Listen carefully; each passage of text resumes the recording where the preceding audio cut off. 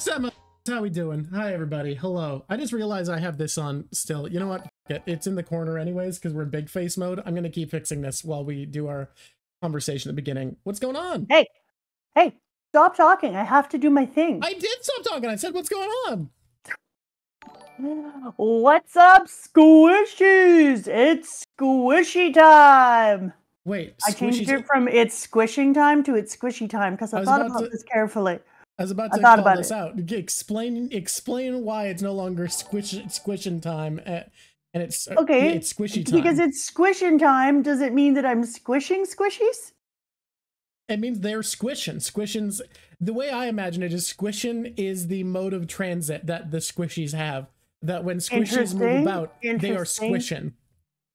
I think if I say it's squishy time, it's time for squishies. Okay, so you think it's time for squishies if it's squishy time, but if it's squishing time, I understand. Editor squish squishies is all I'm saying here. That's all I'm saying. So our editor has encouraged me to do something that would be good for our finances, which is I'm now paying our editors the way I should have been. Instead of a flat rate, I'm paying them based off of how much raw footage they're editing. So I've been advised to now note when we're actually starting. So when we start, we're going to say we're starting. That way they're only having to look at the footage from the point onwards that we say we're starting. So all of this, all the preamble now is no longer being wrapped out. So everybody, we got bullshit coming in. Bullshit. All of this should be in. You should be hyped for the shit. Okay, never mind.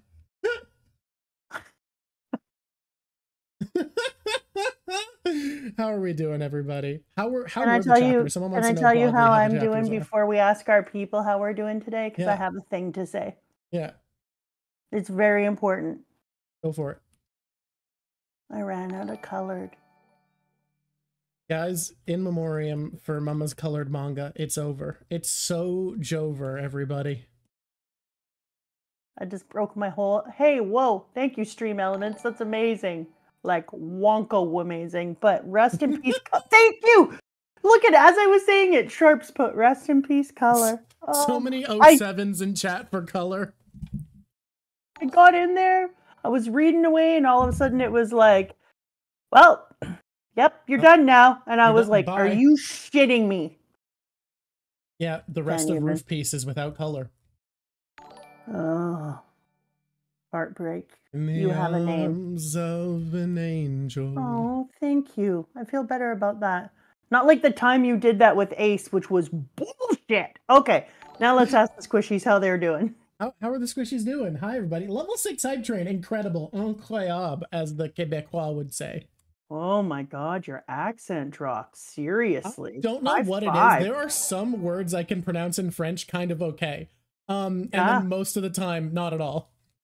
I have 2 kids who are very French in one of my classes, and so I've been working hard to do the opposite. It makes them mad. Someone is super just okay, which is great. First time checking in live. We have a first-time tuner-inner! You know what's so cool about doing this on a new day? While we've definitely lost viewers who can't be here, we're getting more first-time chatters than we've ever had. Oh, look at Game. I've never seen Game either. Just want to thank you so much for your series. Aw, you guys are amazing. That's so awesome. You know what, guys? Thank you very much, and congrats on our grandchildren. We didn't talk about it much because there was a lot of risk in this pregnancy.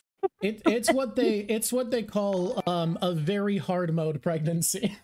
Yeah, our beloved human Drawk's sister decided that she wanted to do pregnancy on level expert. No. I refuse to accept that it's her choice. Let me go through why this isn't on her and this is on her partner. All right. Okay. My webcam's thing that my webcam's Vice fucked up, so for it to actually point at my face, I need to do some adjustments. Look at Stream Element just subscribed for 9 months in a row. That is a celebration! My god. Stream Element, by the way, is our update thing. That's not the person who subscribed, I think. Stream Elements is a bot that tells you stuff. All right. I see you. Yeah, that's not a person. That's not a man. Unless it is a man. Wait. Or a woman. You told NBC Universal to wait till tomorrow, Philip? That is incredible, honestly. That's hilarious. Holy crap, Philip. You told NBC to wait. We just have a little interview with you. You're going to have to wait. I have to listen to Mum Piece. Been a while since you managed to watch a live stream. Hey, Clue the Barbarian. Nice to see you again. It is also a Sunday. Roof Piece. Oh, you know how I had my diatribe recently about my energy drinks that I've fallen in love with? Yes. I have a new diatribe, and it's me having the world's most first world problem. Oh, but first, I do want to talk about why this is on her partner. So, my sister's partner's dad literally won the lottery. My sister's partner has never not found parking. He wins insanely difficult races he does. He just gets what he wants. Now, he works hard, but he gets what he wants. The world works in his favor. Like, the world bends to his favor. And he wanted to have 2 kids before he was 30. Mathematically, he was still wanting that at a point where having 1 kid by the time he was 30 should be impossible. And then his fiance gets pregnant with twins who, because of the complications of the pregnancy, will need to be preemies, letting them be born before his birthday. Not just with twins, with mirror twins, momos. Yeah. So, this man wanted to have 2 kids before he was 30. And mathematically, it should have been impossible. And then this happened. So her having twins was not at all because of her. This was him entirely. Can I just say one thing? Your sister told me when she was 15, and I said, how many kids do you want? She said 2. And I said, oh, you're going to have 2 kids? What do you want? Boys, girls? You don't care? And she said, no, I'm going to have twins, girls. Yeah. I also want to say, you can't order children. If we are going to talk about her ability to predict things, we do need to bring up where she's wrong, which is that this is going to be a funny thing to say. It feels weird that her kids aren't half black because of how often she said her kids would be half black. And that's what's been in my mind forever. And I kind of forgot that that's a wild called shot for her to have made because we live in Canada where the population is like 0.7% black. If you're in the East Coast, you have a better chance, but she's on the West Coast. You have a better chance, but it's still not a high population outside of Hamilton. It's actually one of the worst things about our country, if you ask me. Yeah. We have 1 city with a largely black population, and that's literally it. There is 1 city in Canada with a significant black population. Literally 1. Yeah, it's pretty much one of those things that I'm like, yeah, way to go, Canada. Yeah. I just suck it up. It just is weird. Hey! It keeps feeling I'm weird. going to say hi to Sir Groove. Okay, wait. Is it Sir Groove? Wait, where am I? Hamilton's the 1 city. Is it Sir Groove a lot? Because I think Sir Groove a lot. It's pretty awesome. Okay, so I want to complain about my first world problem really quick. There's only 6 to 30 mirror twins born a year in Canada. Like 6 to 30 sets. It's crazy. And wait, there's 2 within 40 kilometers of each other right now.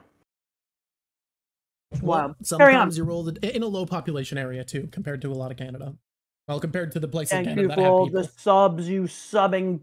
If there was 2 Momo twins born in like Toronto and Montreal, and that's why they were close. Like I said, I can't pronounce some words well. Some of them are bad. That wouldn't be surprising to me. The fact that it's in this area is weird because there's not that many people. I can explain this. Somebody asked a question we've never said. A mirror twin is when there is only 1 sac for 2 babies and 1 placenta for 2 babies. It's like they each have to share a bedroom and a kitchen. Usually babies get their own bedrooms. It is twins that are as identical as possible. They're the most identical you can be as a twin. So before we start, I'm going to do my first world problem complaining, which is... okay, do it. When I moved into my apartment, my condo, sorry, could be extra fancy, it had a perfect water pressure, you know, like so good. Such great water pressure in the shower. It's is this the new building? So we got to finish this. They started building the building next door, and because of all the construction going on, our water pressure dropped out entirely. No water pressure. It sucked. It's a dribble. I hate it. It's awful. Then they bring in some dudes to do some cleaning on our pipes because of it, and the water pressure goes back up to normal. Then some construction finishes on the place next door, and the water pressure got stronger, and it was too strong. So I'm a weirdo who likes to sit in the shower when I want to relax, and the water pressure when it was good would just blast my chest, and I could opt in for head shower and opt out for not head shower to relax, right? And then the water pressure got stronger again. I had a mist setting on my shower head that showered me in delightful mist. It stings now. It hurts my flesh to be misted upon because I can't have the shower head on without holding it because the recoil slams the shower head into the back of the wall and fires across the entire shower to the tiles on the far wall. Like, it actually, there's recoil. I am not joking when I say I had to take apart a broken cell phone mount to make a stock to hold my shower head in to fight the recoil for it to be able to be used as a shower. It stings my flesh to stand too close to it. It has actual recoil. If I drop it at all, it starts to fly around. The pipes are shaking. The plumbing in my apartment can't handle this. It's not built for this much water. I run out of hot water in 9 minutes because so much water is going through. I like a hot shower, and I have to not have a hot shower. Otherwise, I'll run out of hot water fucking immediately because it's blasting so much goddamn water through the pipes. That's insane. You're going to need a new shower head for sure. I do, but I loved my shower head. It was agreed. So perfect. It was great. I'm not going to lie. Valve I can tighten somewhere. It's not in the shower, though. I don't know where it is. Everyone is talking about 1044. Weirdly enough, I can't really do a lower input because for whatever reason in my shower, when the amount of water that comes out isn't enough, like isn't out enough, it can't switch to the shower. It only comes out the bottom of the bath. Maybe that has changed now. Maybe. We'll have to try. But I find this the funniest problem to have. I'm not gonna lie, that's a wildly awesome problem. I'm actually gonna tune in for this problem. Wait a minute. I just realized something. Stock for my shower. I'm always tuned in for these problems. Yeah? First world problems are your thing. A, yes. B, I'm like here with you every time you would be talking about them. So like, oh, I'm going to tune into this. Are you? You're going to show up to the show we do together? Yeah. That's what I'm going to do. It's just wild. This shower head I was so happy about because it's one of the ones that has the plate above to switch to rain mode. And honestly, the rain is a little bit uncomfortable now because it doesn't have like force to it because it's made to just fall out. But so much water comes through that it's no longer like a nice spring rain. It's like you're being hit with a monsoon. I have been in a monsoon. It feels similar. It's amazing to me. Okay, look, we got to get into some things, but not some other things. Cat, we're getting started. Let's go. Our Tattoo Luminous is wondering if we can do chapter 1044 on stream on Wednesday or Tuesday. We're not doing chapter. We're watching the episode for that one. Actually, maybe it should be chapter then episode because reading it is special, but I think you should also get to see it. Okay, so you think I should read it then see it? I think maybe read and then watch. I honestly think so. All right, that's weird, but I could do it. You weirdo. It doesn't feel as much of a straight upgrade to the material as chapter 1000 did. What it feels chapter more did I like start a on interpretation. this week? When can I read what I want and accidentally read too much? Sorry, when can you have a chapter that you can accidentally read too much? You could have accidentally read too much. Back in the olden days. Yeah, you could have done it. People get so pissy with me. They always did. You're the only one that enforced this rule. I'm going to start working on the actual thing now that we're talking about the manga. Oh, wait. Hey, editors, begin here. We are on 16 minutes and 42 seconds of flip-flappery. 16:42, friends. Friends of friends. Listen, I want to be able to read and do what I want to do. And Yeah. like when I was in the parking lot waiting for my turn to come back up and help and stuff at the hospital, I wanted to be able to read what I wanted to read. Was I allowed? No. You could have. Why do you say you weren't allowed? Who told you you weren't allowed? Spazzy people. You have made up a restriction upon yourself that no one put there. If I make up a rule, I will not ruin the rule. Hey, are you going to make the one that I sent you last? Of course. Yeah, of course I'm going to do the one you sent me. Thank you. You know, when do I ever go, actually, I'm doing my own thing? You rogued on me once. I don't think I did. I said 3 things and you put them together. Yeah, that's not roguing on you. That's doing everything you asked for. You know what? I'm going to do what I want. I'm trying to be a good kid because I have a tendency to be a little bit chaotic neutral. So I try to be a good kid because chaotic neutral people, we're a lot. I'm actually going to send you what this looks like in color because I think you'll really like it. The thing you picked. Oh, I was so upset that I didn't have colored for that image. Yeah, I'm going to send you what it looked like. Oh, I'm no so print in 1044, absolutely, because that holy shit! That one's live. Congratulations, Momo. Oh, I'm so happy for you, Momo. I want to tell you that just like the Eggman, who I started off with a struggle, I ended up really liking you. You're a good kid. Just like the Eggman. What? Yeah. That's right. Who's the Eggman? I am the Eggman. He's not the walrus. You mean Peanut? No, he's not the old Peanut. Oh my god. Baron Tom. Oh my god, did you see Nova asked me? What about the walrus? Who's the Eggman? What are you talking about? My hard-boiled friend. Oh, there's a man in One Piece who literally turns into an egg as his power, and the Eggman is Senor Pink. Heard me? The dude who was an egg? F his bees. What is he? Blech. I'm an egg. God. You are Senior Pink is hard-boiled. We're so back, ladies and gentlemen. We're so back. If you want to be known as the Eggman, you got to do more than just be an egg and a man. If someone's devil fruit power was Peanut, you would not call them Peanut. God, no.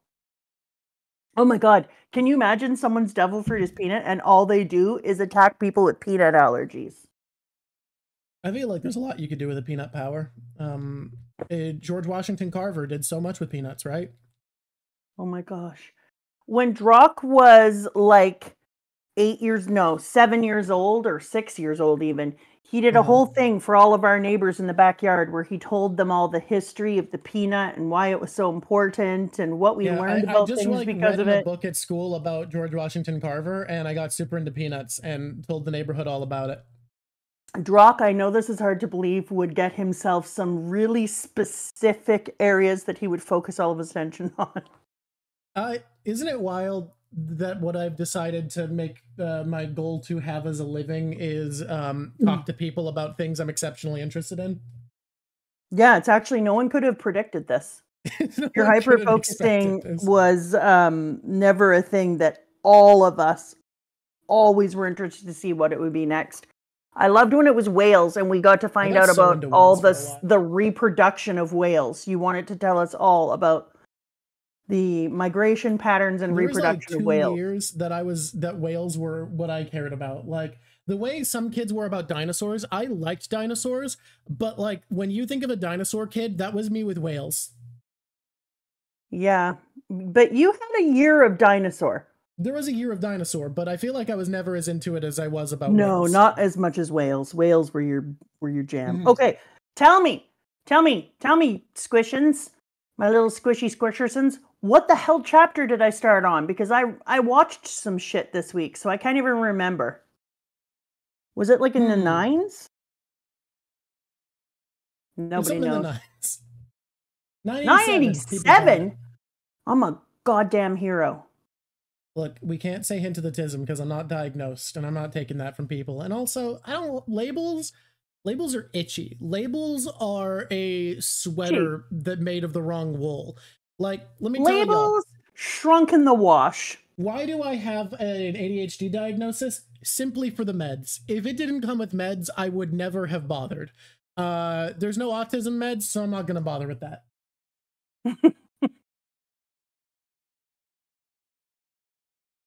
It's funny because the kids in my class always tell me, Mrs. Jackson, if you decide to get diagnosed with autism, you should bring us the information to fill out. We'll help you. And I'm like, funny. Rude! And they're like, do you want the doors open? Cruzeiro, you were actually right. The one thing that I want an autism diagnosis for is for my great autism jokes that people get mad at me for.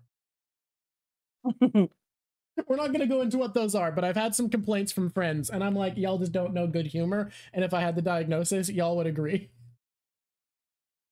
Ooh, they got One Piece lore. We'll have to take that out of the real one. I said my last name. If you really wanted it, though, Sam, no. Do you know how many times a year I have to hear that? Yeah. We'll have to take my real name out. It's only for the squishies. Okay. It's only for the squishies? Okay. It's only for the squishies, for squishing on. You guys are not so real. I can't believe I started way back in the 80s. That's wild.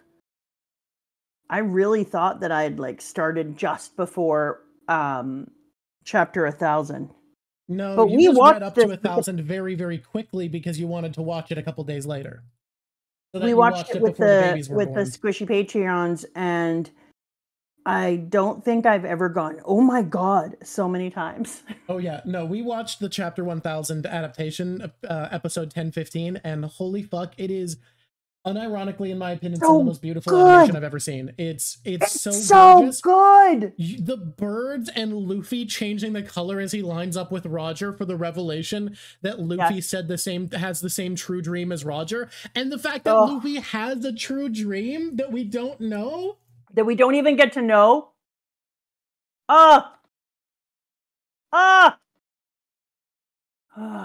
Yeah, the anime did it so well. It is truly a transformative adaptation for the first time in the anime's history, in my opinion. Like, the closest they get otherwise is there's a moment in the early Katakuri fight when Luffy's figuring out how Katakuri's future vision works. I should show you that clip sometime. It's pretty good. You were busy when we did Whole Cake, so we couldn't watch a lot of clips. Yeah, that's true. But I did get to see the amazing Zoom Zoom Zoom song. Zuma Zuma Zuma Zuma. That is true. But what was the best episode in anime, honestly. Yeah, it's fantastic. It's such good storytelling. Yeah, it's so good. Okay, yeah, I'm gonna start on chapter. I don't think it was 186, or sorry, 986. People are saying it's 986. That sounds right to me. I thought it was 987. So did I not? I only did with the squishy Patreons when the shit-faced drawing boy came out and decided to like have the fight with his friends at the gate. Yeah. Wow. Well, no. That was last episode for sure, I think. What? Okay. I'm on the 87 then. You know what though? You know what? The graphic on Discord says 986, so I guess not. I guess we didn't talk about him being like, I'm gonna fuck you up. It starts at the start of the Samurai and Kaido fight. Understandable. I don't think anything happens there. I should just skip chapter. Well, you can skip chapters whenever you want. No rules, just right. Montana Steakhouse. I can just skip chapter 987. Apparently I'm eating at Montana's tomorrow. Found out. Anyways. Except for one problem. What's your one problem? Chapter 987 is actually like so good. Okay, let's talk about 987. Let's do it. I guess so. The little peanut man is just so hardcore in this one. I just can't get over the little old peanut man. Yeah, that's his name. Yeah, that's his name. You're correct. But I just want to skip ahead to the part in 987, so just stick with me. Black balls. You know what, Zeus? I'm not happy with you and what you did with Nami, but she was big to forgive you. So let's just put that on the side right now. Hey, can I be real about something? I have a lot of opinions on this, so yes, I don't blame Zeus. The offer Zeus was given was be my slave. I don't blame the man for not feeling a lot of loyalty. I do see that. She didn't really treat him like a slave, though. No, she treated him like a little buddy, but did say, you'll be my slave, which, you know, that's language that I'm not cottoning to, Nami. Yeah. Literally not cottoning to, since that comes from slave language. God, you're right. I didn't realize that when I said it. No. So totally the only time that you could use that language almost and have it be appropriate. Every witch needs a familiar. So true, actually.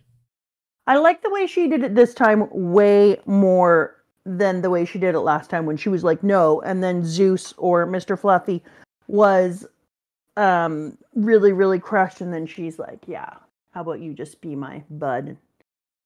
And then Zeus was like, oh my God. I am very, very glad that Zeus is going to be staying with us when I thought that Big Mom was going to pull Zeus back, which makes sense. Like, it is a piece of Big Mom's soul. Yeah. I was like, no. But instead she was like, you know what? You might be a piece of my soul, but you're the bad part of my soul. I'm going to get a better Cloud. You're the part I don't like. I'm going to have this part instead. Let's be real, though. If you have the choice between a normal Cloud and a Cloud conjured by an emperor made out of dragon magic, that's the better Cloud. Oh, 100%. Like, Hera is a better option. I'm sorry, Zeus, but like, it's kind of like if there was a magma storm made by Akainu, Prometheus is out of a job, right? Big Mom's gonna take that. Oh, 1,000,000%. Like, I can't believe... Sorry, Sakazuki, that's his name. Am I wrong for taking the nicer Cloud, though? I can't believe I'm going to be out of the colored section, because when I had to go back to the colored section because I remembered I got to use it for 987 until 1004. And I got back in there and was like, look at this vibrancy. And then I remembered, aw, broken-hearted me. So I just have a question, Drawk. Yeah. Do you want to digitally color all the other stuff for me?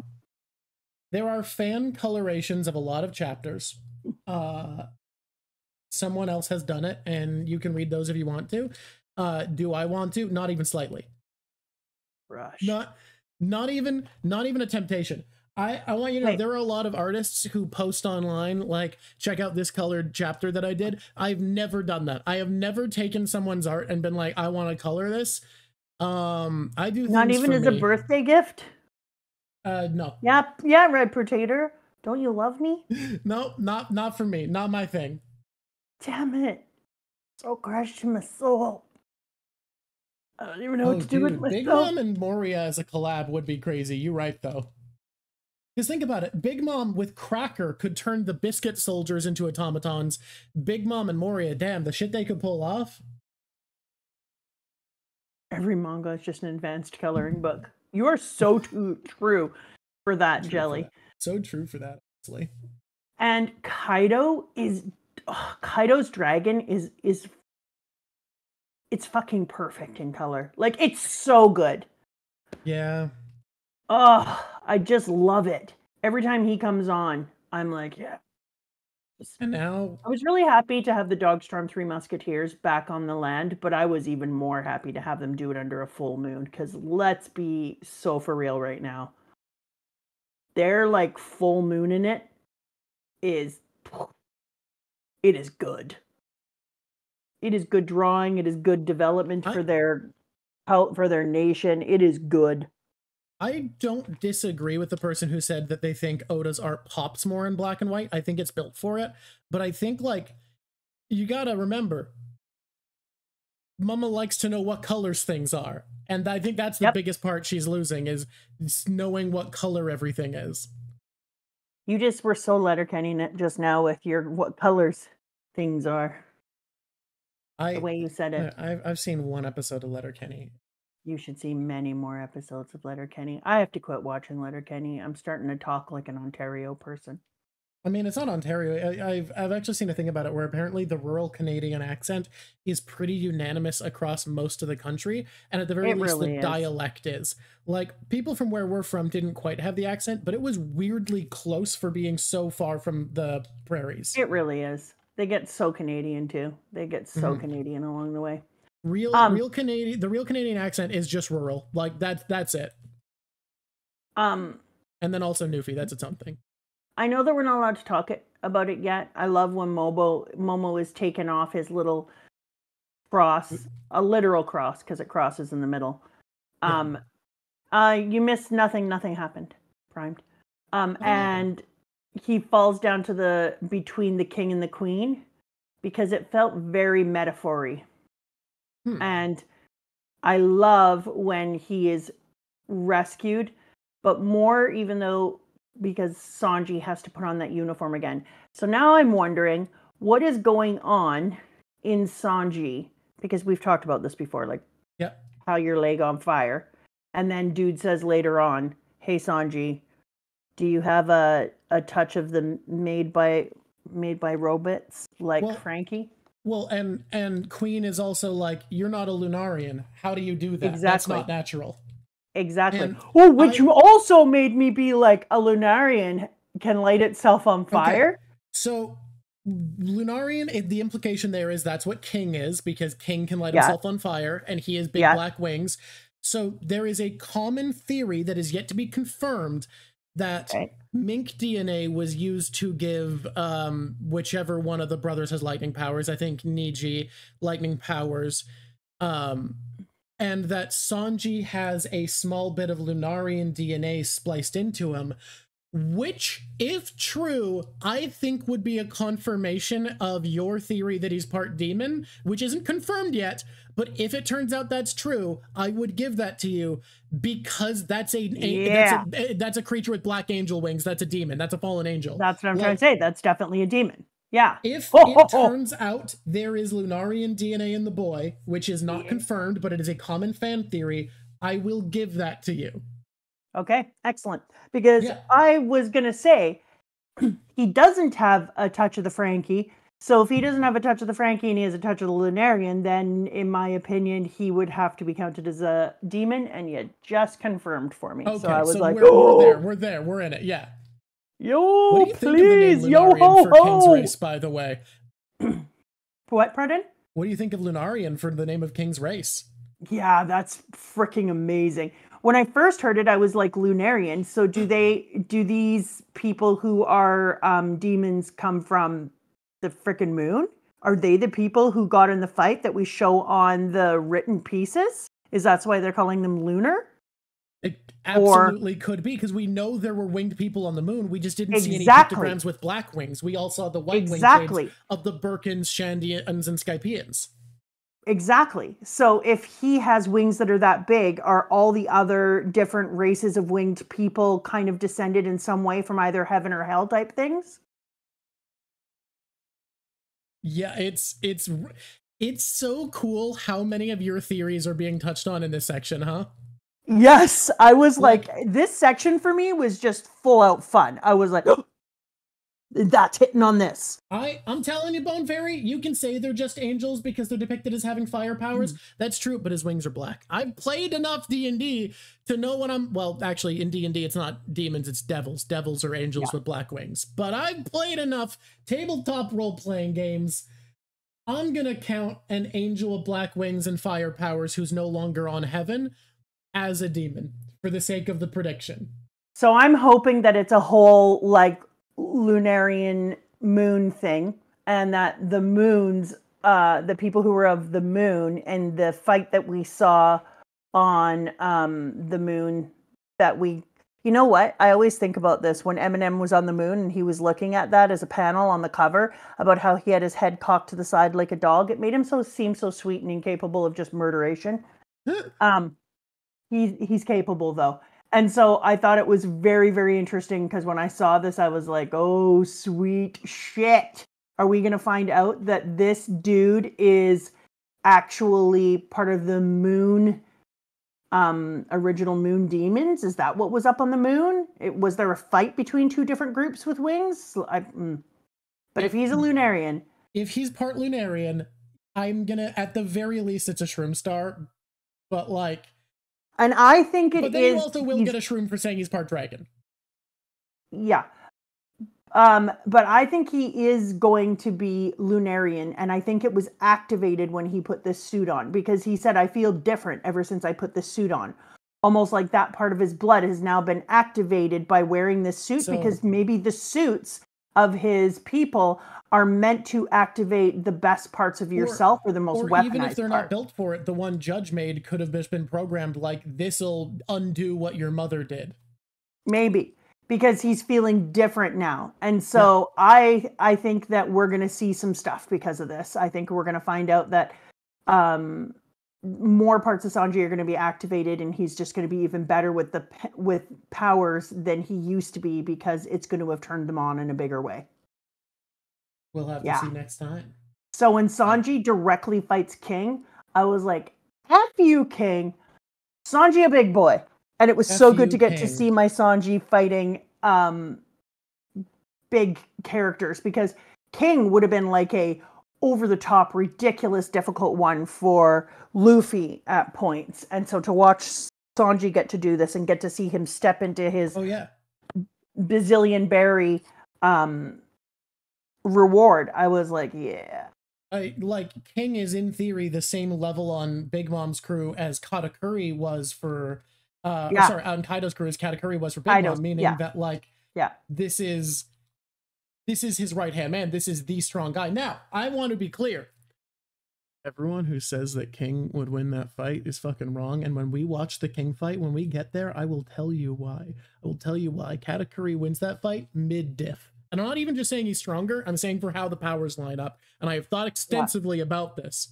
However, this would at parts of the series be a huge, hard fight for Luffy. So Sanji taking him on feels really cool. I'm so excited by this. This whole... No, we're not power scaling. It's not about powers. It's about how the powers match up. It's not about who's stronger. How you use your powers and what they do with each other. This whole section, do I have 5 sections or... Yeah, 5 sections. And this is my 4th?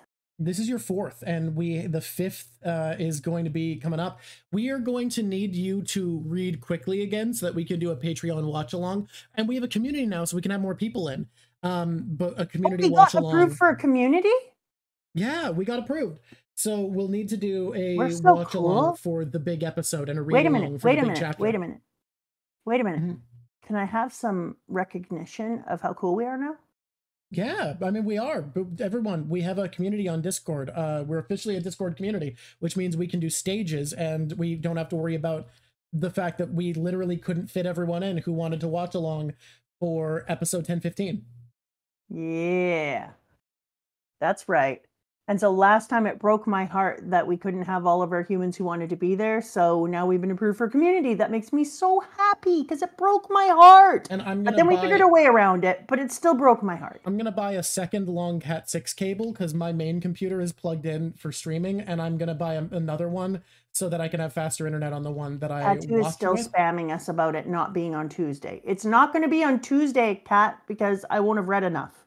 Yeah, I think we could do Wednesday or Thursday. Yeah. I don't think my router can use Cat 7, guys. Like, you can say treat yourself all you want. Fun fact about Canada. Canada has some of the fastest internet in the world. The speeds are unreal, except only in Eastern Canada, and Western Canada is actually like ranked slightly below middle for a developed country. No, Copan, you do what you need to do. If you want to switch your Patreon from Twitch to Patreon, that's fine. You do you, man. Yeah. You're doing what you can. You're just doing what you can. There's a fun thing in Canada where Quebec and Ontario have some of the best internet known to man, and Western Canada has pretty okay internet. Oh, let's not even talk about Western Canada right now. I want to uppercut it. Okay, here we go. Moving on. Nothing, Calico. Nothing has been talked about. Nothing happened. Nothing happened. Do we want to just Since we brought up Sanji, do we want to cut to the scene we both loved, or are we going to go in order? What's your thinking? You know what? No, I don't give a shit. Let's cut to things. Thank you, Regis. Did you give Baby Bell a treat, by the way? Someone 250,000 years ago paid for that. Oh my god, I didn't see. Baby Bell. So I checked, and Dogcam was working at some point today, but, you know, that doesn't mean anything. Bellamy, this side. He's so fast now. He's figuring it out. He's on his way. So fast. Such a fast boy. It is working. Oh, but it's tilted up too. Where's the boy? I see no boy. It looked like it was working, but it's frozen. It's frozen, so another person? I checked, and it looked like it was working, but it's frozen. Here we go. We'll just do this. Boy. Another person also said give him a treat, so you have to do this twice. Oh. Oh, you did pet the boy, though. That's good. Delete your art. Oh, no. Bastards. Oh, no. And add a Bellamy. Okay, well... The Bellamy's easy. We've got a whole main of fluff to work with. That's going to be hard because this is very well done. We're also at a point that it's hard to know what to do. Take his whole tail section off and redo the whole thing there. Because his head is at the perfect level with Luffy, so you can't take it down, so you have to do something more interesting on his back end. I'm just going to literally, as you move on, sit and think for a while. Oh, okay. Except for we were going to just talk about that boy. We can talk about it, but I'm not going to be drawing for a little bit because I'm thinking about what I'm deleting. So we were looking at Sanji here. I love that whenever I watch him put this thing on with his cool haircut, which turns him into a 1980s boy band boy.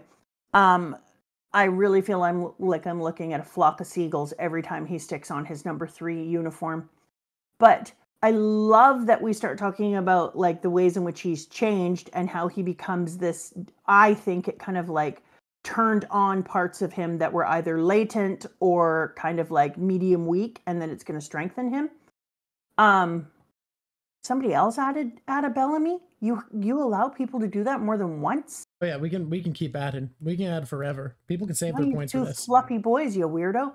Anyway, then all of a sudden, when we see him in the future, we get to see one of the coolest parts of Sanjiism that I think I've ever seen, because it really shows kind of like not only a commitment to who he is, which is really cool, but also a recognition of the strength of Robin. So when he gets kidnapped by the black spider bitchy girl, I like her spider though, because you know spiders eke me out in a big way, right? Like, and hers is a big cartoon happy face. Yeah, hers has a big happy face, but even when I look at her, legs on that thing, I can't even. Thank you, board skeleton. But even though Black Maria is like the grossest spider ever, but kind of sexy in a spidery way, they make fun of him and they're like, call her now. And you're like, he's not going to, and he's going to get his ass kicked because he's in a room full of women and they know his weakness, which is too bad. And you're like, this is going to suck because he's not going to allow another woman to get hurt. And that's what made this so amazing, is because you know that who he is. He's like, no, I'm not going to allow another woman to get hurt and blah, blah, blah. But then you could see that all of a sudden he realized, well, he was getting this shit kicked out of him. What the shit is wrong with me? I'm not going to allow Robin, who is so incredible at fighting and is so strong and who has earned my respect as an equal crew member, to come in and fight this person that I won't fight. And then he says, can I just say one thing? And then Black Maria is like, yeah. And he's like, Robin, help me, rescue me, right over out loud in front of everyone, which is also making sure that every single person in the building hears him having this moment when he is the person who is asking to be rescued, and everyone is going to make fun of him, and he knows that, and he doesn't give a shit, because he says to himself, that's not what matters here. What matters here is that this spider bitch is attacked and I get out of here, because there are things that have to happen, and we have we have people in danger, and I can't just sit here with my pride and die. And so when he calls in, I love how Oda recognized this as something that was so impressive by having Robin immediately feel such deep feelings for Sanji because of what he did, which almost then kills it because Sanji can't help feeling absolutely blown over by Robin's love and friendship. But it was incredible. I thought that was one of the coolest parts of this whole rooftop thing that I'm on. What am I on? Roof piece? Roof piece. Yeah, it makes sense now that you say it out loud. Yeah. So I have actually seen people hate this scene and make fun of Sanji for it, and I think they read One Piece like an ordinary battle shonen, where what they always want is for him to break his virtues, for him to be pushed past his limit, but instead he gets over his flaw. Because what makes Sanji strong is his resolve, the fact that he has values, and even when they're inconvenient, he stands by them. And I disagree with his values, but I think it's admirable how much he cares about them and how much it's important to be the kind of man he wants to be. Yeah, I think his values are stupid, but I admire that he has them and sticks with them. His convictions are important to him, and he realizes in this moment that his choice is to either fail his captain or get over himself, or abandon his virtues. And he chooses to get over himself, to not need to take on everything himself, to ask for help, and to receive it. And Robin, I thought it was bigger than getting over himself. Go ahead, because I don't remember. Well, Robin feeling so appreciative because her friends need and rely on her and can count on her, and they're not just there to protect her, but they can see her as someone that they can count on to save them is beautiful. Well, the other reason I thought it was more than just getting over himself is it almost seemed like an awareness when he was like, Robin fighting a girl doesn't break my values. And me recognizing that Robin is super strong doesn't break my values. And me recognizing that Black Maria is strong doesn't break my values. I'm not saying I'm better than a woman. I'm saying I can't hit a woman. Also, Sanji in general has an issue of not valuing himself, of seeing himself as not worth thinking about. So this moment of Sanji seeing himself as being worthwhile enough to think about as a valuable part of the team, understanding that he is someone who means enough that Luffy went out of his way and derailed the mission to save him. Like, Luffy going out of his way to save Sanji is why Big Mom is here. So if you don't value yourself enough to save yourself and survive Sanji, all you have done is cause Big Mom to be another opponent we have to face. So unless you can value yourself enough to recognize that you're worth saving and ask for help, you are only hindering people by what your contributions here. So I think it's a really beautiful moment. Another bellowing we have to do 4. We have a pack of dogs this time. Jesus God. And it was also impressive because Sanji recognized, like, I am strong and I am able to do things, and another Bellamy. Larigo has so many points. How does Larigo have this many points? And I think it's also important to recognize that he realized, I am a strong person and I add value to this crew. I know what's going on with Kinemon right now, and I'm not going to be able to fight this woman because it goes against my tenets. So I need Robin to kick her ass because I got to get out of here. So Robin needs to rescue me, and I got to go to Kinemon. And I was like, yes! Yes! I thought that was pretty amazing. Yeah. More floof, more floof. I'm super... I was like... I actually had a little stopping point when this happened, and when Robin came in and thanked him, I was like, shit, this is a good moment. I love this for all of us. Pet the boy. I will do so. Big Mom is terrifying, eh? Getting to see her in actual combat, like, Kaido feels scarier at first because, he's faster and stronger than Big Mom. But watching a battle that's a team fight, I think people undervalue how terrifying Big Mom is because she's attacking 3 places at once all the fucking time.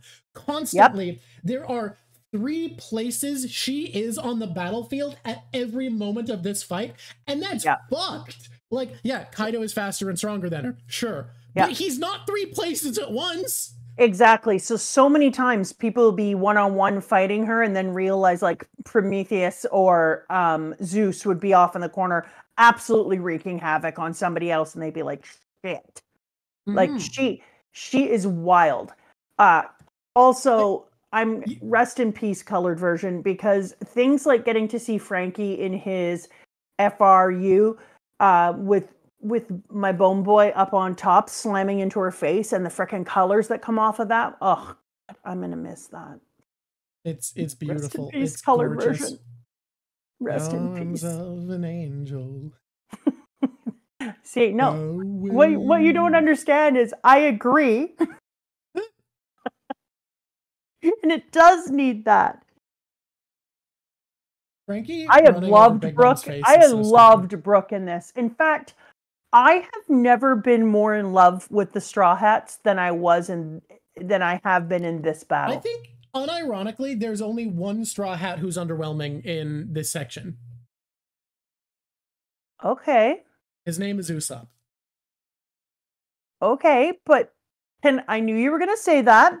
Yeah. But can I just put out there that he has been he's been chucking out seeds left and right and causing. Can I just finish my idea? Because I thought the same thing. But then I kind of feel, give Bellamy a treat, I kind of feel like Usopp has been DPSing. Like he's the hunter here who's constantly taking care of the ads. Yes, and that he's been using like progressive damage over time. And when he fights, his damage per second is kind of what's taking place. He's putting seeds into things, literally, and sharpshooting them in so that it's actually continuing to hurt people over time. And so then when somebody else goes to attack them, he's taking the damage, he's taking their life down by a lot on multiple fronts. Oh yeah, he's essential. It's just like, I feel like everyone else is having a clear role in big moments and a problem that feels very weighty to the plot. But it also feels like everyone else is taking on more like one-on-one fights. I feel like he is the only one who's like spreading the damage out amongst many. Yeah. He's got a very this person, Dusty, just said he's crowd control, and it does feel like that. Yeah, he is right now the warlock that we've told to take care of the ads. Exactly. And so when I was watching him, I was like, true dat, he's not doing one-on-one big battles, which is too bad because I was a little surprised. But then I started to think about his contribution overall. And I was like, he's taking our dumpling chick around and making sure he's safe, and at the same time putting out damage per second. And he's got all these different things going, and he is assisting on so many fronts. Like Jack Hughes says at the end scene, he's like 3,000 assists. I will say, it's hard for him to feel as cool because, like, when we're talking about a support Straw Hat in this moment, Brooke comes off better. Brooke is supporting, but he also is doing a lot of one-on-one fights. Brooke is coming out hard in this. It's a good section for Brooke. I also want to say, it really is. Talk about major assist points. Come on, Tama, right? Oh, God. But her power is evil. But she's still a little girl who sailed out on her own to a stormy island, ripping dumplings out of her body to the point that she was in agony. Do not get me. Do not get me wrong. Tama is killing it. She did more for the fight than almost any of them. She flipped so many people. Well, but you got to admit, this chick has a slave fruit. Yes. But I mean, granted, it's not supposed to be a slave fruit because it's not supposed to work on people, but Kaido done fucked up. Exactly. If you switch that many people over to animals, she literally entraps their minds and forces them to like her and follow her. That's terrifying. But like, it's so good. And this also highlights why numbers are important in One Piece, because you see situations where it's like, does Frankie struggle with a gifter? Not at all. But it makes it really hard to fight the strong guy if there's 15 kind of strong guys bogging him down. Exactly. No, I thought she was incredible, but I also was like, first of all, you know how I feel. Ew, gross. And second of all, I was like, God dang, if you gave that thing to anybody with evil intentions, that is one of the most heinous powers ever. Her power wear off, primed, but we still got that horse chick out there following her around, and it's been a hot minute. So like, and her dragon pet, does she keep giving him food and all the other animals, or do they just decide to they like explain her? how it works at the end, and Oda makes it retroactively slightly less evil, but it is still fucked up. Well, I think it's because he realized, holy shit, I made this one of the evilest things you could possibly make evil on this sweet little girl. Okay, so it has been confirmed to the person who asked that it doesn't work on real Zoans, it only works on Smile users. However, I have a question. Does it work on Sea Kings? Are you claiming that they are fish? Well, if it works on Sea Kings, it's really bad. That's so fucking powerful. Oh my god. Drawk, you know what you just put out there? What? A real issue. Yeah, because like if it can, that's basically the power of the Poseidon. Yeah, that's 100%. And so if Tama was captured because somebody understood the level of her power, then you're talking about a real potential to have a Poseidon the weapon and a Tama the used come head to head. I feel like the theme of sea negating devil fruits would prevent it. Maybe, but we don't know that. We think so, but who knows that? But That's seawater really doesn't usually negate devil fruit abilities. No. Novicus, you're misremembering. Seawater did not actually negate the zombies. Salt did because of myths about salt being a purifying agent across the world. Salt fights the undead in mythology, which is why that worked. It was any salt, not seawater. There has been no devil fruit that's negated by seawater. What shadow zombies? But Novicus, there's never been a devil fruit that if you're hit by it, you cure yourself by going, Novicus, I'm telling you, seawater didn't cure it. Getting hit in the chest with seawater or swimming with your breath held wouldn't get rid of Moria's fruit. Seawater does nothing to it. It's only by ingesting the salt that it does something. What I'm telling you is that worked because they're undead. We have never seen a devil fruit in the series that being submerged in seawater after being affected by it negates it. It has literally in the series never happened. And I'm not talking about someone using a devil fruit having their powers shut off. I'm talking about someone who's been hit by it having it be deactivated by seawater, because that's what you're pitching. You aren't currently pitching that Tama herself can't use her power if she's in water. You're pitching that someone affected by it would be cured by being in water.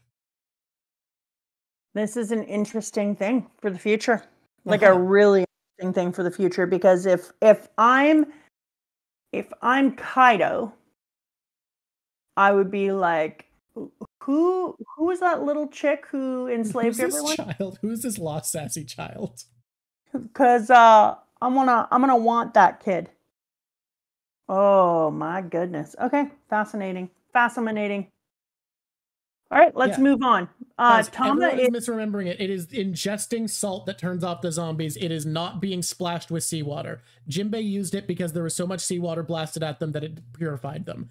He put it inside them. It went in their mouths. Exactly. Yeah. Like, it's not just by default. There's never been a devil fruit in the series where if you are hit by it, you can turn off the effects by going in the water. If you get hormone fruit into a woman, you can't go for a nice swim and be a man again. That is not how devil fruits work.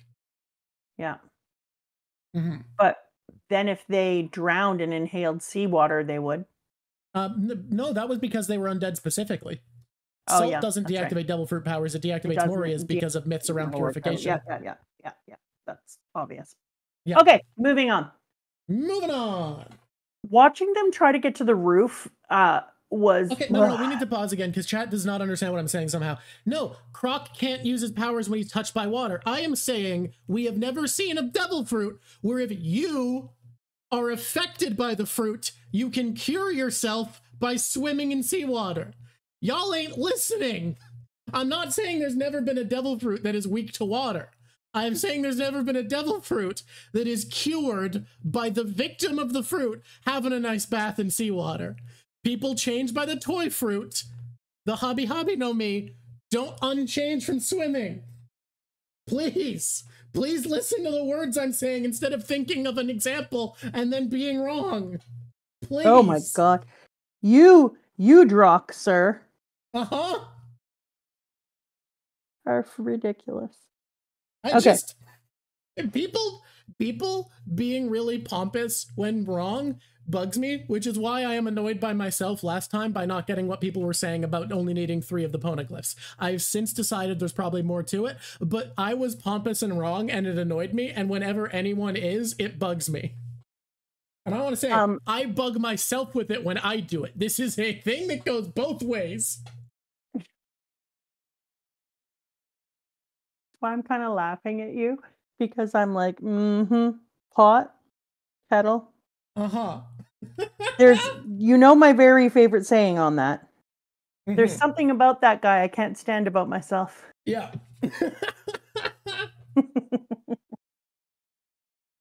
Okay. I want to move on because I was thinking of the most hilarious thing. I'm reading this book. It's on audio, and I count that as reading, and everyone can bite me. And that's reading.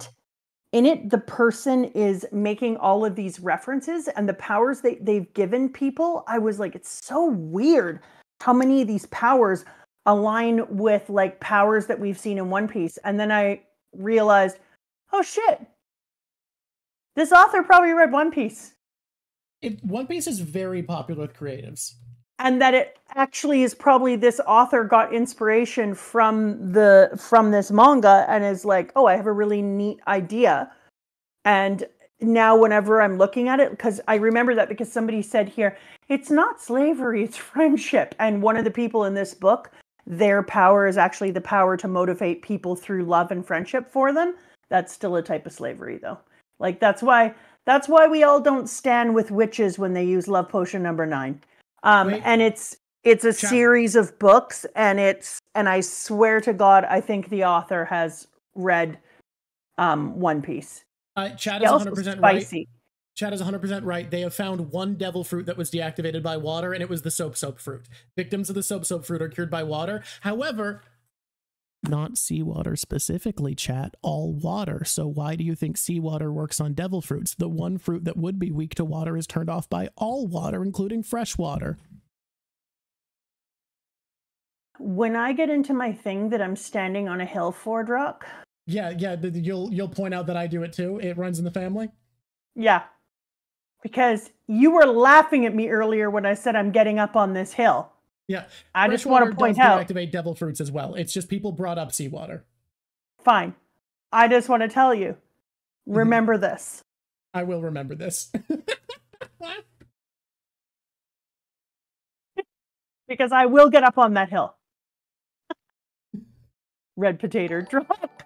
Spray my ear again. And then somebody, Parker Scott is like, well, I'm subscribing more. This freaking dark Drawk going crazy. That's the shit I'm here for. Me losing my damn mind. It's so good. Yeah, all water does affect devil fruits, but earlier people said seawater because they were thinking of Moria's fruit, so they were like, so seawater turns off devil fruits, but that was specifically salt, and the soap fruit is washed away, which is why water works. Am I going to be allowed to move on? Yeah, you can move on. Unless sure? Chat says something dumb again. It's not chat, it's you. It's chat's fault if they say something that makes me need to stop. Yeah. Oh my God, Mick, stop. If you keep talking to him, he'll keep talking about it. I need you to stop so I can actually move through this thing called the manga One Piece. Room is on a mode only. Look what you've done, chat. You got into a moat. Kaito solved the problem. It's so funny. All right, here we go. I think they've been in jail long enough, Kaito, but thank you. I like that the person put out Kaito's thing with her eyes shining as a like, rah. I mean, this is the time to use it. And as soon as it goes off, Bone Fairy goes off. No, you ignore all things, Drawk. We're moving on because we have a show all about this. Okay. Where the hell was I? Let's just start with the little peanut man.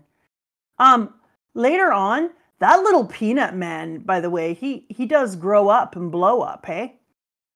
It's okay. Bone Fairy quoted the fan-made wiki with a line that doesn't actually come from the manga. It's fine. That was their argument. Okay. Did you hear me? Peanut got a glow up on account of his youth returning to him from a special magic disease. I'm getting so big. I had no idea that he had that ability inside of him. Like, I kind of hoped, because if we're going to be honest, like, if this was his, popping off, that's not a very spicy bottle of champagne. So I was glad to see there was more to him than meets the eye, because that's not much. You know what I loved is the numbers. The artificial ancient giants. They're so ridiculous. They kind of reminded me of the dudes in the basement down in hell. Oh, the awakened Zoans in the basement? Yeah. Mm-hmm. Except for stupider and brighter colored. And just like, I don't think they're stupider than the awakened Zoans, because those were already like they were mindless. Either. Oh my god, where the wild things are. Yes. That's exactly what it is. That's why I love them. I'm watching them gnash their terrible teeth and shake their terrible claws. Like, when they came on, I was like, the numbers are adorable. And they also kind of reminded me of the monsters in the house monsters. Like, they would be friends. I know they haven't given me any reason to like them, like, good reasons, but I enjoy them. Go numbers. They do get hurt. It's not a good day to be a number.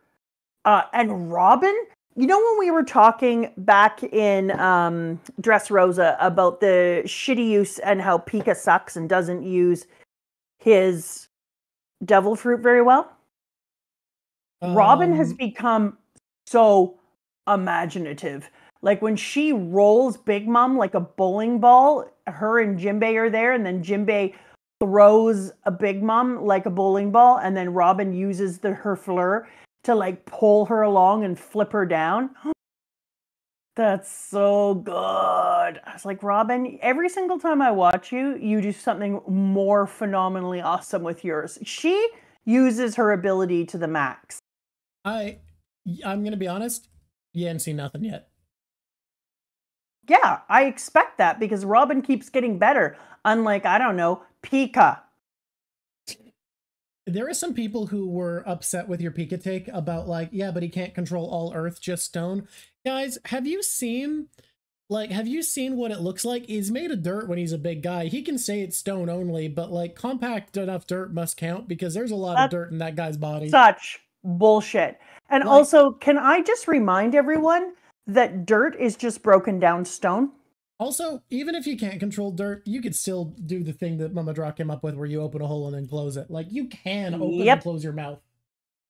People just wanted to be pressed because they were so angry with me about Sabo. But I'm going to get up on a little soapbox about that. We are. There's going to be a Sabo soapbox, guys. It's been invited. And I'm going to soapbox the shit out of that soapbox. I'm going to bring some stuff up. And then I'm going to say, I don't care. All right. Nerozaz? People are mad about your tank. I don't care. I'm going to get deeper into it. Oh yeah, you're 100% right. A geologist with a stone fruit would kick ass. Like, they could do so much. 100. Okay. One comment I saw that I did really like was they were pointing out that people with weaker devil fruits push them more creatively most of the time. But I will say there are exceptions, because Charlotte Linlin exists, and that is not a weak devil fruit. God, devil.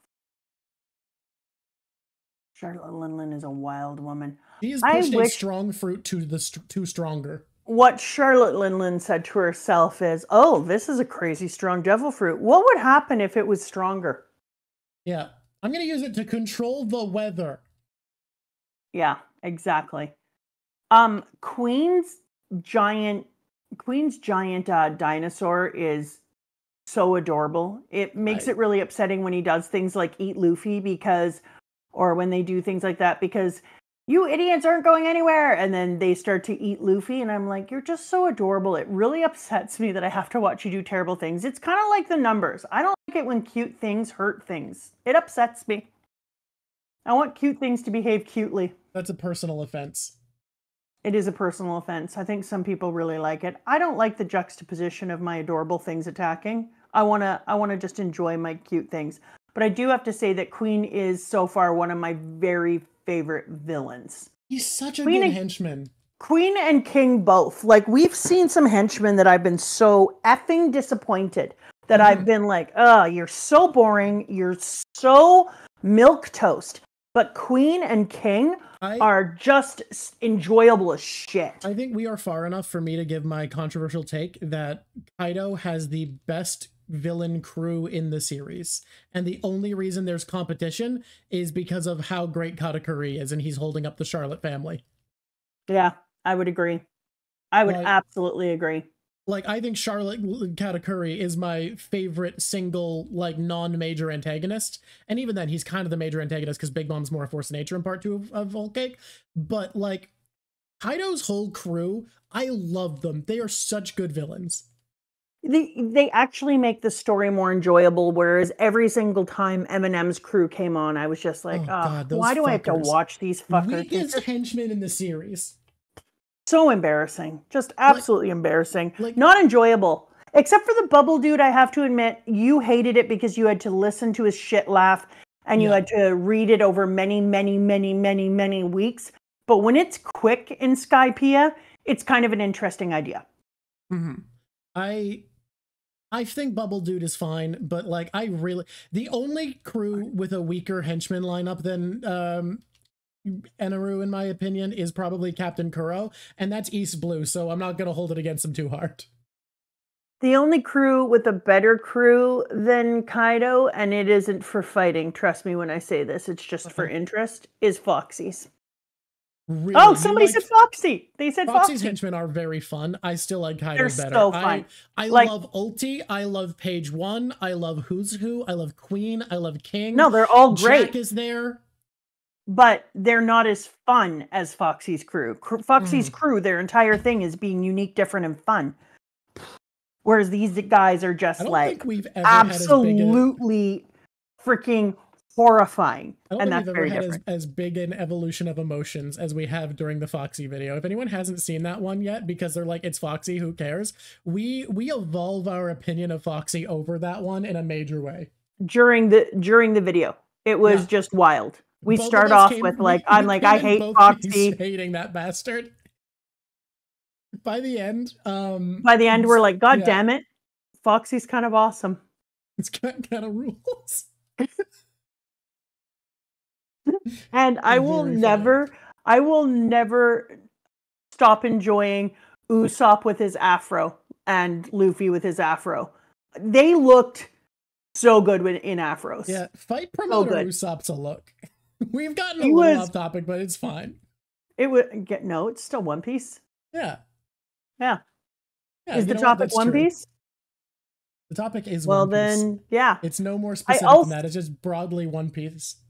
I also really love in this how as Luffy is just trying to get to the fucking roof, which takes a long time to get to the goddamn roof. I just loved that at one point he just looks at his crew when they're all standing together and he has all his crew around them and I'm looking at them in color. And we've got we got old Jim there now. And I'm just like, God, I love these guys. I just love them. And they're all standing there. It's the Straw Hat crew. Guess this isn't going to be that easy. Just gotta get up. Okay, one more time. Are those all flying devil fruits? Damn. And they're all just standing there as a group together inside of this one panel. And it's so epic. And I teared up. And I was just like, it's been so long since we saw them together, but it's so different than pre-time skip where there was uncertainty when they were split up. And now it's like, yeah, of course we're back together. We're the Straw Hat Pirates.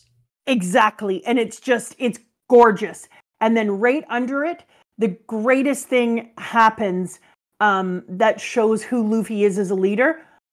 I'm going to go up and take out Kaido. You guys handle the rest and watch my back. Just like, without thinking, does not have to worry about his crew. He's just like, okay, I'm going to go up and take on an Emperor of the Sea who nobody wins against. You guys just take care of 30,000 people. I want to briefly have a moment, because when this was coming out weekly, a lot of people were talking about how could Luffy possibly win. If he wins, we've been lied to, because the narrator said it is said in a one-on-one fight, always bet on Kaido. And I want to say two things to that. One of which is, guys, the narrator said it is said, not it is a fact, that in a one-on-one fight, always bet on Kaido. And number two, does this look like a one-on-one fight to anyone? Exactly. Like, this is not a 1v1. Luffy has had mountains of help in this. There's a reason Luffy talked down to Katakuri when Katakuri was like, I don't like that I got help, so I have to stab myself. Luffy doesn't give a shit. He's like, yeah. 30 people have stabbed you already, and I'm here to finish the fight. And it doesn't matter if in the end, Luffy is standing across from Kaido and Luffy wins, because that's the same thing that I was talking about with Usopp. Like, you can't ignore all the damage that the other people have done to something. Like, you can't. Luffy wouldn't win just one-on-one. Luffy knows that. He gives 0 Fs. He gives a big fat goose egg of shits, because he knows that what they need to do is just win. Does he find out things? Does his hockey grow? Is Luffy going to die in this fight? Yes. But not right now, bitches. And then he will win. Yeah, but it's not even about Tinkerbell logic of like being lifted by the faith of others. There is pragmatic help. His mouth gets cut by Kinemon. He gets stabbed in the chest and the hand by all of the vassals. He gets slammed. He gets gamma knifed. Like, Zoro takes out a whole section of his back.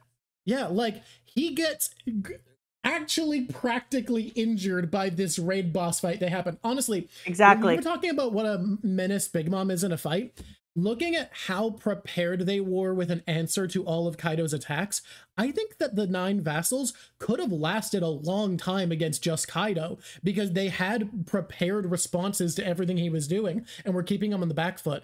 I genuinely think if Big Mom wasn't there and hadn't have shown up, they could have held out until Luffy got up there. Yeah. But, you know, dealing with Big Mom and Kaido at the same time is what I would call a tall order. A ridiculous order. And then we fair. have CP0 in the background being like, what would happen if we had both emperors go down? And I'm like, are you on drugs? Like, that would be crazy. But like, okay, who's coming in? Are we getting someone added to this fight? Like, that's a tall tale. Have you met Big Mom? Have you seen this dragon? Although my boy did glow up and age himself to 28 to become an also big dragon. Something else that I find kind of interesting about the fight is it really looks like from their power set, Kaido is really just geared towards 1v1s, because a bunch of opponents frustrating him and blocking and redirecting his attacks actually seem to work pretty well, whereas Big Mom, I think, handles herself in a group fight better than Kaido because of how omnipresent her attacks are. She has 3 different places that she can fight from at all times. And so she can take to the air. She can take to the air or the ground. So in a group fight, she can't be pinned down as easily.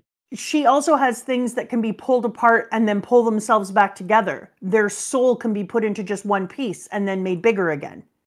So she has a different level of caring for herself. Also, Kaido loves himself a one-on-one, and that would be why there had to be 8 red scabbards, because it makes sense that it doesn't just take a lot of people to fight him, that's also just not his fighting style. Yeah, he was trying to do all these things to clear it out quickly, and they had answers. They used the scroll fruit to redirect the blast breath, or Kinemon was able to cut through it.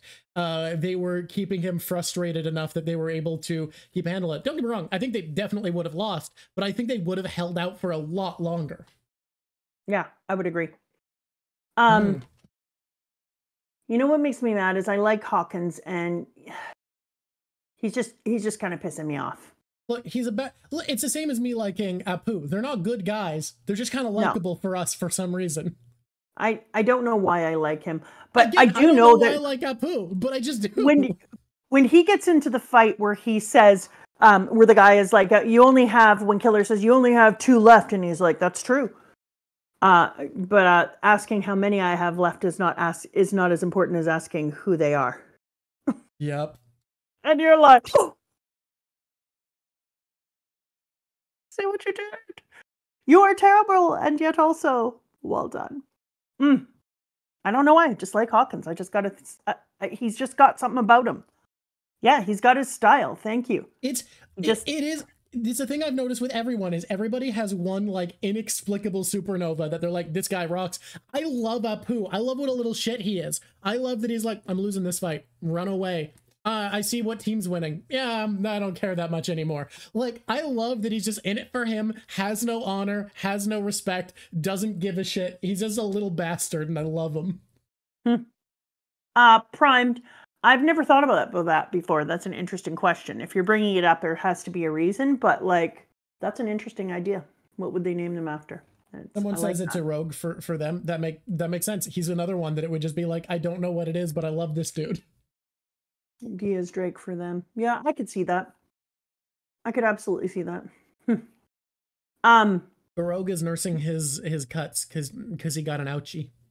It was kind of amazing to see Luffy get to move in and out of Gear 4 in a very different way than he used to, where Gear 4 burnt the literal shit out of him, that he would go into Gear 4 and then just be like, and that's me for a long, long time. And I feel like his recovery is quicker again, which we knew would happen, and his haki is increasing. But it's nice to get to see Luffy come to his larger levels and know that doesn't mean that that's it for him. Now he has to go have nappy zones. Also, let's just take a second for the Oh My Family Gang Beige year after 26 years of pleading, his first hug as a father. Chapter 991. That, my man. I was so happy to see that. I actually stopped reading for a little while, sat on this page, and was like, I'm gonna go make a cup of tea in celebration with you, dude. Good job, Pound. Speaking of a cup of tea, do you know what I have on the counter? I may have accidentally left my Costco organic lemonade in the freezer, and now it's just sitting on the counter waiting to become delicious lemonade Slurpee. I'm very happy for you and your Slurpee. I'm going to cut a lemon and squeeze it in, put in a little bit of joy. I think you are an interesting case because you like things to be happy. So you're the One Piece fan who, when a fake out death happens, instead of being like, well, this is crippling the plot, you're just like, I'm happy they're alive. Give a shit about crippling the plot. You know what? I'm going to say it. You're the writer. I'm going to say it right here. I'm going to say right here and right now. Yeah. Fuck crippling the plot.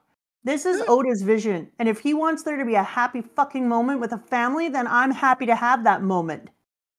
Plus, as much as we got enough killies and fighties here. If he wants to show us a happy man hugging his daughters, then I'll take it. Momo probably does have dragon whiskers. Yeah, he does. Let's add that in. Yeah, I'm very, very happy about it. And everyone can F the bees because I could not be more pleased for him. You know what? I see you. I like you. Okay. Sorry, numbers. You got owies. Now, having said the whole thing about loving it's hip to F the bees. Having said the thing I said about Queen rocking, one of the dirtiest things I've ever seen is him just chucking viruses out into the floor for everyone. Oh, That's one of the grosser things I've ever seen. Queen is his own worst enemy. He does so much damage to his own cause here by being like, fuck it, everyone dies. Yeah, and then saying things like, well, you don't really matter because you're not going to do this, and we don't have any more fake ass smile ass fruits to use on you, and so therefore the best thing that you could do for us is die. That is radical. Not in a good radical. The bad radical. So that's a bad radical. Bad radical. It doesn't matter. It doesn't need. We can just say bad radical. And so I was like, you've done so much damage there, because even if anyone who didn't become one of the waiters or the Smilers, Gifters. Gifters, even if they hadn't have seen it, if somebody else had seen it who hadn't been in any of those places, or if anyone hears about that later on, you're less likely to get recruits.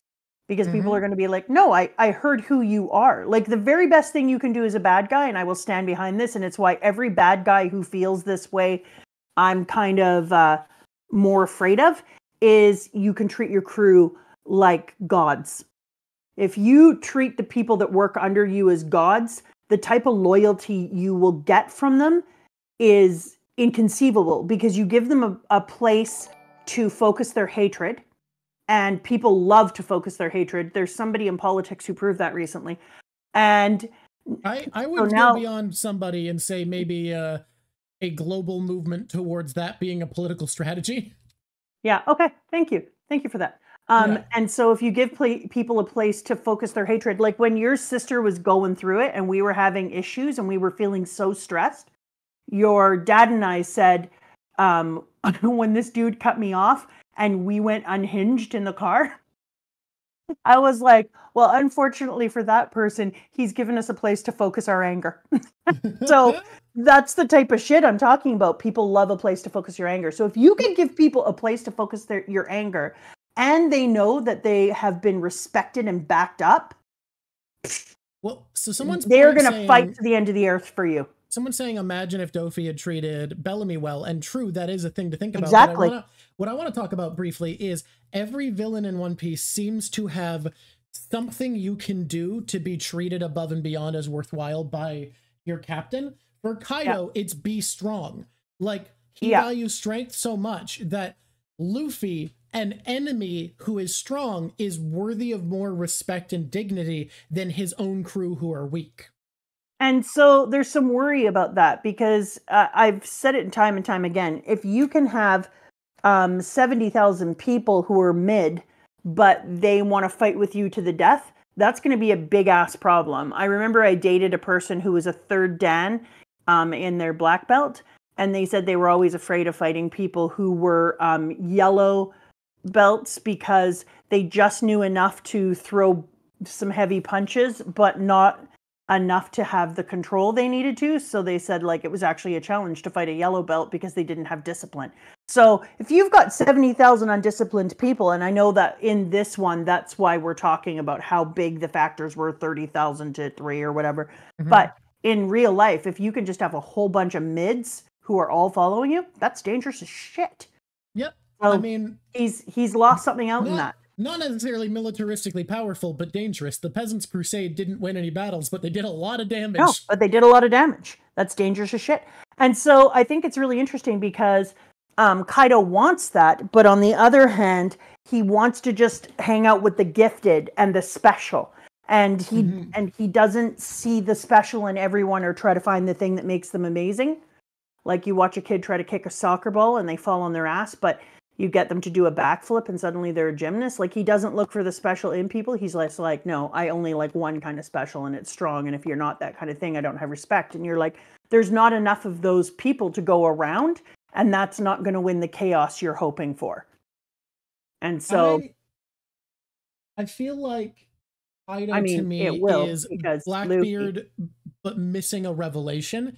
He's like Blackbeard, that he values strength, but he hasn't had the revelation Blackbeard has, that if you live like Luffy, where people are bolstering each other and individually ambitious, they will be more powerful in this world. So he wants to break powerful people to his will. Almost like it's similar to Whitebeard, if Whitebeard was breaking down people with fear instead of with love. Like, Whitebeard, I stand by, was breaking people down, but he was doing it in a positive way. But I think it still weakens them. Kaido also wants to break down strong people. He just does it in a much worse way. And then he wants them to come back stronger. He's like, if I can't beat you down and have you come back stronger, which is why I think my theory about what's going to happen with Luffy is true. I'm very curious for when we get to the part where you can talk about, because you've come up with like several conclusions, and I will tell you, one of them is almost exactly right, and not just that, but is a more insightful version of the story than most people who've read it are able to take from it. I don't remember all of my things. You know me. Yeah. I say shit. No, I know, so. I know you don't. And I'm not going to be able to tell you what they are because clearly I would emphasize the one that was correct, and that would be unfair. And that would be a problem. Yeah. I'll just say some shit until I hit You'll things. just say some shit when we get there. I gotta start recording myself when I'm talking to you. I gotta start recording myself so I remember all the things I say, because I love thinking out loud, but then apparently I don't like remembering out loud. And that's a problem. Mama's getting diamond shrooms, diamond stars, diamonds, mushrooms. Mama's getting it all next week. All of it's coming true. We're gonna have like a prediction buffet next Sunday, guys. I just think more importantly, my thing is gonna happen, and I can stop being gaslit. Whoop, it's not gaslighting. Whoop. It's if you are right, I can't confirm it because it breaks what we're doing. Gaslit. If you read fast enough, the special episode and chapter is going to be, could be Wednesday. Oh. Okay. I'm excited. I don't know if anyone was here last week. I know some people were here. For those who weren't here last week, Mama earned a shooting diamond shroom star. Oh, that was excited. Or was that the episode before? Because it was about Kaido being a literal dragon, right? That's the ones. It was the week before. Yeah. That's it was the beginning of Wano for people who weren't there. Beginning of Wano, you earned the diamond shooting shroom star. I was impressed with it. I can't wait to see it. Yeah, 2 weeks ago, but also it wasn't. It was the beginning of Wano. I misremembered when it was. Either way, diamond shooting shroom star happened. So that's a new thing. It's worthy. I'm having to buy that from the animator. I said you didn't have to do it, and everyone, yes. Yeah, but, for zero, but is then right. So many people subbed so that I could have the money to do it. So, yeah, which was pretty cool. Yeah, they paid for it. They were like, "Here, take the money, buy the animation, buy the diamond shooting shroom star." In their defense, it's going to be cool. Is it one of our people who does the animation? How did they find us? So they just did the purple mushroom and gold star for free, and then I gave them money for them because I didn't feel good using someone's hard work without paying it. And then I've since then commissioned the shroom star, shooting star, and diamond star from them. Yeah. Okay. And then we're also going to be buying the diamond shooting shroom star. This is what I do like, and this is what hey, Brooks. Hey, what's up? What's up with Brooks? Hey, Brooks. Brooks is in here saying things, but I already have a theory about it. So, yeah. We do have to prepare something hype for next episode. We'll see. What are you talking about? I'm going to say it now. You can say what you want. You can say anything you want. Not yet, but I'm going to. Yeah. What should we talk about next? This we do have a Patreon read along. When Kinemon screams out Kaido, and then Kaido says back, which is proof of Kaido understanding at least that he has to care about some of them, unlike Queen. And I know that it's a great one, but Queen is a disappointing leader and isn't going to get anything. But Kaido says right out loud, the quiet part, Jack is one of my hand-picked lead performers. I will not stand back and watch as one of my most valued men is killed. I have failed you, Master Kaido. No, this does not make you weak. They're just that strong. So this shows his morality, where strength matters to him, where he respects these enemies, but also respects this crewmate for being strong. Is like, no. Yeah. Buddy, don't be mean to yourself. You're a strong guy. Yeah, but he's not saying to him that, you have disappointed me or anything like that. But he's also not putting them down. Like, no. They're incredible. You don't have to feel bad about yourself, man. Like, if I could turn them and make them go on my side, that would be the greatest victory, because they are freaking amazing. And so I freaking loved that. Yeah, but it's interesting too, because there, on the one hand, you're like, okay, it's great that Kaido is got grand ambitions for conflict and domination, and so he really, really values the strength of others. But on the other hand, it just feels so like he only sees strength in one way. Yes, absolutely. So it's very tunnel vision. Yeah, and that's a big, giant weakness, because I don't think that he understands all the different types of strength. And I think that's going to be a downfall for him. Well, like, think about if Luffy had picked his navigator based off of who is the best fighter instead of, you know, who's a great navigator with an important dream. Yeah, like he got lucky with Robin, because Robin was already hanging out as a number 2. Or Nami, like, that's someone he picked for both talents as a navigator and who she is as a person and the ambition she carries. And Nami ended up being a pretty decent fighter as well. Yeah, like in the end, she really holds her own, and he doesn't have to worry about where Nami is. But if he'd picked his navigator based off of who could fight, he would never have picked her. It would never have been Nami. Yeah, and he was obsessed with it needing to be Nami, which talks again to what I was telling you about way, way, way long ago, where I feel like his haki connects to their haki. That there's something in them, in my opinion, that makes him immediately know, I need this person on my crew. Because other people said, no, Mama, because he asks these other people to be on his crew all the time too. And I'm like, 100%, 100%, hear me out.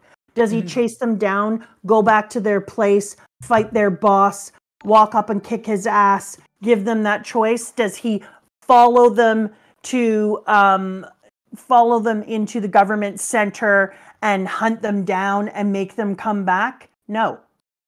There are certain people that he will do that for. And I think that that's because there is a deeper connection at play here. And I think it's really important. Hello, Mama. Hello. What's up?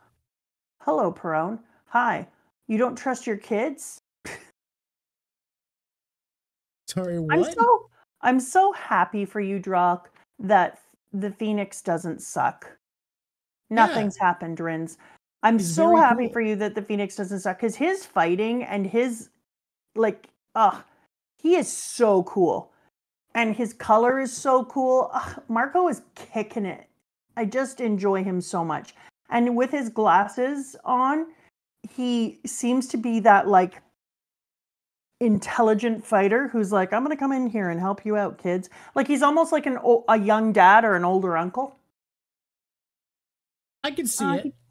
He's kind of giving off young dad energy. Oh, he's giving off young dad energy, like Whitebeard, but young. Oh.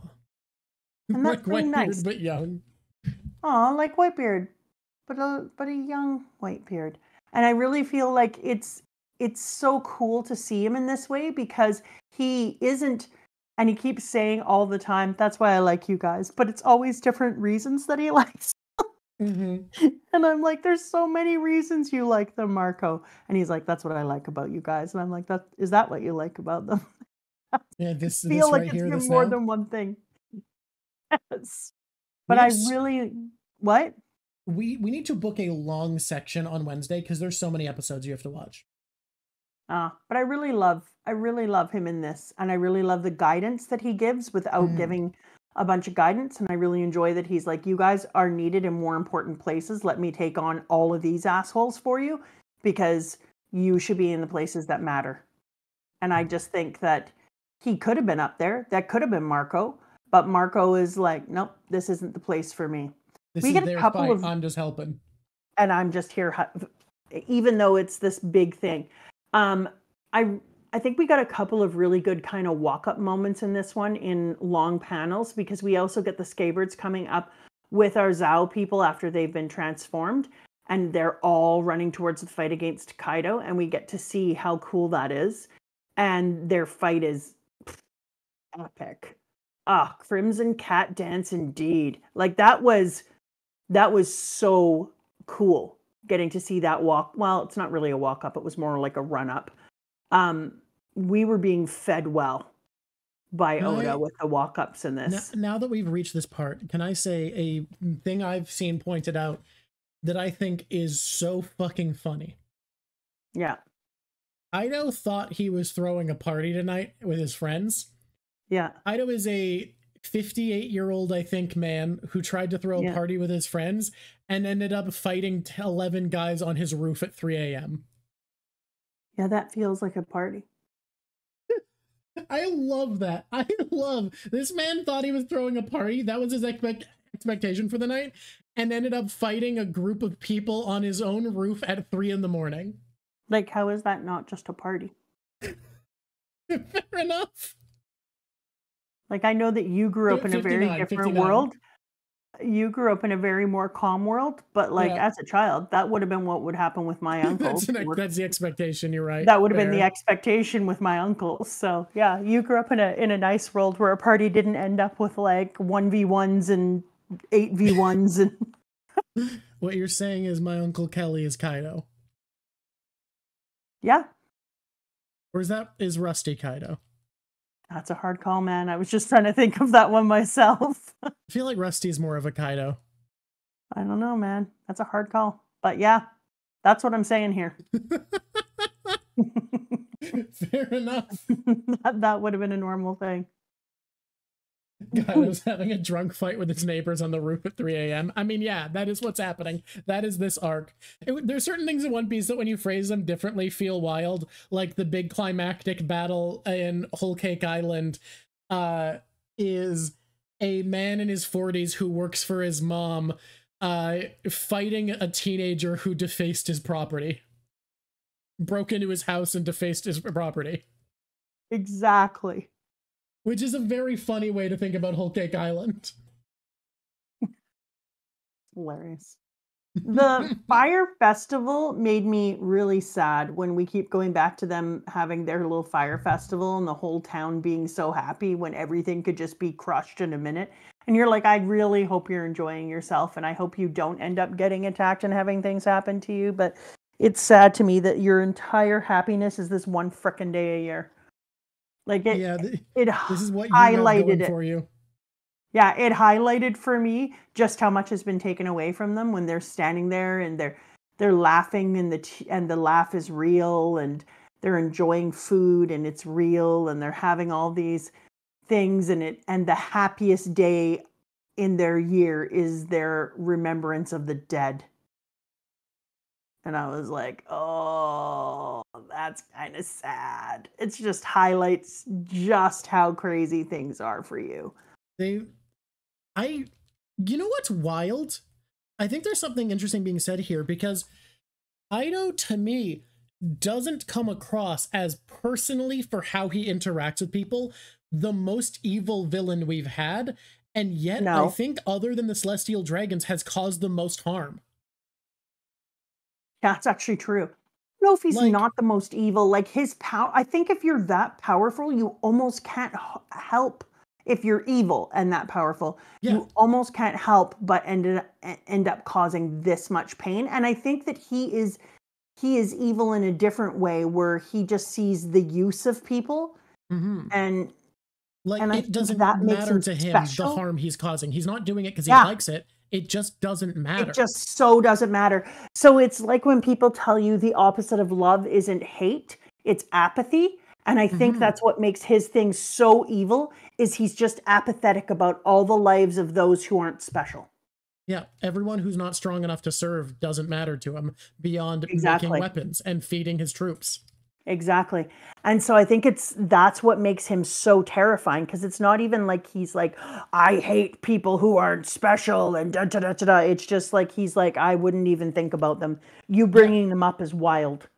Everyone strong is worthy of respect. It's why, someone pointed out to me, he's the only person who's fully okay when people talk back to him and his crew because they're strong. He doesn't care. Yeah. They serve him. Their strength is for him. Ulti calls him dumb all the time. What other villain have we seen who will be called dumb by one of the people, not even one of his right hands? That's his, lieutenants, not his generals. Yeah. And she calls him dumb and he's like, yeah, whatever, Ulti. I don't give a shit. Exactly. You are strong. It's fine. Buggy being called dumb usually gets mad at his crew. Like, Exactly. like, And he'll think it's consider, about his nose. yeah, there's something really, really interesting about Kaido. When people talk about him being too simple, I think they got spoiled by Big Mom having this big explainer flashback that was needed because of how nuanced her character is. I really think Kaido's actions alone make him a really interesting character because there's something so specific to his values that you can track through how he acts that I find very interesting. Buggy kills crew members when we first meet him. People are too used to this shit. Buggy. He kills everyone. Yeah, people are too used to this Buggy who we've seen now. Buggy literally murdered his crew for saying the word nose in Orange Town. I think the reason that people forget that is because they didn't read it as fast. So it doesn't feel like yesterday and forever ago. Yeah, like people forget Buggy's not really a villain anymore, but at the beginning, he literally murders his crew if they say the word nose. That's not a chill guy. For me, Buggy is still an irrational frickin' spaz that I'm waiting for him to freak out and start ripping throats out again. Like, nope. You know what I was just gonna say? Like, it maybe not hit for you, but I know that it hits for Oda and I since we're the same age.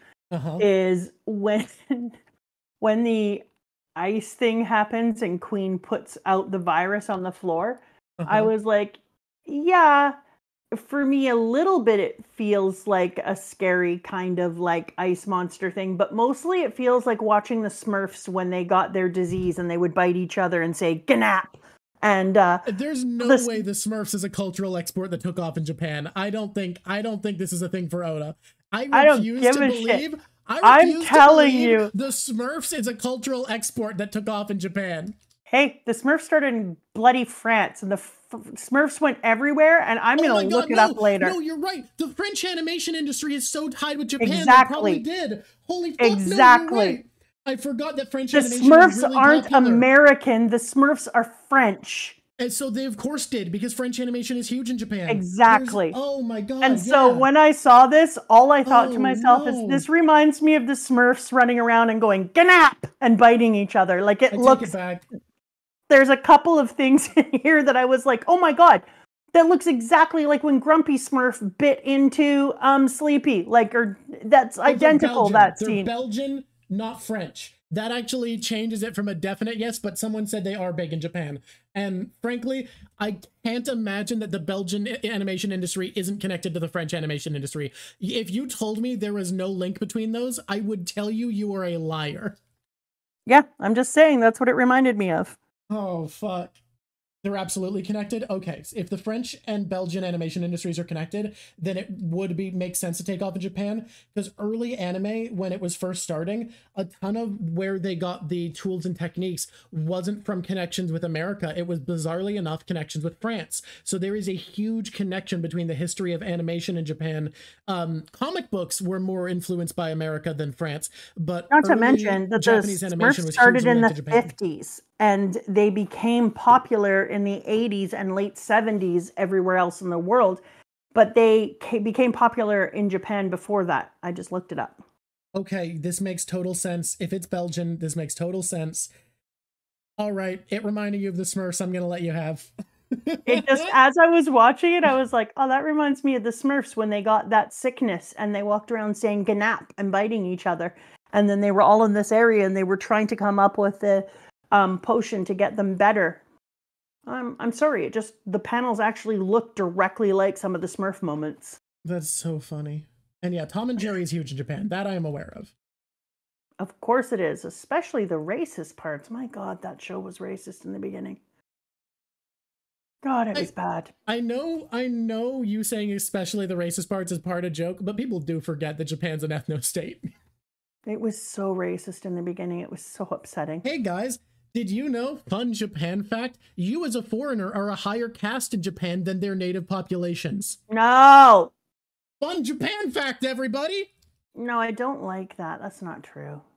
White people are a higher caste than the natives of Japan. No, you need to be quiet. I'm going to kill you.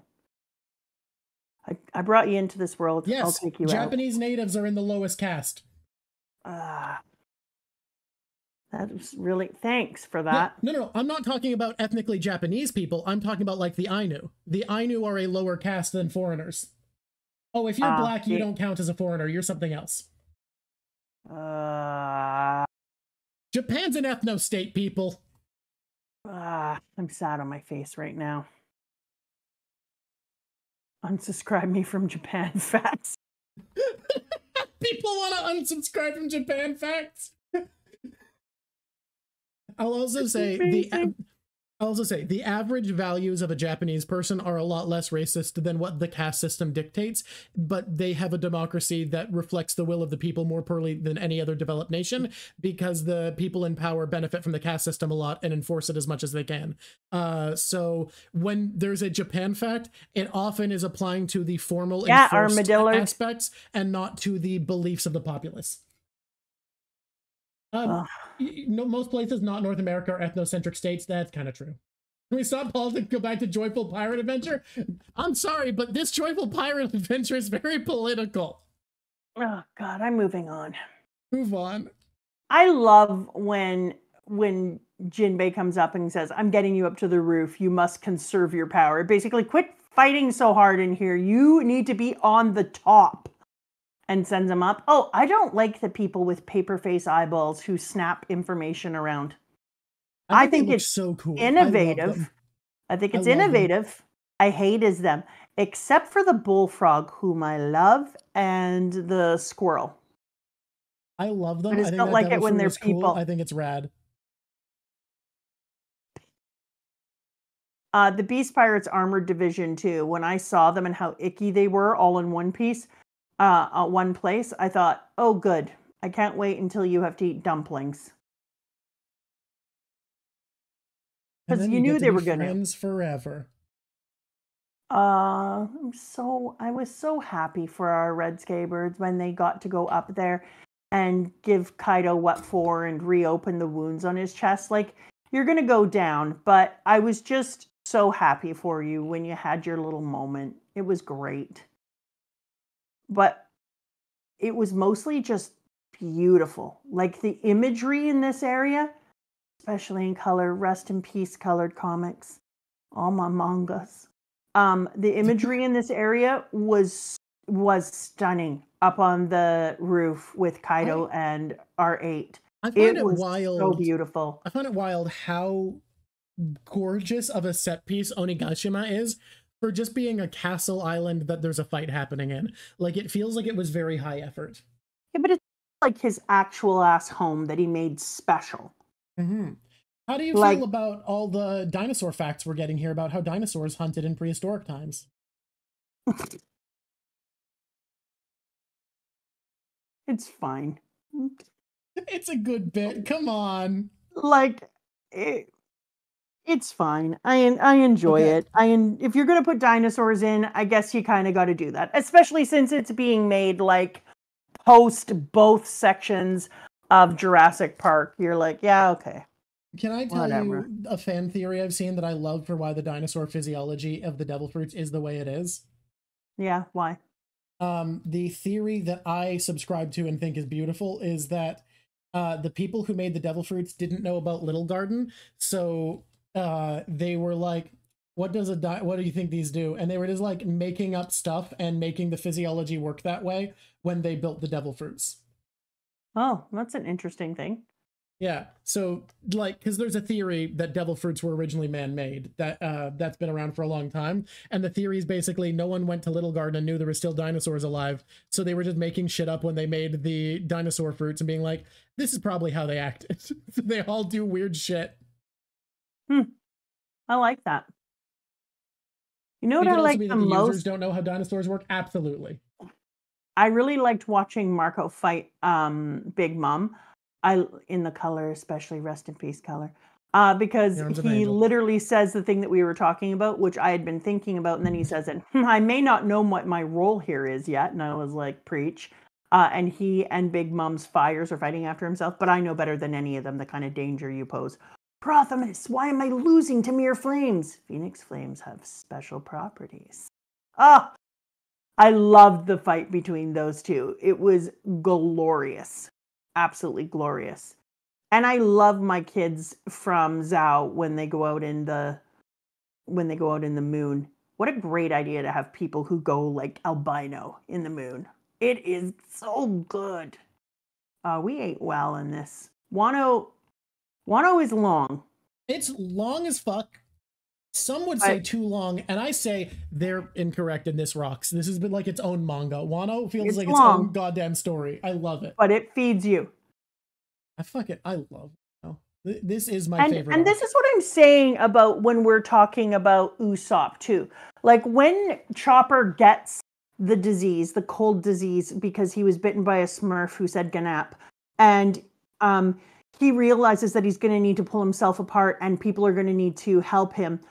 Frickin' out comes Audrey 2 from Usopp and just snaps up Pepe. Oh, was it Pepe? No, it was what's her face. And eats her up. Roar! Nom nom nom nom nom. And then what happens? Spikes, bamboo javelins come out of the ground, poke everyone through the bottom of their head. They're having to run through the entire thing. She mortars his face because he's so strong. And he's actually creating a ton of problems for them. Like, he's constantly doing things. It's just that he doesn't have a bunch of one-on-one fights. And then when people come in to rescue him and they're trying to say my captain will never be the Pirate King to Nami, and she's like, okay, I'll say it. Luffy will never, and then she just sits here and doesn't say anything. That's it, Nami. Just lie to her. The wrong world will end your life after we made it all this way. And then she goes, stop until he's the Pirate King. Oh, so proud of you. You really took your lesson from Skypiea seriously, and you personed up. And you're just sitting there with your head bleeding down all over. So, what do you want to do? You want to, in that way, then die? You idiot, Nami, get out of there. And then, boom, in comes Tama, and what does she do? She brings her angry dog with her. And then both of them could have just been like, okay, let's run away. But they're like, let's get Tama to safety after she saves her. And they're with them the entire time. No, I will not have slander on Usopp. When did this I'm not saying he's not helpful. I'm saying I wish Oda gave him more of a key moment that felt distinctly impactful to the narrative saying, weight. When did it happen that I am protecting Usopp's honor? It is wild. It is a wild shift. This episode have defended Usopp from me and celebrated Momonosuke, even though you can't say his name.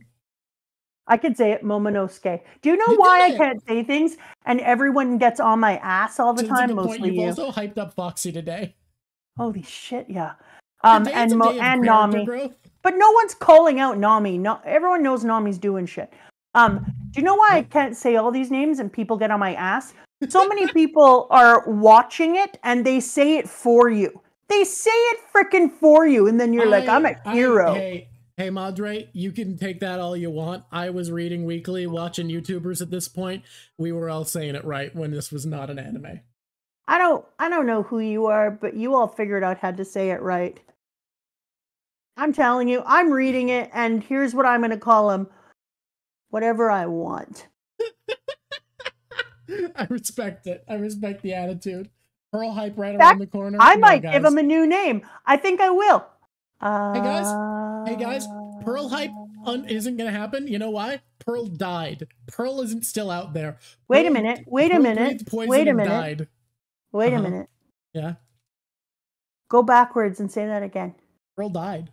Yay! Well, I'm just saying, we tune back in with everyone. We get confirmation about everybody in One Piece. When was the last time anyone heard from Pearl? Or Don Krieg or Geen? They died. Pearl talks to me all the time from my shirt that Red Potato gave me. People only die when they're forgotten. That's so true. Who are we talking about again? I wish we could forget about him all the time. I don't remember who we're talking about, actually. I don't know who this man. I don't know this man. If Pearl was at Laugh Tale, that would be hilarious, and that would be a reason to laugh. So I could see it. Pearl was in a cover story recently. He's still alive. Pearl isn't. You heard from Pearl. Are people obsessed with the side boob? What side boob? The Yamato? side boob. Yeah. Yeah.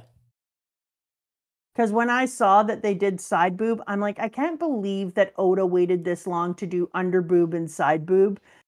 He's just all been up on the front boob all the time. All up on the cleavage, not taking advantage all of up on boob. the cleave, none of the side boob. And if you're gonna devalue the boob market, the least you can do is take another angle. Vary what you're doing a little bit. Yeah, no, people are all about the Yamato side boob.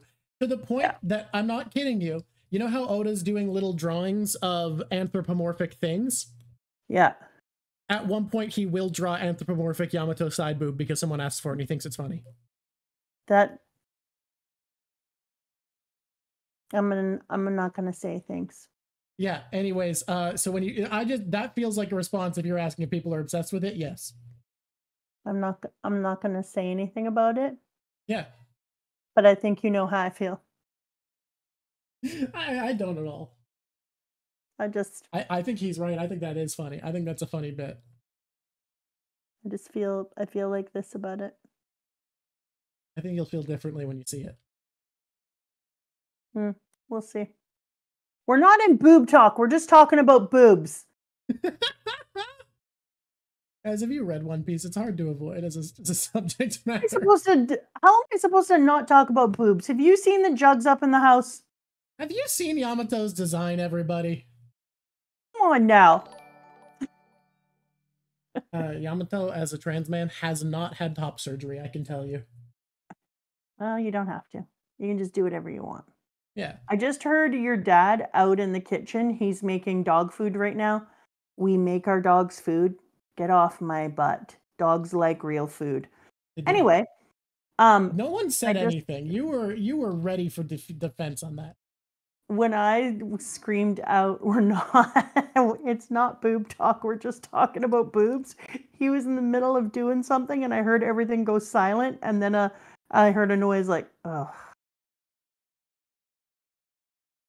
I was like, it's really made our marriage interesting because he sometimes hears me say things and it's just like, what the hell were you talking about? I'm like, don't worry about it. It's fine. I'm going to stop talking about boobs so that people can't accuse me of being in boob talk. I mean, that's one way to do it. So the basement floor. The people of the D are known as the enemies of the gods, said Korra. My true name is Trafalgar D. Water Law. Your alias. That's right. So we found the... You are my sunshine. You know what your father just did? Guess what I was gifted? Lemonade? Frozen frickin' slushy lemonade. Hell yes. Look, guys, the Yamato noodle arms, I think y'all been watching the anime too much because I actually think they do a pretty good job with Yamato in a lot of shots in the manga having some pretty good muscle definition compared to the other like femme physique characters. Yamato has noodle arms? Yeah, people are saying Yamato has canon noodle arms, but like I think Yamato's muscle definition's pretty there. Yamato is kind of a Michelle Obama. Yeah, kind of got that Michelle Obama physique. Kind of got that Michelle Obama side profile, not the side boob. Yeah, in the like, it's not huge, but like, there's a lot of shots where there's like significant definition. You know that they have been out there working those arms in useful ways. They're not one of those gym junkies who you're like, hey, can you move this? And they're like, I can't. My muscle's in the way. Like, okay, I will say in the anime complete noodle arms, I think there's at least a little thickness in most of the panels. Oh, really? The anime gives them noodle arms? Yep. That's disappointing. Granted, because I'm scrolling through. I'm looking at the arms right now. I'm on a page with arms, and the arms are lovely. Granted, I think there are some absolute noodle arms in the manga. They skipped arm day. So we know that there is a poneglyph in the basement that Law found. Hey, into fights. hey, actually, if we're talking about noodle arms real quick, I gotta apologize. I gotta do an apology. I gotta do a YouTuber apology. I was mean to someone in the comments. I was too mean. Oh, why? Because they said something like, "We got to be smoking crack if those two different images of Viola look the same because Just a minute. they look Just a different minute. because they're basically the exact same." Just a minute. Do they know my history with the sweet, sweet I pipe? think they're aware of your history with the sweet sweet pipe, and they were like, you gotta be crazy if you think these look different. Like maybe if I squint, one's an I cup and one's a J cup, and they look so different. And They look so different. I had a very dismissive and rude reply that I do apologize for, where I said non-artist take for sure, because genuinely, if you train in visual arts, you do get better at deciphering images. And their response made it clear they were actually pretty upset with me being very rude and dismissive, and I do apologize. It was unwarranted. You're Were you fine. hurtful? It's okay. I'm sorry. I am sorry. Were you a hurtful person? I think I was a hurtful person. I'm very proud of you for apologizing. I hope they watch this, but they might not anymore because you hurt their feelings I so can much. bring back the reference image so people can know what we're talking about. Okay. Well, I'm proud of you for admitting that you were wrong. You're gonna have to remember when you're I was about to say dark Drawk and then Prime did. When you're about to go dark Drawk, you need to take a moment, have a breath, and then come back to it the next day and see if you still feel that passionate. Mm-hmm. Yeah. And For instance, anyways, I I'll do. bring up, Kids read me a million comments of people going off about my Sabo, and I still feel that passionate. So I bought a soapbox. I'll bring up the image in question real quick so that we can all take a look. Yeah, they're completely different boobs. Yeah, everything's completely different. The anatomy's and one set of the boobs are the roundest boobs. I still shouldn't say that. It is still rude and dismissive, even if I do think that there are some clear differences here. The boobs are awful, but for me, it's the face. Yes, the I face apologize for the rudeness. The face is what gets me too. She looks so hideous here. Viola's beautiful, and this looks awful. And she's beautiful. That was rude to her. Yeah. Oh. Yeah. Yeah, but you don't need to be. You don't need to be a bad, mean kid. No, I apologize. Not like someone said. I apologize for the rudeness, not for the point. The point, I'm right. The rudeness, not necessary. I appreciate you coming back to it. Mm-hmm. One day they'll watch this and they'll go, "It doesn't make it better." And I'll go, "Yeah, fair." Or they won't, because they're not going to watch it anymore because you hurt their feelings. That's also possible. Yeah, that is possible. Okay, let me go into this, please. I'm stunned that you have the name of D as well, said Robin to Law. You're the only one I would tell this to. Thank you for the trust, but I don't have the answers for you. Luffy may not care, but I find the D name to be fascinating. So it was the only way to follow the red stones. So the only way, yes, and that means beating the 4 emperors. Not that they'll make it easy. Not this one. I need a red stone. Hey, Korra, I've made up my mind. I want to know the meaning of this checkered fate. I love Law talking to Korra in the past as he replays his conversation with Robin in his head, standing in front of the Poneglyph, because it lets me see Law take on his own new fixation, his own whales, if you will, where he's decided that it's time. But I love him talking to Korra because I unironically think that the reason that Law is as good as he is, despite having one of the most unhinged devil fruits in the history of devil fruiting, is that he has the love and the change of Korra inside of his own heart. Well, Korra's on meaning heart, so yeah, ovs. But it's like that was necessary. So he does all this thing with taking people's hearts out, and yet it feels like Korra is his heart. Korra's heart leads his actions. Aww. And I think that that's a really cool thing to get to see him talking to Korra and having that change of heart to him. I really love that. Someone's pointing out his crew is called the Heart Pirates for that reason, which, yep. Yeah. Yeah. And it's really cool too, because Oda does this really great thing as a writer that you'll be in the middle of a calm scene or a party scene and he'll chuck in something horrifying, but he does the opposite because he understands the use of foil so well. And so and I have to remind myself that it's also that Japanese idea of having a balanced chapter.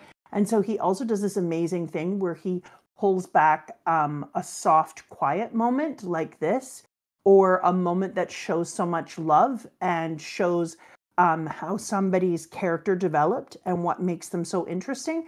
And he'll put it in the middle of one of the most raucous freaking fight scenes ever designed.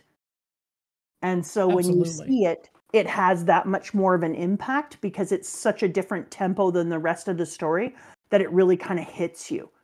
And I was very grateful for it because it also just takes the pace down for a second. So it isn't just this mad rush of fight after fight. You get these times to stand over to the side like you're super tramping even in the quietest moment and get to have this. So that was really cool. People, I have to have a sip. I don't know if you heard this, but Papa Drawk made me lemonade slushy. All I'm confused about is what Supertramp had to do with that. Oh, because Supertramp has a song called Even in the Quietest Moments. Oh, I'm bad at remembering song names, to be fair. That's okay. It's also like my mom's era of music, so yeah. It's cool. Moving forward, Kaido, what's wrong with your face? Kaido, your face has a problem. You've got these great big... No, mama. What were we going to say? Were we going to be rude? Can be rude today? No, we're not going to make that joke. It was about the big veins on his face. Jesus Christ. Yeah, let's move on. God, it's so funny. Yeah. I love when Big Mom is coming up to the top of the roof and she's just flying through. She is so freaking terrifying. She gets to the roof so much faster than Luffy. I mean, he really, to be fair, he really feels, to be fair. Why? Yeah, I mean, that is cheaty. But watching Luffy try to get to the roof really reminds me of me just trying to get to the photocopier and back to my classroom mid-class with every child in the world stopping me and every teacher in the world stopping me. I just feel like I want to say to him, he's just trying to get back to work. Can you just let him get on his way?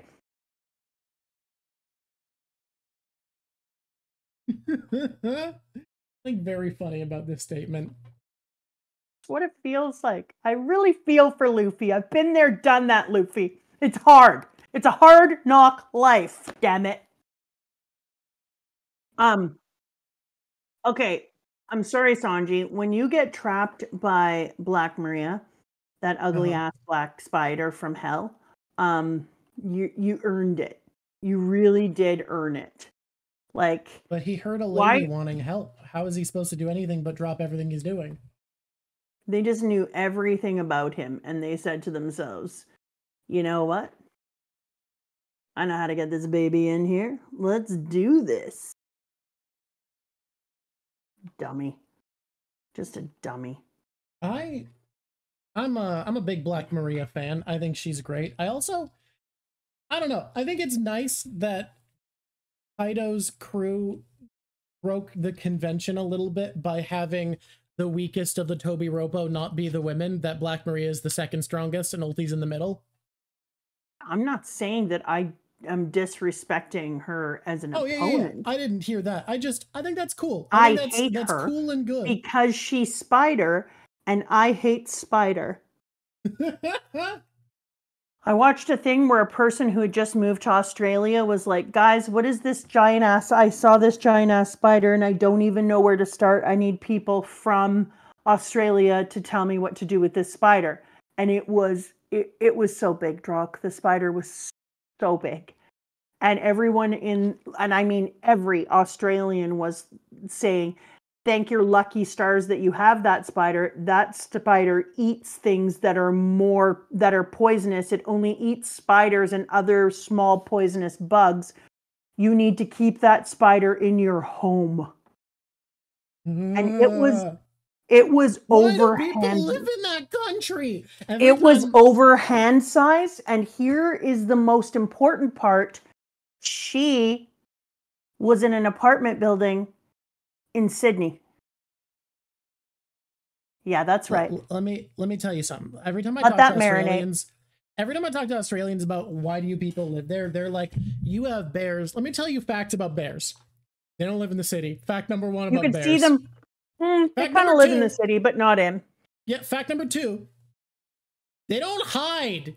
You No, you know can see when them. bear is present. Like bear is not hidden in my shoe. Bear is not hiding behind corner. Fact number Trust 3. me though, Drawk, this one couldn't have fit in your shoe. Fact number 3 about bear. I've hung out with bear. Bear's chill. Bear's good. Bear's a friend. Wait a minute. Mountain Ash? Are you in the Kootenays though? Is that what's up with that? Because yes. Maryfile, let me tell you, the whole like woman or bear thing is dumb. You know why? Here, I'm picking bear. You know why? Man, let me talk you through what's gonna happen. Nothing. Neutral. Negative. That's nothing. Bear, I'm gonna smile. I'm gonna take pictures of bear. I'm gonna go, you're so cute. And the bear's gonna be like, yeah, I am. And he's gonna walk through the woods. I'm picking bear 10 out of 10 times. Because I like that this person's bear will instantly kill you and eat you. Dude, I had a bear in my driveway yesterday, and I just went out there and said, go away, bear. And the bear was like, okay. Fair point. Fair point. I'm on my way. Bears are great. I love hanging with bears. I see a bear out in the wild. Look, here's the thing. The only time bears attack people in instant is if they have a tooth abscess, which happens to them often because they eat a lot of berries, which rot their teeth. Oh, think about the one up in Liard. Yeah. Yep. So you can vibe with a bear. No. Wifey, if you don't react to a bear with aggression and it doesn't have cubs, you can chill with a bear. Bears are very chill animals. I did almost get eaten, but the bear didn't eat me, the grizzly, despite the fact that it had 2 cubs and I was in between her and her cubs. Yeah. The thing is, if a moose are way worse, they're way more territorial. I have pet a wild moose before, horrifying. Because I'm a wild man and I can talk to animals. I was joking about that part. I'm not joking about having pet a wild moose. That did happen. You did pet a wild moose like an idiot. Yeah, I make bad choices. Anyways, bears are chill. They're great. Now, if they have a tooth abscess, they don't attack people. They attack everything. They go around ravaging the landscape, ripping everything in their path apart, and they are an unstoppable monster of carnage and destruction. If a bear is not actively screaming, you're chill. If it has no cubs with it, and it's not screaming, bear is a friend usually. I'm not saying go up to bear. I'm saying don't act afraid. Just be like, hey, bear, and go on about your business. You don't go up to bear. That's just don't stupid. Go up to the bear. That's dumb. But don't act afraid, or it might get afraid and attack you. Just be chill, and the bear will be chill. If a bear has a tooth abscess, you're already dead. Sorry. If you pack it up, try your best. Pick up a log to hit it in the head with, because that's the chance you've got. Otherwise, you will die. Don't run away. Bear runs 40 miles an hour. Can you run 40 miles an hour? I think not. You will die if you run. If the bear is in tooth abscess mode, it seeks only carnage and destruction. There is no reasoning with bear. Bear will kill everything in its path until it is stopped with force. And that is a true fact about bear. Is it run uphill or downhill? I have bears. We have bears at our house all the time. And my husband runs the mountains all the time. Bears are always here.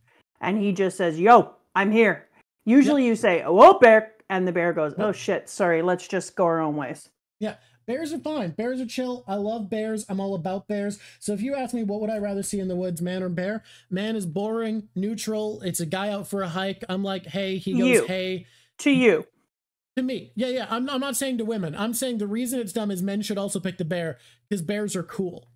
Bears are cool. Every man who doesn't pick bear is a coward. Okay. That's only because, can you imagine if you've never been around a bear? Like, think about the first time you walked through the woods and saw a bear. Oh yeah, that'd be terrifying. If you'd never been around bears and you didn't know, you would be terrified as shit. There are also some bears, you're right, that attack people on sight. Yeah.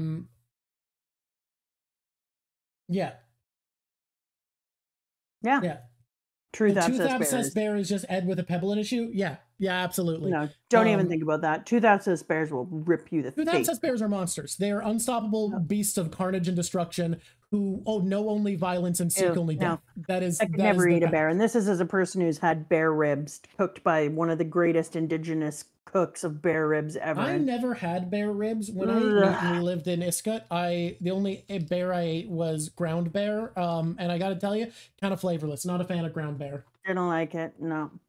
Unfortunately, reindeers are delicious, but I am The Bellamy's are coming. We have 2 Bellamy's. I've got to add more. I'm thinking about where they go. Okay, I need to move on. We gotta move on. You're in my way. I'm just calling everyone a coward if they don't pick bear is all. Okay. Is that all? Yeah. Is that what we're doing? Yeah.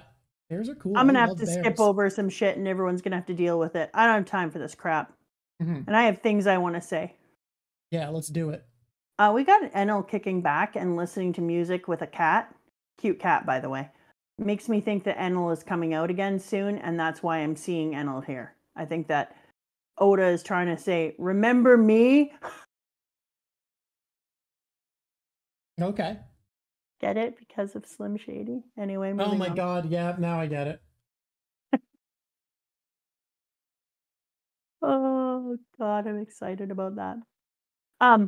I love the way that we got a little fire of our Phoenix down on everyone, and he decides to use his Pyrapple to help everyone burn off their ouchies to keep them safe in the meantime. I really loved the entire plot line with the Smurf disease. I thought that was really good. And it made... Oh, this is something I want to talk about. It emphasizes something that I love about One Piece that I've talked about over and over again, that specialization always matters. Law is a better surgeon than Chopper, but Chopper's a virologist.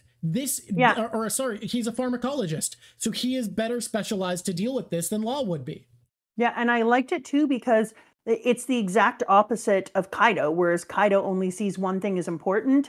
Oda sees so many things as being important and shows us the variance and why they matter. And so he highlights you did it to me. I just called him Copter.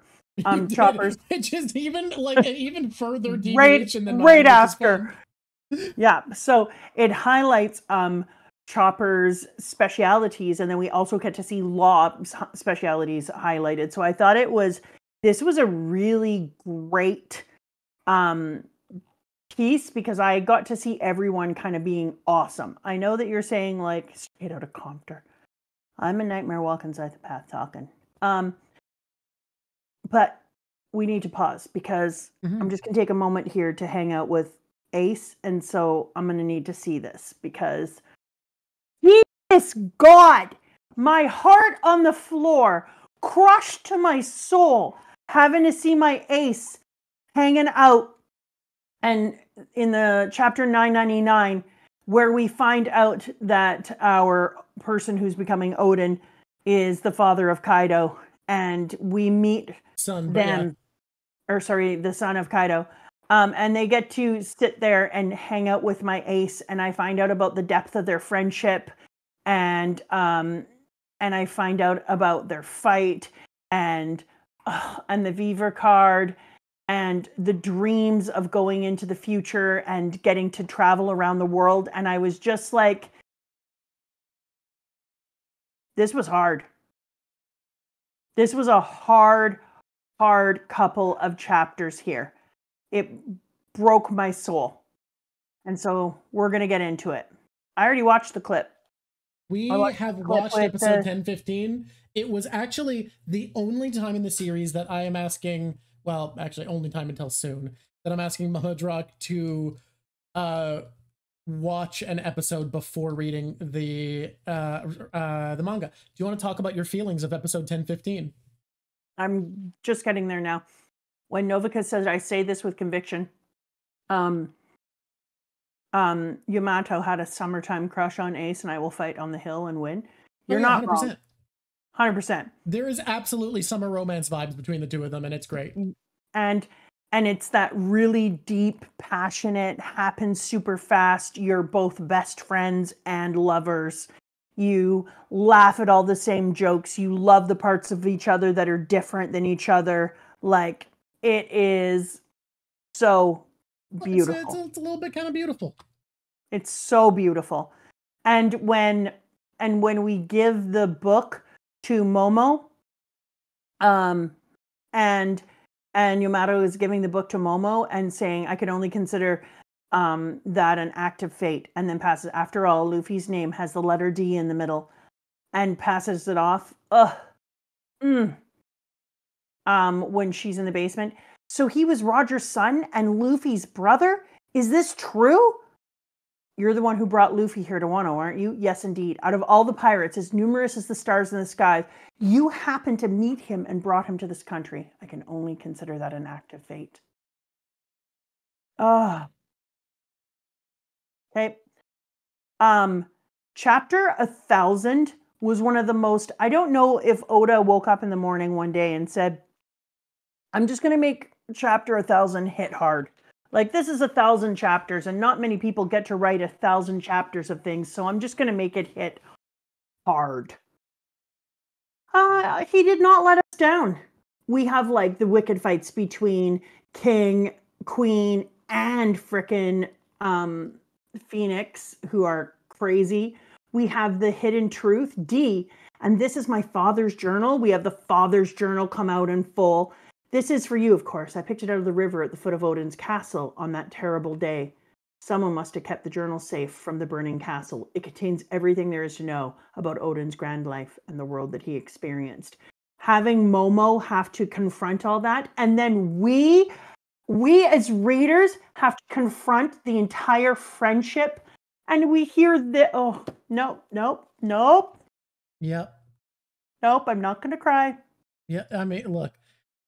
We both cried watching 1015 with the patrons. Okay, I'm going to read this part out loud. Okay. Ace. Dude, that was a slip of the tongue. I wasn't supposed to say that. You didn't hear that. Forget about it. Anyway, don't laugh at that. Me and Sabo won't allow it. That's at the end of my little brother's dream. And so then we're like, oh, wait, what? What? Luffy's got a different dream? What now? Yeah. Sure. When Luffy first said it, we laughed, but that's okay. Nobody else can laugh. We believe in him. And so I wonder if Luffy wants to throw like a worldwide party and join everyone together, or if also Luffy theorized about him wanting to be friends with the whole world. That's what I was just about to say. Oh, okay, or him wanting to make friends with every single person of the world, blah, blah, blah. And so I was like, okay, there's got to be something that's got to be a little bit silly, because there has to be a silliness to it, right? Otherwise he wouldn't have said, don't laugh. And then he goes, I really think he can make it happen. And that's why. And when I saw this panel of Ace saying that, and I had to know exactly how much Ace loves Luffy and how Ace believes in him. How Ace is out here telling his new friend and possible love interest that even though this thing is crazy, he believes that he can make it happen. And then they say, Ace, hey, what's the deal, Yamato? I'm not going to laugh at him. Those are the words the Pirate King spoke. Words that stunned Odin. In the journal of Kozuki Odin, there was a great man who said the same thing. Of course I wouldn't laugh at him. Your brother is incredible. Oh yeah? A great man. Huh. Good to hear. Holy shit. That is... It's one of the most beautiful scenes I have ever seen. That is one of the most beautiful parts. I just was like, oh. And I got to tell you, it was so much better done in... And I don't think I would say this often. I don't have a lot of experience to be able to say this or not. But I think it's the only part where I think what you're going to say is true. It's the only part of the series. It was so much better done in the manga or in the anime, because they expanded on this and let us hear so many more things that I think that Oda would have done. It wouldn't make sense to make this conversation 90 pages. You can't just have a couple of conversation for 90 pages. But when he did it in the anime, to have so much more depth in this conversation, I would have felt ripped off if I never got to see that. So I was so grateful that I watched that with the Squishy Squishertons. Okay, so then it says, maybe one day me and Luffy should sit down with him for a drink. She says, I bet you would. He goes, I bet you would have gotten along. Would have. Well, he's already dead. You're talking about a dead guy? And then there it's done. This is your Viva card. That's just a piece of paper. Even seeing the Viva card made me cry. Because I know that later Ace gives a piece of that card to Luffy, and I think back to Alabasta and all the hope and the future and the what can happen. From Yamato. And all of that came from Yamato from this moment here. And we got to see the beginning of that and see him make it for him. And it was just like, yes, but it's a piece of paper and it'll bring us together again. Tear off a bit and give it to your friends that you don't want to lose track of. People you want to meet again. Let's meet up again one day, Ace. You bet, he says, waving it over his shoulder. And he's holding a piece of it. And then one day, Ace is...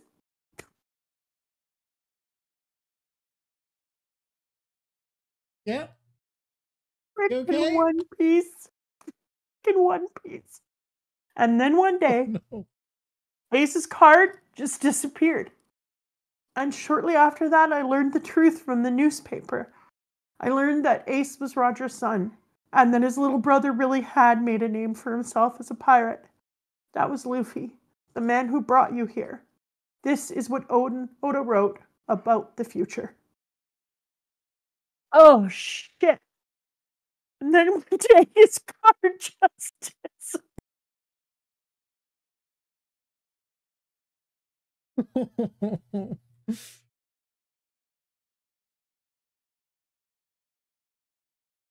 So it makes it so much more special when we go up to the top. Right after that, Luffy finally gets to the roof, which is brilliant juxtaposition and a way better job of giving us hype. Like, he really moved us into hype for this, because you talk about the past and about Ace's faith in him. And then after you learn about Ace's faith in him, we watch Luffy go up the last of the stairs and come out onto the roof. And that's the lead up. That's the hype we had. The past, the faith of his brother, the connection between him and Goldie Roger. And then Luffy comes up and they go, and here's another one. All you stay back and watch me fight. Straw Hat. All these fetching young heads are ripe for the taking, says Gross Mama, who wants to take heads. Over the 20 years in the future, powerful pirates leading the next generation. These are the words of Odin. Over 20 years in the future, powerful pirates leading the next generation will come swarming into the new world. If I am dead by then, they will be the ones to strike down Kaido. And then it shows Luffy standing in front of the two of them, and you think, here it goes, here it goes. And then, Linlin, can you guess what this boy said he would become right to my face? Oh, he's a saucy one. He talks a big game to me, too. And he destroyed my castle. You owe me an apology for that, Straw Hat. And he walks towards him, and you think, here the fight goes. And he walks right through them, and everyone's watching him. Hey, boy, say it again. Tell us what you're going to be. We can hear you. And he goes right through them and grabs Kinemon. You all right, Kinemon? I'm sorry it took me so long. And Kinemon coughs, and his whole crew is laying around him, bleeding out. Alas, when I pass on, I will have nothing to shoreload Odin but my shame. Will you put Wano on your back? Of course I will. Dummy. It's my friend's country. Hey, boy, I am in your debt. Traffy, send them down below. And then he goes right into attack. That was the best. Instead of speeding up and immediately coming out on top and starting to fight, the first thing when he comes out on top is sees his friends on the ground, and his very first thing he does is check in with the people that he loves and the people that he wants to protect.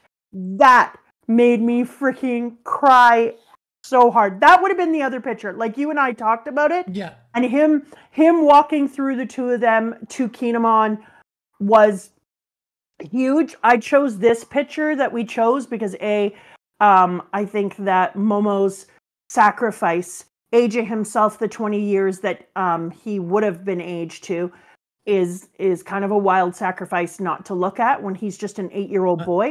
And one of our the 2 things that our crew member sent us to read about this week is about that. Oh, really? Interesting. It's actually about and I that think, and Sanji. So whenever you want, I said that to you, by the way. okay. I think that that's so incredible, and I think it's important that we look at that and we respect the sacrifice that Momo made to take 20 years off of his life that he will never get to experience. The fact that he will have to be a man with the mind of an 8-year-old who will not be given the quarter that he's given now to allow to grow. People will expect different things out of him, different abilities. He will be pushed too far as a child than he should have to be. And I think that that's something that should be respected. But to see Luffy do this when he came up this encapsulates who Luffy is and what Luffy does. He feels so because it also shows that he feels so strong and capable that he turns his back to them. He walks through them and turns his back to them. I want to say something about Momo's sacrifice very quickly before getting into how hype that is, which is, I think Oda in this writes something very interesting, which is in a series that's so about freedom and about earning respect, how do you write a character who is in a position of power by right of birth and make it feel earned? And I think the way you do that is to find a way to highlight that they understand the weight and sacrifice that should come with responsibility. And I think Momo shows that better than I could imagine finding a way to show with the sacrifice of his youth. He gives it up entirely for the responsibility to his country. And yeah, it shows the idea of trauma forcing you to mature. But I think more than just trauma, it's about responsibility. It's about that if you are to be expected to, by right of birth, inherit a country, then you need to take that seriously to the point Momo did. And he does. He proves himself worthy of the title of Shogun here. And that's incredible. But also, like, Vivi did do that, but Vivi wasn't 8. No. Right? Like, it's amazing. But the difference between a 8-year-old and a 15-year-old is a chasm. I think Vivi definitely shows herself being worthy of inheriting her kingdom and how hard she works for her people. That being said, Oda one-upped himself here. This is incredible. Yeah. Hello, Bob Amity. Thank you for rating. Did we get rated? We got rated. Party of 2. Anytime you're rated, all you have to say is right on. Rated out. Okay. Okay. You heard me. Raiders of the Lost Rating. This part here too, you want to talk about a moment that you're sitting there and you're like, this is cheesy as shit, and I am here for it all the way, every day, all day, night and day. Kaido, what are you doing? How could you let him hit you like that? I am Monkey D. Luffy, and I am the man who will surpass you to be the Pirate King. A boom. Yeah. Luffy and I high-fived after later, not in that moment because he was busy, but when he had a sec, we sat down and we were on the grass. We were having frozen lemonades together, ironically. And I was like, can I just say high five? And he was like, you know what? Absolutely. So we high-fived. Oh my God. And it was a worthy high five. This might be the most impactful I am the man who'll be king of the pirates declaration in the series. Yes, it is. Especially since it starts in the next thing with his punch damaged me. Like, what the hell just happened? Also, just let me say one thing, says Law. I was gonna put him down there anyways, you asshole, and then you made it look like I was following your orders. I love that so much. It's an incredible thing. With his line, there are only a scant few capable of fighting me. How high will your ceiling go?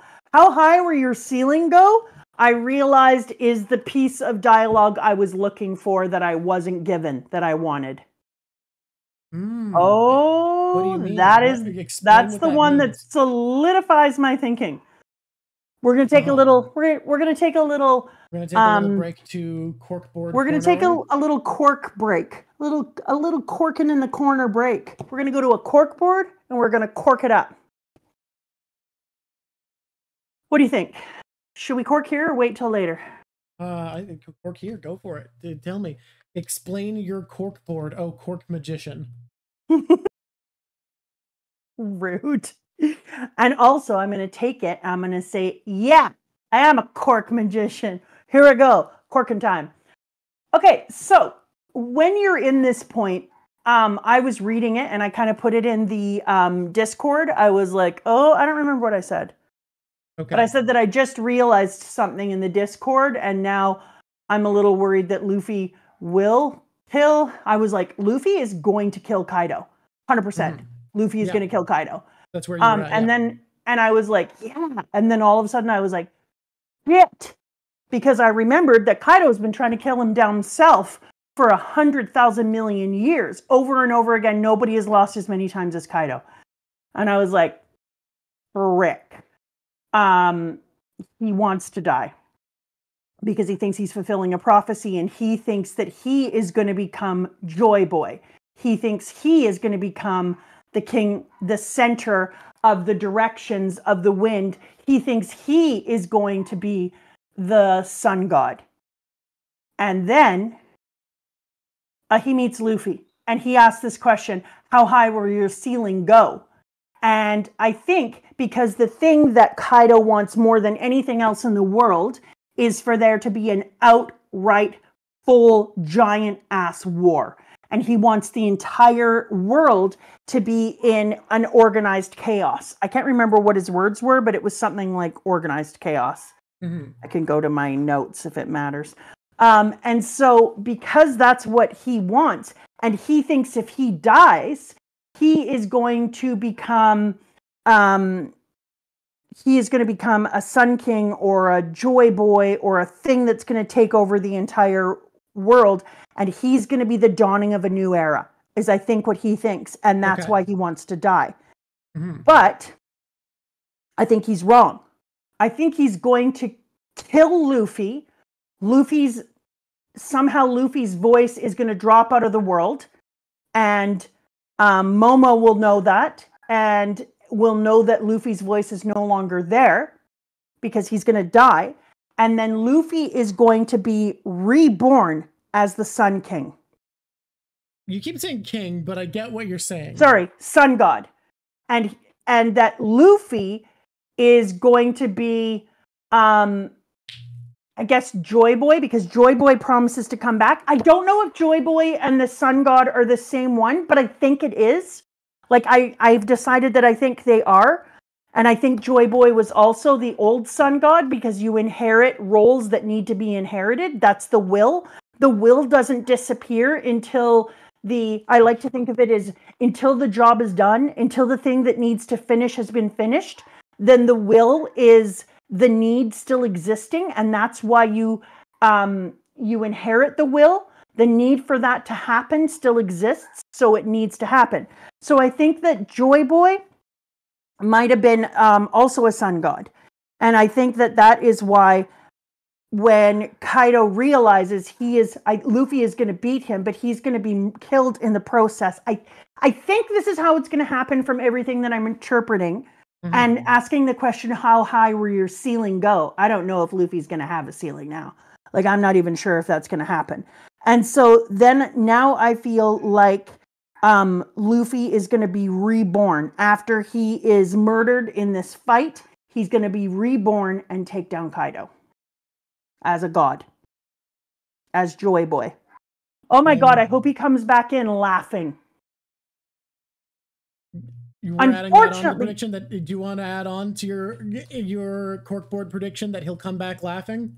Yeah, I do. Because Joy Boy, and I say this because when Roger got to the thing and they all started laughing, and they were all like, "Oh my God, Joy Boy, that's hilarious!" It would be incredible if Oda decided to do something like come back with Luffy just laughing about his death, and laughing about what had happened, and he comes back. Now, I know I know what the picture is going to be. I guarantee the picture that you said to me, I know what you're going to pick. And everyone's like, oh, you don't know what you're going to pick. And you were like saying to everyone, do I know what she's going to pick? And they were like, yeah, 100%. That's going to happen. Luffy is turning into a god in this realm, and he is going to be your center image.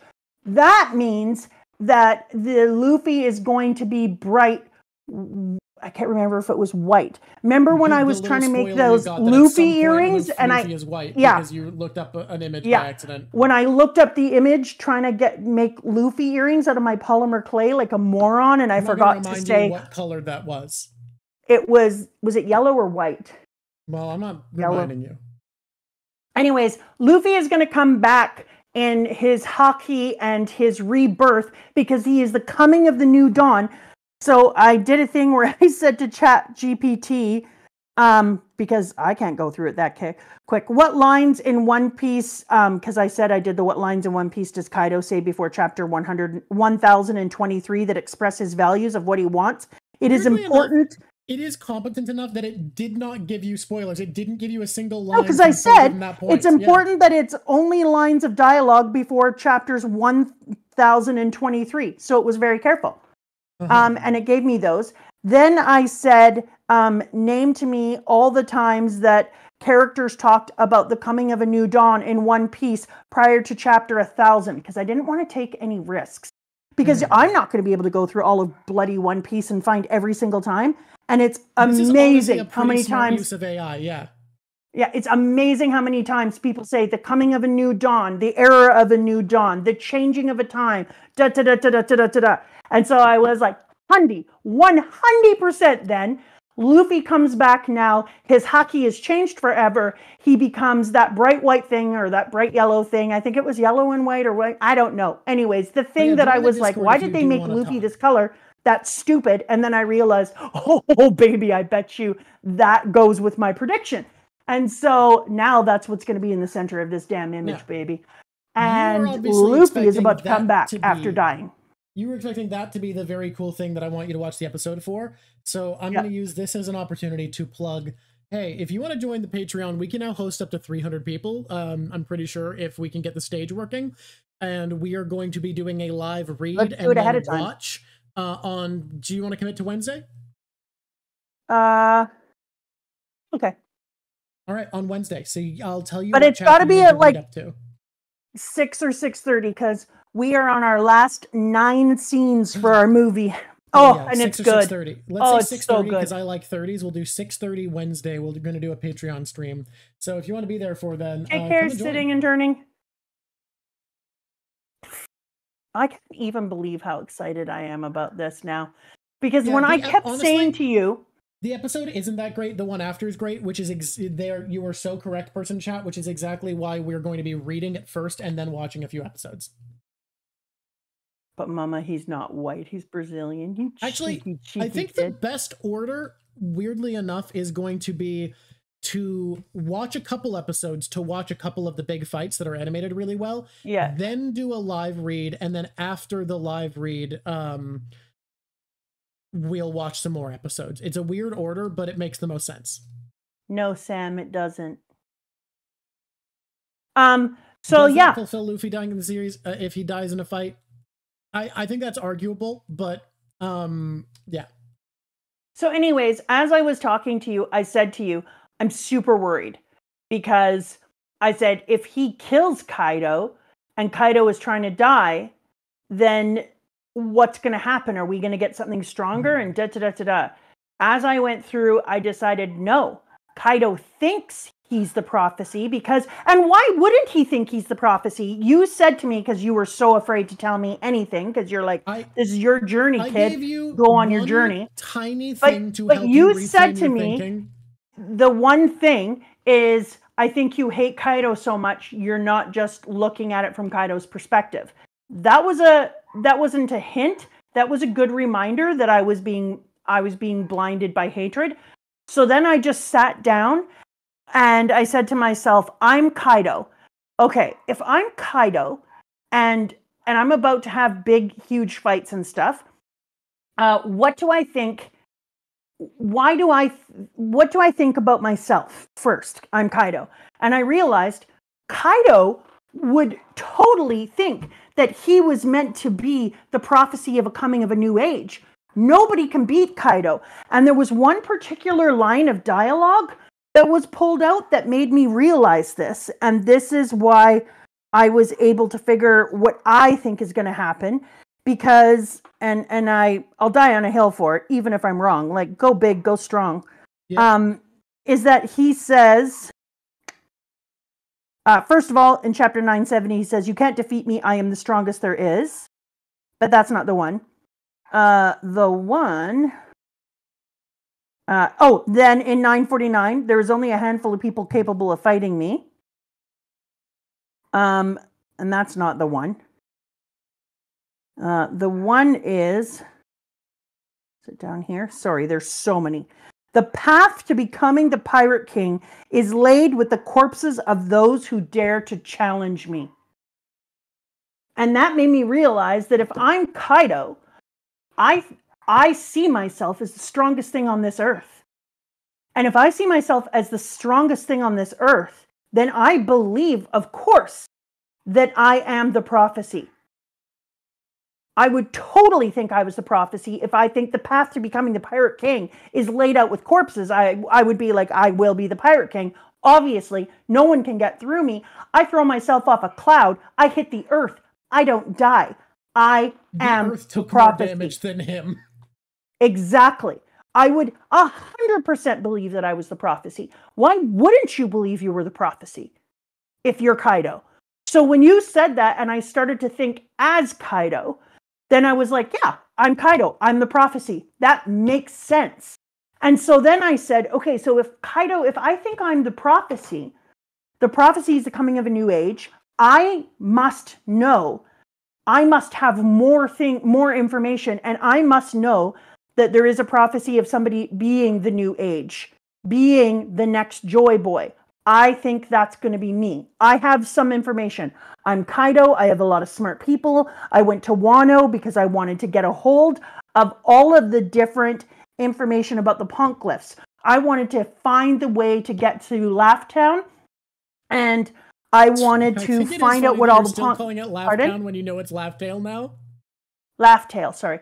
I wanted to find all the, but I called it that in my head for so long. I know, I'm aware. You were so close to what it was called for so long that it's harder for you to switch. It's hard for me to move it off, so it just becomes Laugh Town all the time. And so I want to find a way to get there. I know about the red poneglyphs. I know about the other poneglyphs. I have information. I've had them translated. I was looking for people to do that. That's one of the reasons I chose Wano. Plus, Wano was hidden away. And so if I'm Kaido and I think of all those things, I know that I am going to be the bringer of the biggest war. And I know that I am going to be the person who tears the world asunder into chaos through my own organization and my leadership.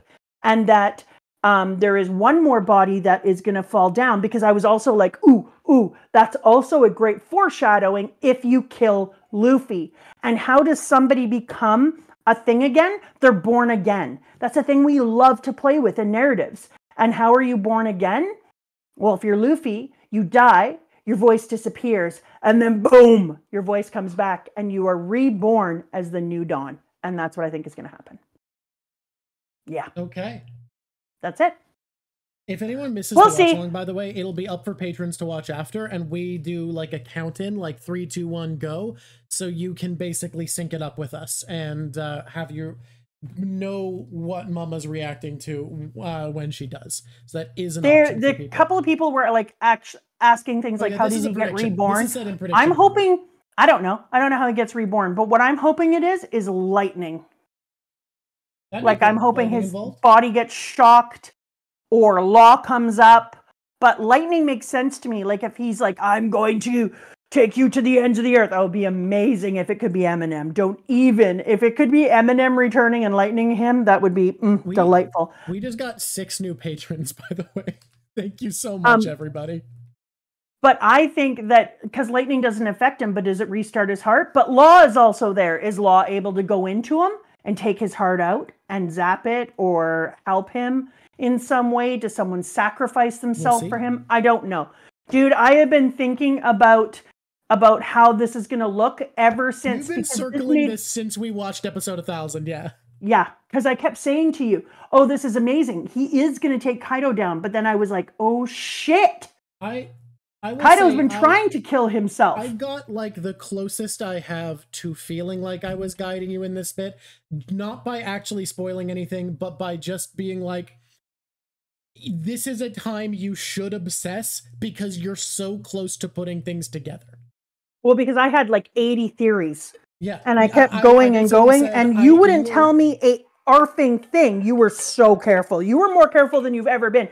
But you did say very close to figuring it out. And I'm not going to confirm or deny how much of this is right, but I'll say you have been circling exactly predicting the end of Wano for so long, and you were saying you had said all of the pieces, and I was just like, if there's ever been a time to obsess, you will be mad at yourself if you don't now.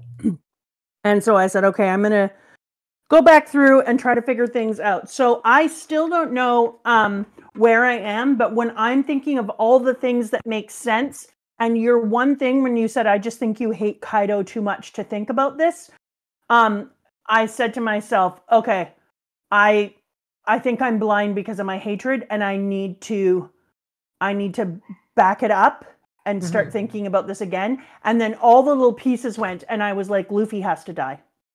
Hey, Luffy dying, I thought would be amazing. Just to be fully transparent.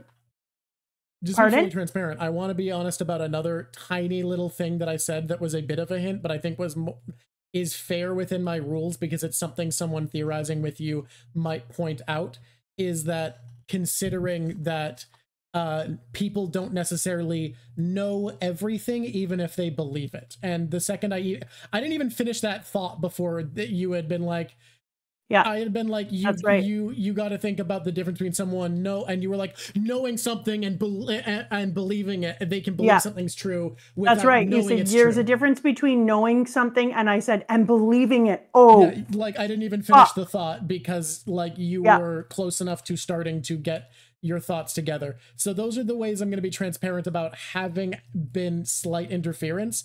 I want to be real though. You have thought this through so fucking much. I'm excited for you to see how much of your thinking is correct, because it could be anywhere from the vibe is there, because clearly everyone's impressed enough with the emotes that at least some of this is accurate, or it could be entirely true. And I'm excited for you to see where on that spectrum it is. I'm just looking forward to seeing, because I believe that because I believe that Luffy is going to die. I've believed since Oda gave so many hints in the beginning. I knew, and especially once I decided on the idea of the directions, and then watching that video from Japan, I found out about the center one. I knew there had to be a sun god in the middle, and I was like, well, that's freaking Luffy. So like, then I looked at all the hints that Oda gave, and I was like, holy shit, like it's all here. It's just right here. And so I cannot wait, because I know it's going to happen. I know it how all of this has spiraled out from people early on saying Usopp is our god. Usopp is our god. Usopp is our god has been the start of this long spiral of you going, well, wait a minute. Yeah, as soon as people said Usopp is our god, I was like, that's semantic ambiguity. And so people are saying something. If they're saying Usopp is our god, or Usopp is our god, or all the different ways she said it, or they said it, I was like 100% then. There is gods. Yeah. Anyone ever questions why I try to be so careful in my phrasing when talking to you about stuff? You guys saying that has led us to here. That's how much Mama Drawk can extrapolate from something. Well, because it just makes, if they say, it made sense. As soon as they started saying Usopp is our god, or Usopp, God Usopp, I was like, then gods exist. And if gods exist, and I just have read all this information about the 4 directions or 4 winds of Japan, and how there's a 5th central one, and it is a sun god, and the sun god is the center of Japanese lore, then I was like, okay, gods exist, then that's Luffy.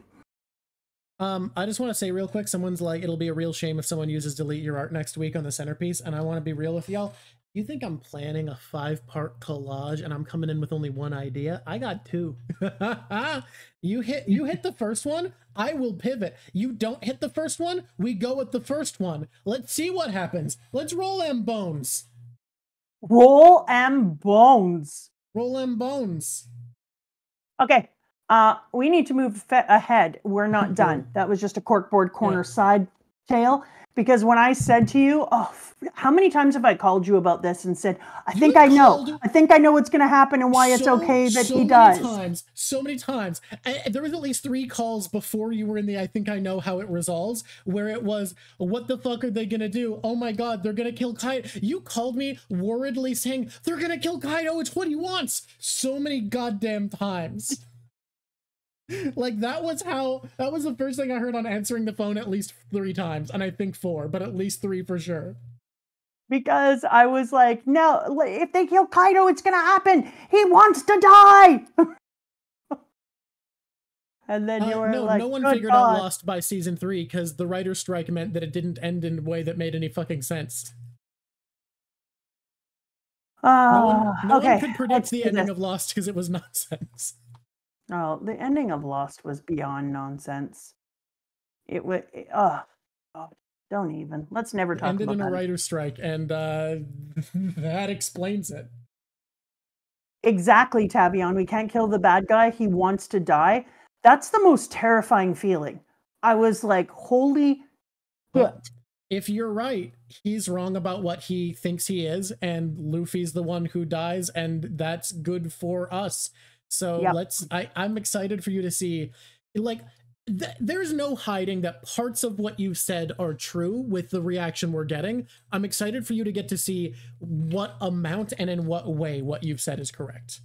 I'm excited too, because I've been obsessed.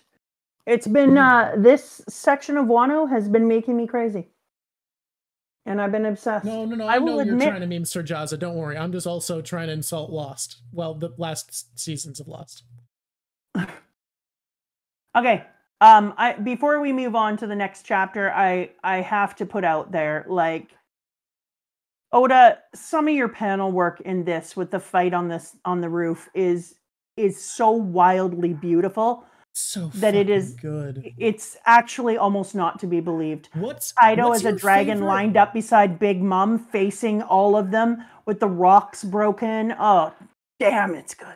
What's your favorite bit of, like, fight choreography that happens in Roof Piece? This stretch of the 5v2, because this fight has some of the coolest conceptual choreography in One Piece.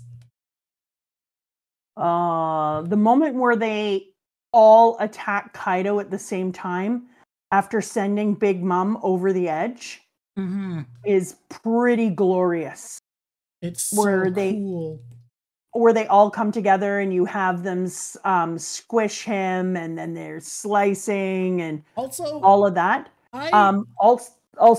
Zoro's attack, like, Zoro, can we just have a, like, raise the roof for Zoro, because his changes in this fight, watching his hockey grow. Ugh. I'm not one of those people that's like, we gotta hype Zoro because he's so strong, because I find just being strong boring a lot of the time. But the man did briefly block the most powerful attack in the series. Yeah, 100. Like, have we ever seen an attack more powerful than that? I don't think so. I think this is the single strongest hit we have seen in the series. It was unbelievable. It was incredible. Monsters teaming up to use a combo attack. I also just love watching Luffy still learning. I think the King Punch is being on the roof and saying, I don't understand. I saw the future in that one, and yet it didn't work this way. But he's just, like, puzzling it out and thinking, because it's been a couple of times now that we've got to see Luffy being cerebral. He is in the middle of the fight, and it proves that he is a bodily kinesthetic learner, and that when he is moving and fighting, which is why fighting for Luffy is school, because when he is moving and fighting, he grows the most in his haki, but he also grows the most in his brain. Interesting. So many bits of choreography are so fucking cool here. I personally am a huge fan of Law's just moving around, getting in position, gamma knifing Dragon Kaido. It's so simple, but it just looks so clean. I think my favorite one is Zoro. Fair. I love how each of the enemies here has a different way of bypassing Kaido's scales. Because they're too hard to cut through. Luffy uses the haki he's trained. Zoro uses the overflowing haki of Enma. Killer uses a sonic attack so that it's ripping him apart from the inside. Law uses gamma knife to cut him apart from the inside. And Kid crushes him. They all find a way to deal damage despite his toughness, and that's so cool. And it shows how versatile powers in One Piece are, because they all have a different approach. Yeah, I completely agree. Where was I? No, we already did the whole thing about the slave maker. Love Tama. Tama great. We can talk about her, but we don't need to talk about her. Tama the Why? MVP. We talked about her. True. Oh, rest in peace. Rest in peace, Colored. My colored version is done. Hey guys, remind me, the fake duplicate showed up in this stretch of story, right? Or is that later? What? No, I think that's later because people you didn't react to it. Don't worry about it. Well, we still have chapters. Don't worry about it, fam. Don't worry. Don't worry about it, fam. I know that's. I'm gonna miss the colored chapters like flowers miss the sun. Mind. It's later. Don't worry about it. It's later. People have confirmed. Just so you know. I know. One more shout out to Sanji doing what needs to do, trusting in Robin, leaning in on his fam. Shout out Sanji. And Robin coming in, and the first thing she does is an open hand spank, and then we find out about her training with Sabo. Speaking of Sabo.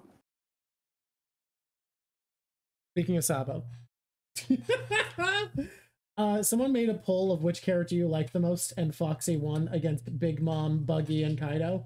You guys forget that Mama hates Buggy. Buggy shouldn't have gotten second place there. If I were to guess, I think you would order those characters as probably...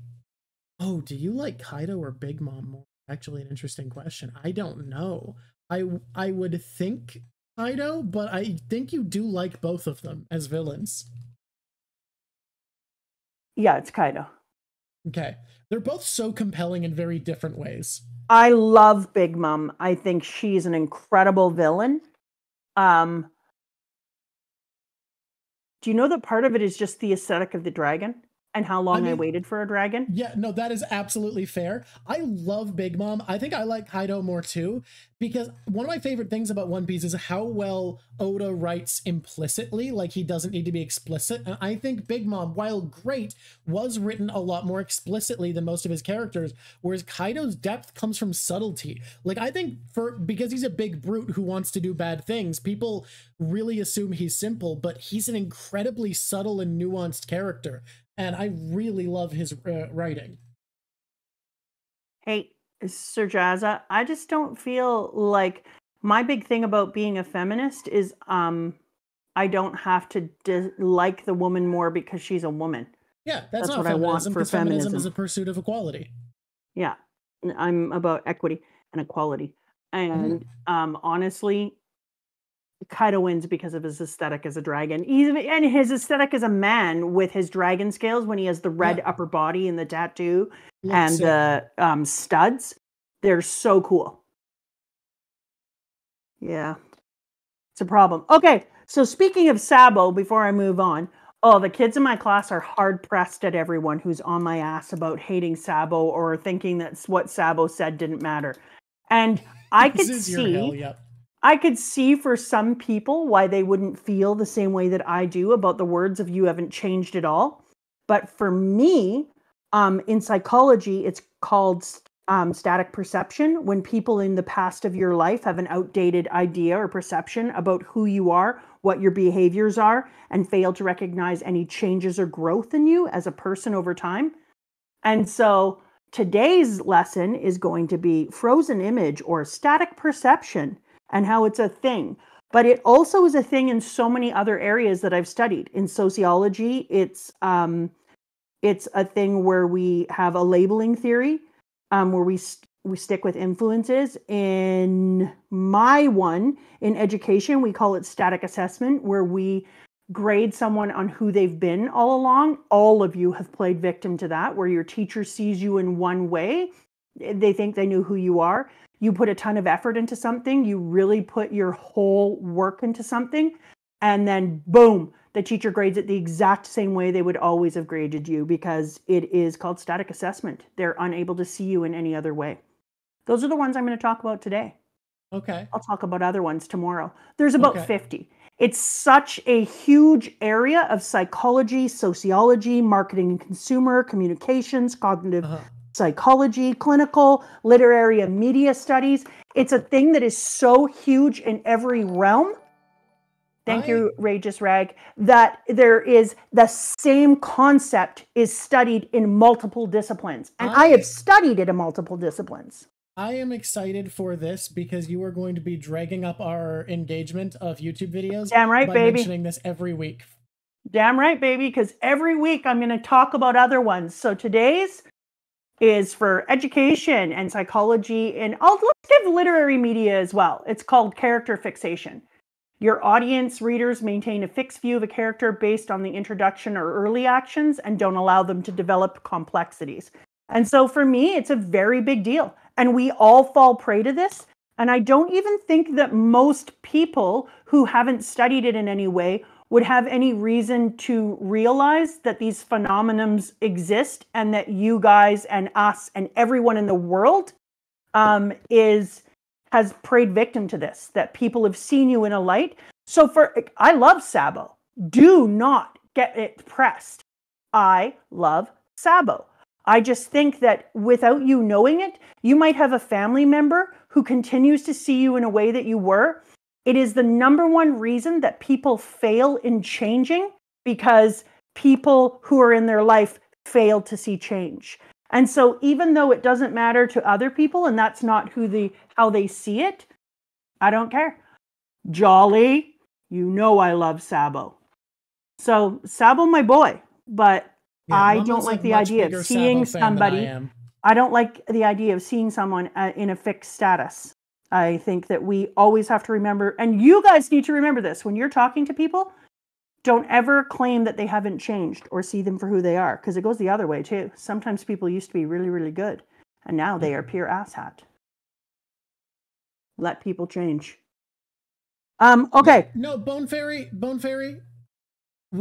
I just have to be real. That is a common argument on the other side, and that argument is not going to work here. This is, as I picked a hill earlier where I spent 10 minutes yelling at you guys about salt, Mama has including you. No, this is my hill, baby. This is my hill. This is my hill. We pick our hills. I have 60 different disciplines that talk about recognizing the change in people. Sabo is a lovely human being. It's just a normal thing, especially for families. This hill. Pardon? Actual research has been put into this hill, yes. A lot of research. In family therapy, they call it fixed family roles, where they continue to see a family member in the exact same role or the exact same place they've always occupied or in the same dynamic they've always been, and they immediately come in and try to apply those things and say things like you haven't changed at all as a way of reminding you of your place in the pecking order. It's just a minor thing we do as humans. You've all been part of it. All right, here we go. Yeah, Abby, that's one of the problems with people who are trans. When they change, their family has a fixed family role. It's part of that phenomena. And they are only able to see you as who you were and not who you are. Okay. I do, even though I hate the little dudes with the things on their face with the one eyeball, I do like the mouse. I've said this before. I like the mouse. I like the squirrel. Wait, you're telling me the ones you like are the animals? Yeah. I know you're shocked by that. I am because shocked. Usually animals. I dislike the animals so much. Yeah. But here, I like the animals. I kind of love how rote this bit has become. So I'm just telling you for now. Here I like animals. I'm not even being ironic. I love when a bit is so rote that you can go through the motions and just be like, yeah, what? You hate that's crazy. Normally you hate animals. Like it makes me unironically happy. It makes me unironically happy. It's like too. a callback joke in a sitcom where you're like, we yeah, have this that isn't in spicing common. up. This is fine. We have areas that we have in common, almost like we have some common tastes. Almost as though related. We should look add into one that. more Bellamy. Of the legendary Yakuza boss of Wano, Hyogora the Flower. They're too powerful. We can't get that close to the raccoon dog. I love it when the little peanut has his glow up. Here's the problem when the old peanut has his glow up. You could still see his face as old peanut in the middle of a big body. He's still peanut. Can I detour because Wi-Fi, I can't say it, has asked us the most important question ever. What is it? What's y'all's favorite animal? In life? Yeah. Is yours still a pangolin? Nope. No. Mine's been a killer whale for like over a decade. Orcas are the best. Well, I knew that you loved killer whales with a heart and soul that could not be changed, but pangolins were your like. Yeah, look, they were an obsession animal for a while. Pangolins are great. The issue is pangolins everyone knows about now. They're not like a fun niche animal, and they don't know about them for a fun reason.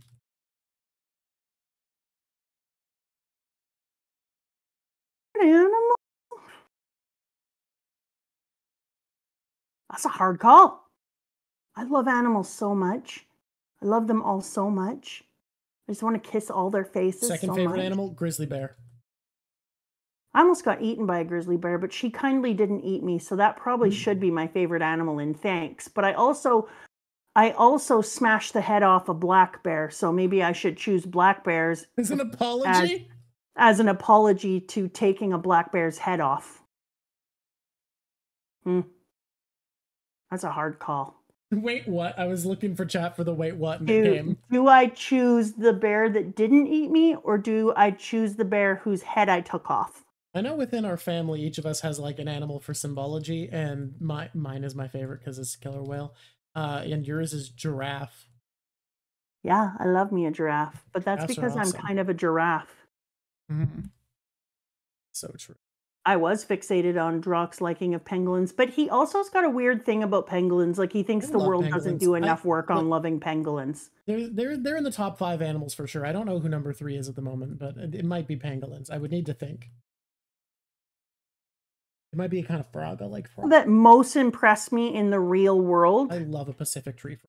The one that impressed me in the real world is definitely a humpback. Oh, I want to see. I have only seen a humpback from the far distance, and I want to see one closer up. I had one do a full breach and jump right in front of me on a sailboat, and that was awesome. I was watching one from a distance at East Point, and it was beautiful, and I only saw its back because it just came up. Rats are awesome, though. You don't have to feel bad about that, Dark. They are intelligent and incredible. I have a Rat Magic the Gathering deck led by Not a Rat because I can't give up on Grixis as a color combo. Paladin Berserker, I took its head off. There was no head to that bear. All right, I'm going to quick tell this story, but this got to be a minor thing so you're not getting the full thing. And it's going to feel like you're getting the full thing because I'm going to start with the sentence. When I was 7, I was watching a show while homesick from school all about defensive driving.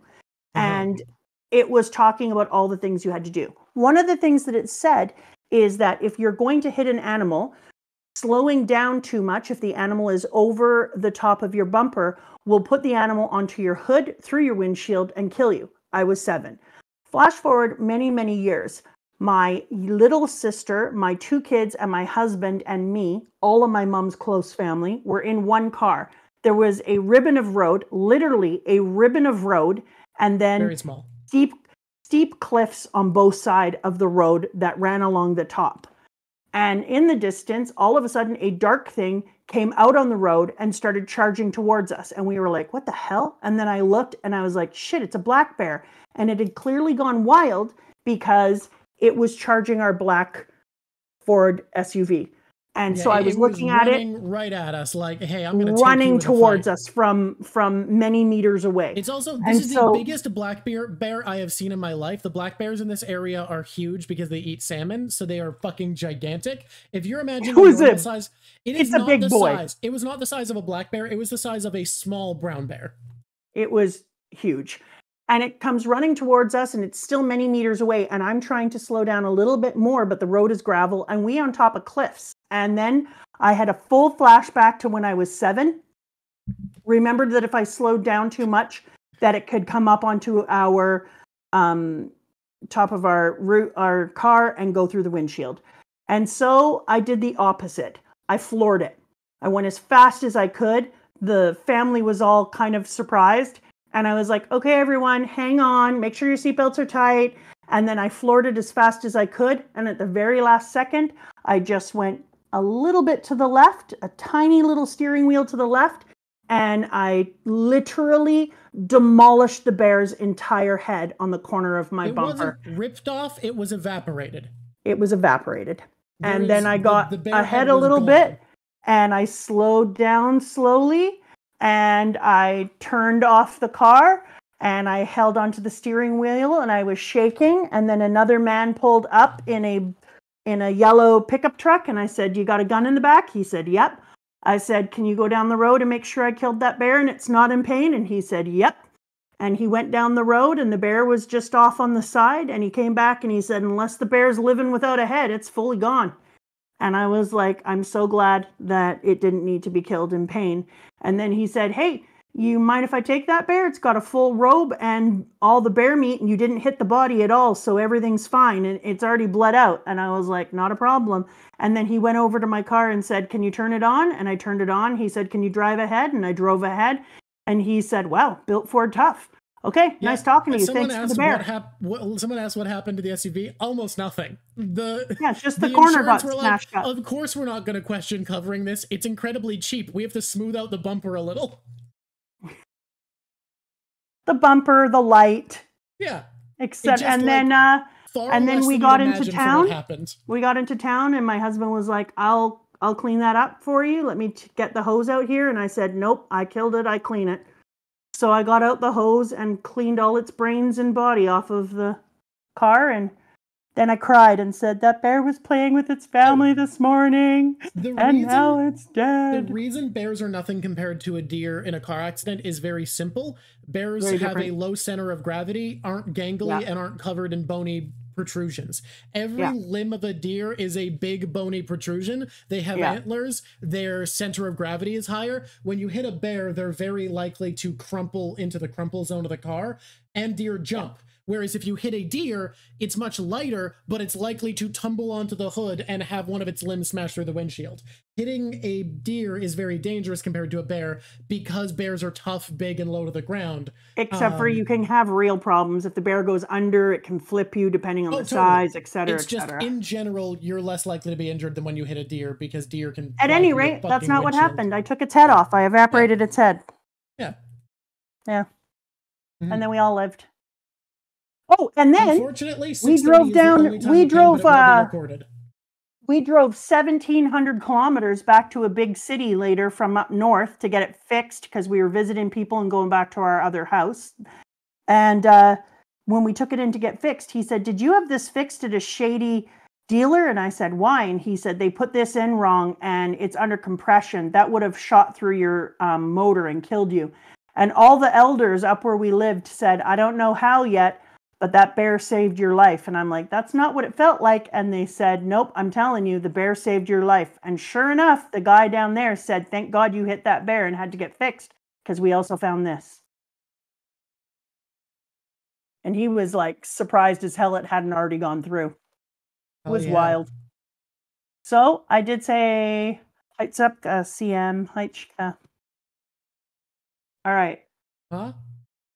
We're being counted in. Oh, we're being counted. It's plug time. Hey, y'all. I think this is maybe one of the most beautiful things ever made. It's kind of nice. It's kind of nice. It's kind of smoothing. Cat 2 went from 18 to 171.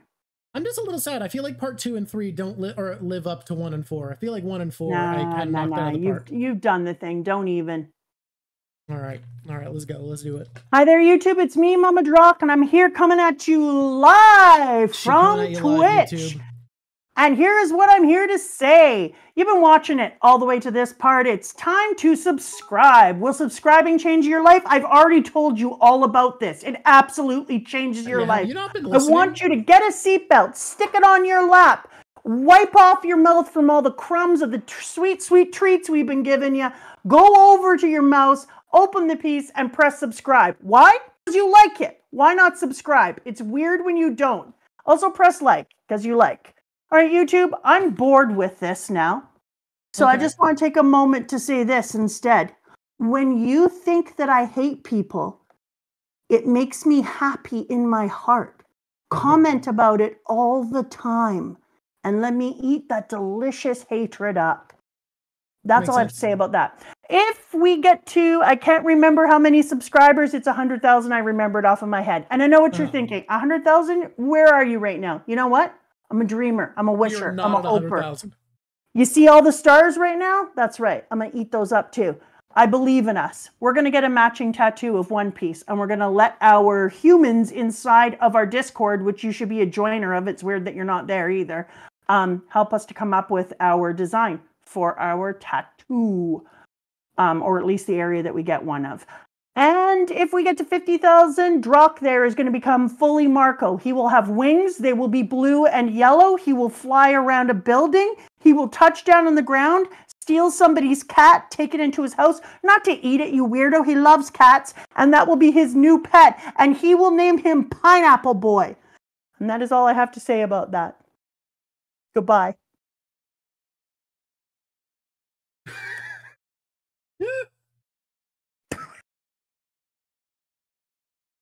You heard me. Pineapple Boy, huh? Yeah, he's a great kitty, and you're going to love him.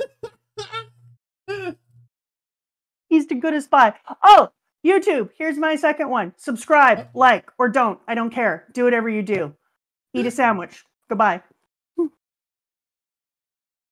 That is all. You are, I think, better at plugs than any YouTuber there has ever been.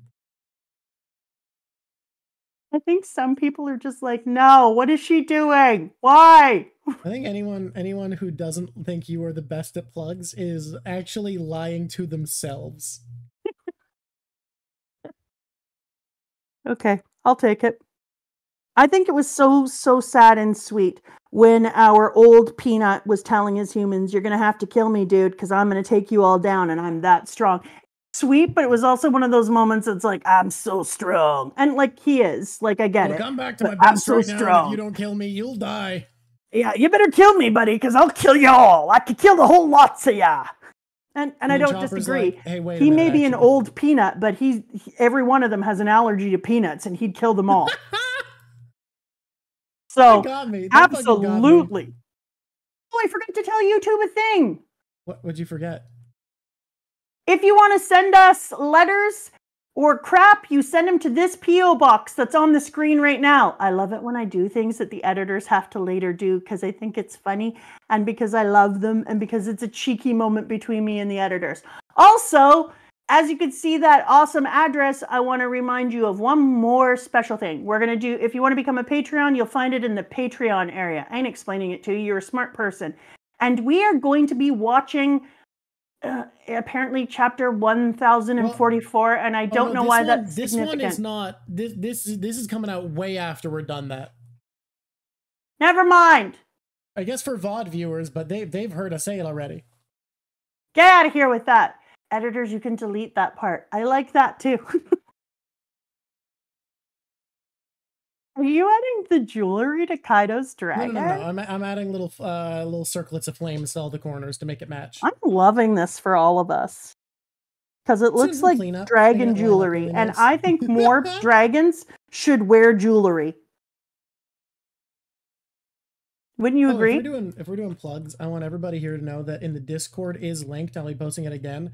a book written by one of the first people I interviewed that's now available for international pre-order. I've read an advanced copy. By advanced copy, I mean a PDF before the final edit was done, and it's brilliant. It is a wonderful book. If anyone likes novels with really well done fantasy action, Taking Flight, Tomes of Ascension is a fantastic read, and I could not recommend it more as a purchase. He is an incredible writer when it comes to writing good fantasy action, and it is absolutely brilliant. Okay, I love that. And I love that you're hyping up a new author, because you too are an author and you've written a book. I'll be an author one day. I've written books. I have yet to be like, this is good enough that I'm going to make a final draft. Yeah, but I love that for you. Drawk wrote his first book at 19, finished, complete. And then I was like, this is bad.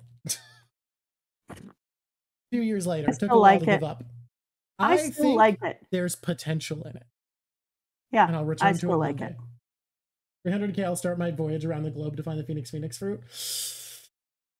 Y'all making promises for me, but honestly, funding how my style would it be though to use a dumb thing someone said in chat as an excuse to travel the globe? I wish chat would quit saying things, because you're the type of person to be like, I have to go on a vision quest. Chat said so. Chat said I have to go search for a fruit that doesn't exist, so I'm gonna go on a globe-trotting journey. Also, thank you, Bone Fairy. That is true about him. I don't know if people know this. The biggest way to motivate me is with an idea that sounds dumb enough. Yeah, people know it. They've seen you.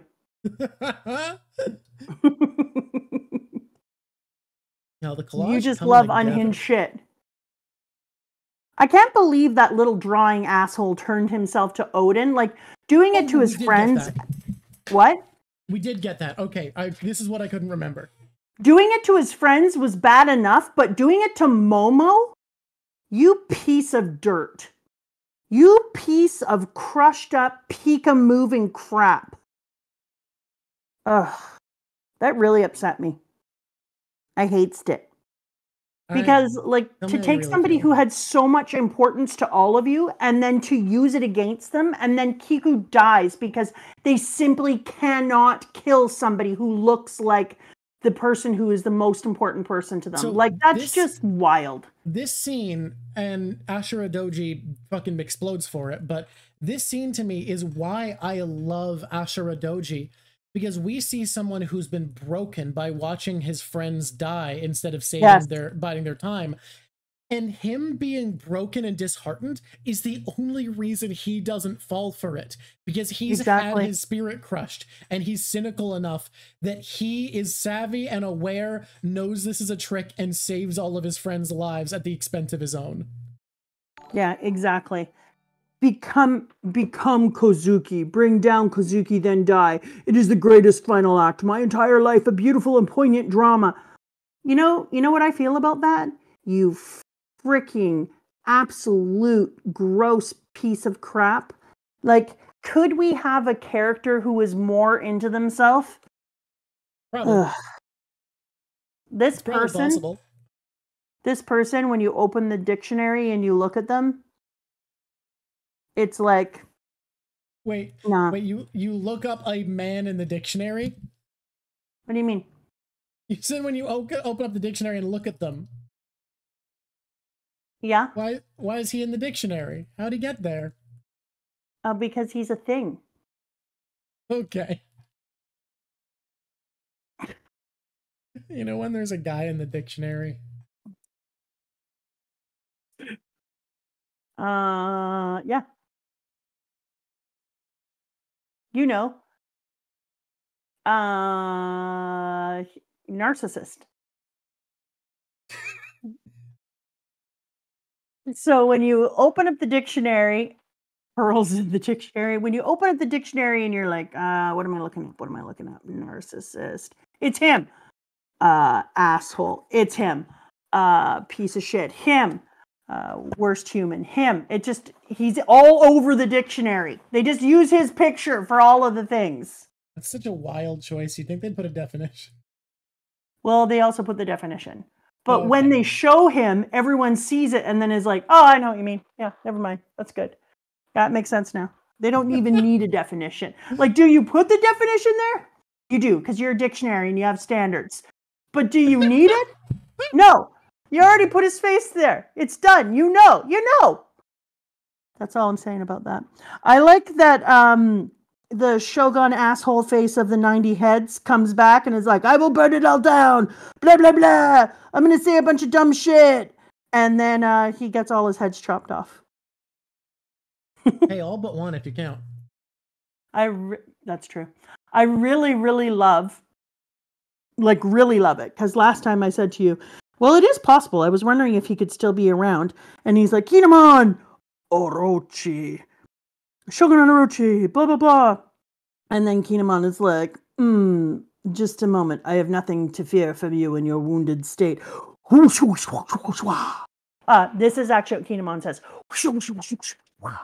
And what you can't see is I'm also doing all of the actions because I'm the greatest swords person, Kinemon. I pulled him inside of my spirit. And now, no heads. How many heads did you have? Oh, that's right, none. It technically has one left, actually. Well, I guess there's this weird little dark, shriveledy dude up there. It makes me laugh. Because he's only had 7 cut up to this point, and he has 8 heads. Yeah. And I feel really good about it. My wife would never. I heard you.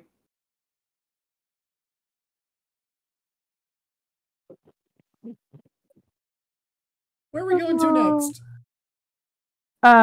We go back up onto the roof where there is a fight. I don't know if you've heard of it. It's with this guy Kaido. He's strong, and he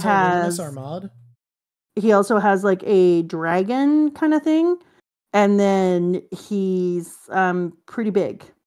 And I love how when he's fighting with all of them, this is the area where Zoro comes up and cuts Prometheus in half, knocks the old woman down, puts the cloud inside of a box, and she goes, I'm melting. I forgot there's nothing below but sea below. Help me, Zeus. And Zeus is like, I'd love to, biatch, but I'm kind of in a box right now.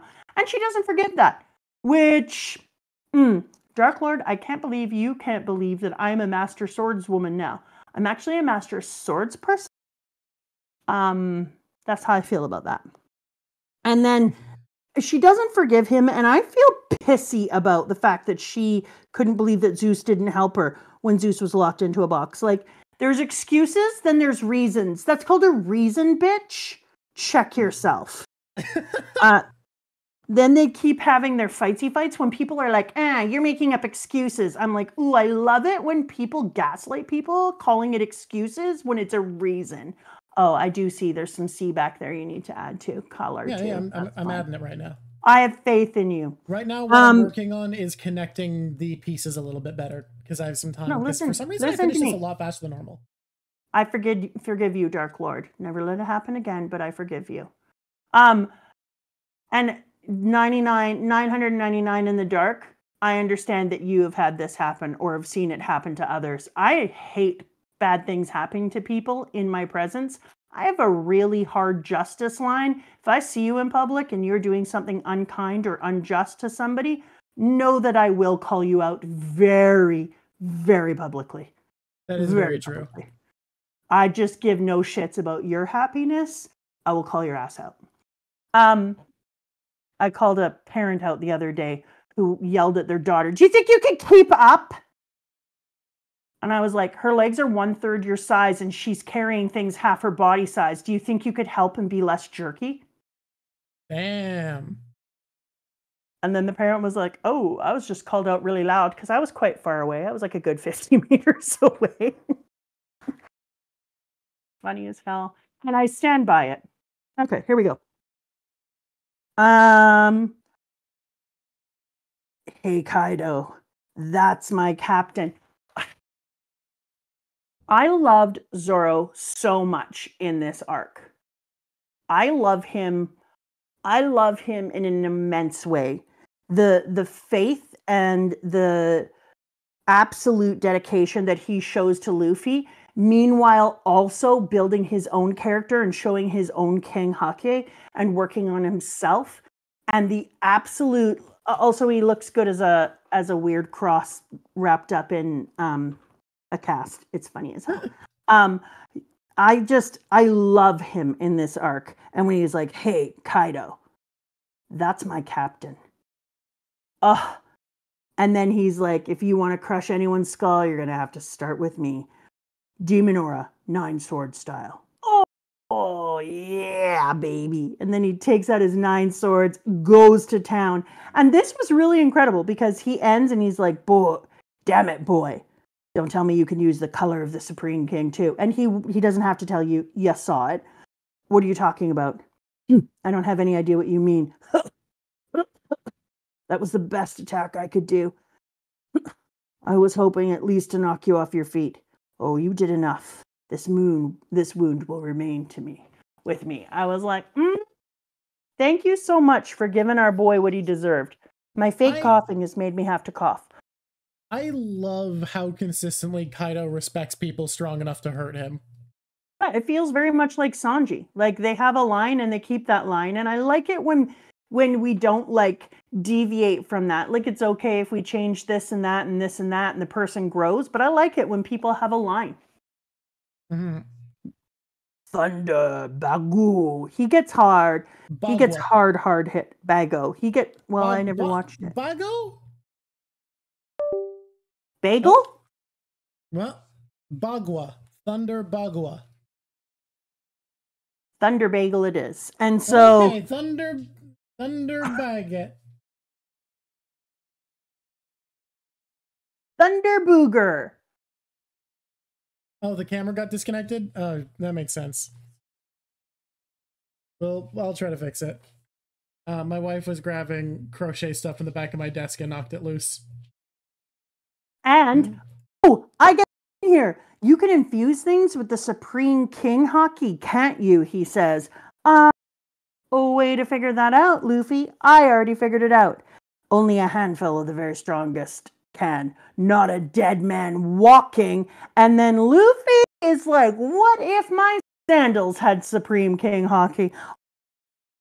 And they meet the thing and the clash of the titans happens and Luffy does my favorite kind of punch, and that is uppercut. I love me an uppercut. First of all, the word uppercut, pure joy. Okay. Pure hilarious joy. Second of all, when you uppercut someone, their face goes, hey-o, and flips back, and you can see under their chin. Hilarious. Okay. And third of all, I think the uppercut is the least expected cut of all, because people expect a jab, they expect a hook, they expect all of those, but they don't expect an uppercut. It's a tricksy little bugger. So this begins an interesting part of the anime that we probably won't be watching, where I think these panels of Conqueror's coding look so good, and the anime decided to adapt coding with Conqueror's Haki as over-the-top explosive auras of gold light. And it's a bit extra for me. See. He's not even touching him. Zoro, Traffy, thanks for protecting me. You can go down now. I'm going to beat him no matter what it takes. Go ahead and let everyone know. What a great line. And he's in the pose that you've got there in the middle. It's Luffy's I'm going to kick ass pose. That's Luffy's, hey there, hi there, ho there. It's time for me to take your ass, put it on my shoe, and thrust it through the air. Something has happened partway through this episode where you have gone crazy. Crazy? Yeah. I was crazy once. They locked me up in a rubber room with rats. Rats make me crazy. Crazy? I was crazy once. I like that fun here. I've been on here a while. It's about the 3.5 hour that I get like, punch drunk. Yeah. Yeah. And then in the 3.5 hour, I'm like, whoa! And then things go a little off. Yeah, I don't know what to tell you. Yeah. If you want the normal me, the normal version of me, hey. It's not funny to joke about that sweet, sweet pipe, son. All fun and games until someone smokes crack in your face. I like how we got a comment to someone being like, does she really think you can be addicted from one huff of crack? And Like, could you not tell it was a joke? Have you not heard of what jokes are? That was a comment I should have been rude to. The one I was rude to didn't deserve it. The person who was like, she's so dumb for thinking she's addicted to crack. I should have made fun of them. No, you should have been like, hey, we've gone through full treatment. So was that funny to you?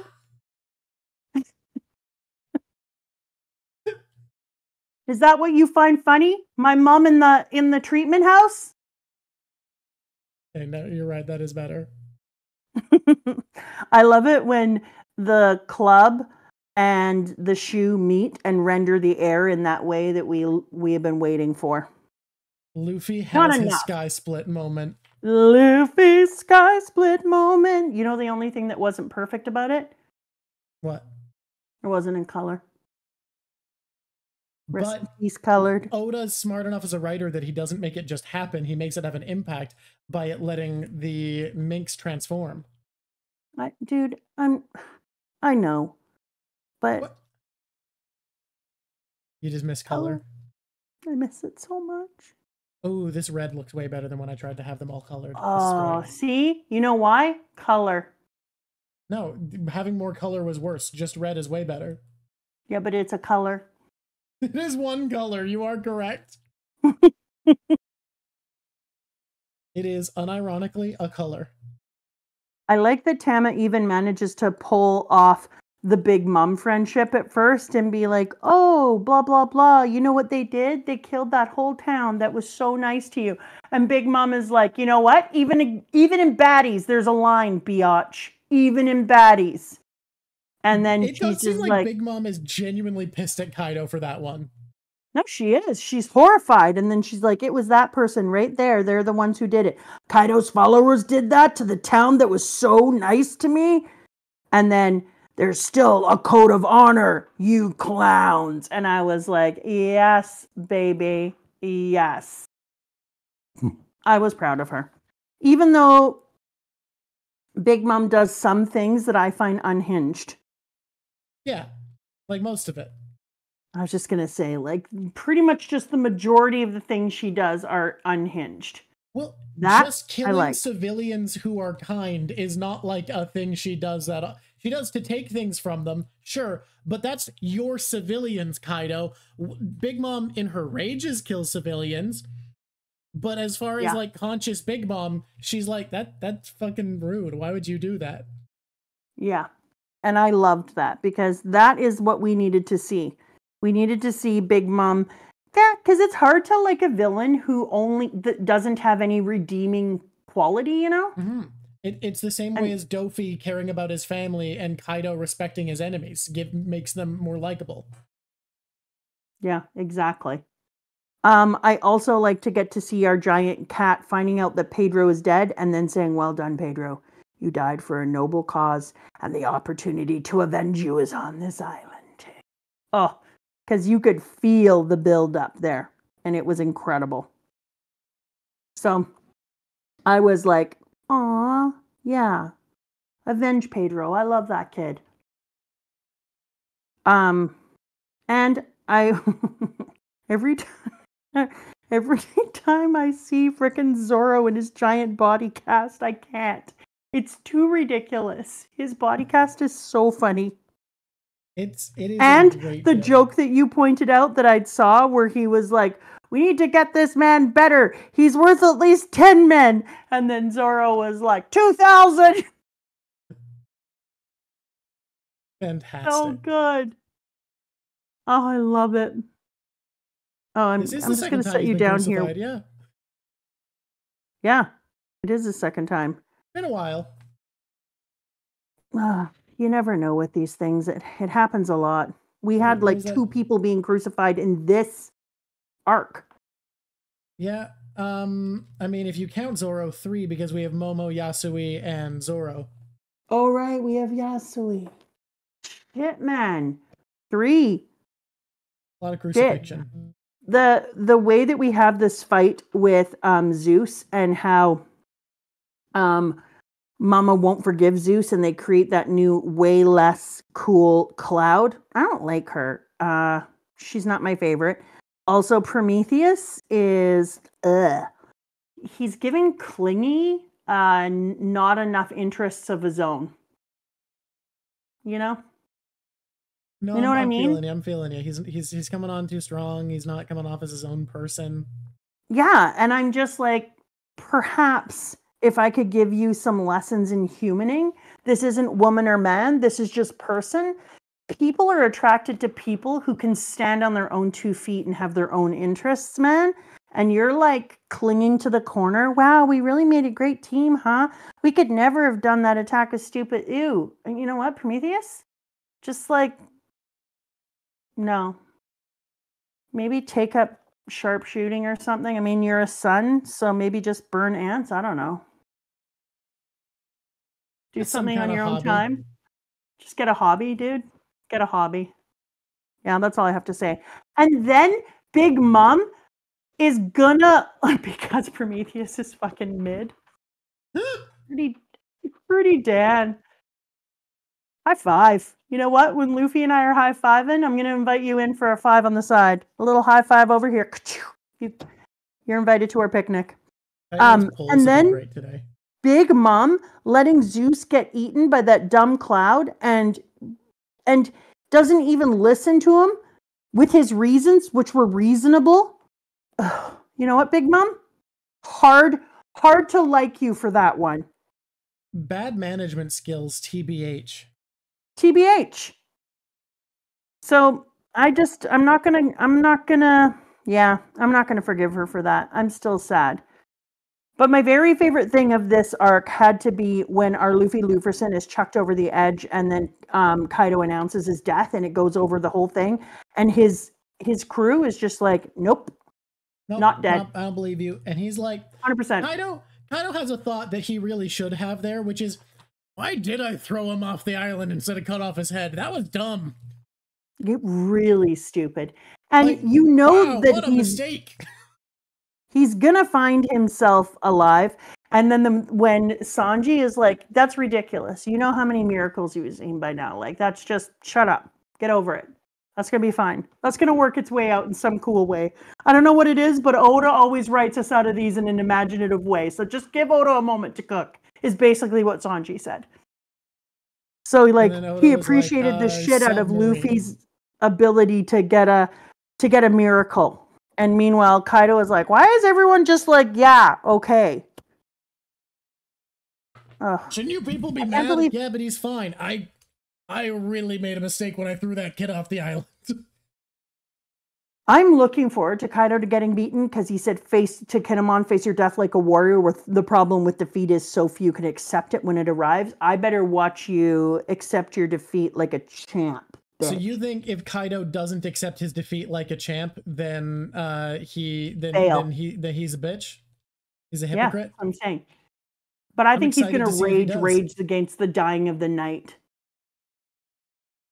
Yeah.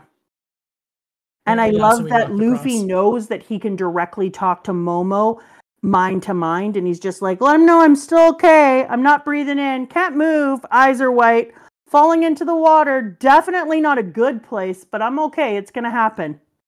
I'm going to be good. Don't worry. Don't worry about me. It's all going to work out the way it's meant to. The only good thing about CP0 in this arc is getting to watch them move the Go board.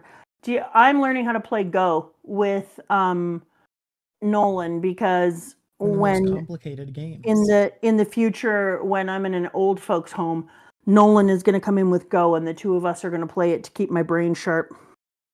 Go is a cool game. I like it. I will say, whenever people are like, of the old board games, it is the most complex, and we took forever to make a computer that could beat a human at it. I always want to be like, I don't know, play Magic the Gathering if you want complexity. Like, it's a cool game. If you're gonna brag about it being the most complex game, Magic's actually just more complex. So I am going to play Go because it's also cool. It is white cool. and black. I'm thinking I would like to collect stones, enough for a Go board, pure black, pure white. I got a place on an island that, oh, I should take you there, that orcas come and rub up on the beach because it has such a sharp drop off that it goes from black smooth rocks, perfect black smooth rocks in this amazing size, to like deep water. So orcas go there to wipe all the stuff, to scrub all the stuff off their bodies. Can I say, person real quick who brought up Gungi, you're a real one. Okay. I am really happy that in the end that Nami recognized that she had to have a different relationship with Zeus. And I'm glad that his name isn't Fluff. I love how he's so excited. Like, name me. I want a new name. She's like, Fluff. And she's like, I'm Zeus. And I like that she says, Nami, blah, blah, blah, blah, blah. I'll help you out. You can't do that. And then Nami is like, look, I realized that maybe I shouldn't have made you a slave. So what if you're my friend instead? You're my little sidekick. Like, you know what? Good on you, Nami. There's a lot of people I'm proud of in this one. I was also proud of Kaido's son for just standing there and being like, you know, it's time for us to have it, and getting out all their daddy issues. Like, they actually just had a moment to say, you know, you're a dick. And here's all the things. I refuse. I already know that I can't win, but I don't care. Luffy is the man Kazuki Oden was waiting for, and until he returns, I'm just going to hold you back, and don't assume that I will go easy on you, Yamato. And then Yamato is like, yeah, I know you're not going to go easy on me, you dumb bitch. You're the worst parent a person could have ever had. But I'm going to stand up here. And I'm just going to like toe-to-toe you, biatch. And I'm going to force you to come to terms with the fact that you are trying to kill your child, Bitface. And I'm going to talk about it. I'm going to say it. I'm going to tear down your inner demons. And so like there is no 1v1 because it's not just the fighting here. Yamato is also breaking down, whether he would acknowledge it or not. Yamato is breaking down his interior well-being, hearing about the ways in which you're a terrible person and father, and that you are happy to switch sides because you suck so bad as a person that not being like you is the goal. And that does a breakdown of a mental thing, whether you will admit it or not. So everyone, there's no 1v1. There's massive people coming in and doing the big work that creates the inevitable, I think, death, I hope, of our boy. And I really look forward to him being dead and then being like, wait, am I going to wake up? And then it's like, yeah, no, bitch, you ain't going to wake up. Because you are not the one. Woot, woot. You want to be a sun what? Now you're burned by the sun. Is that a sunburn? Damn, boy. 3rd degree.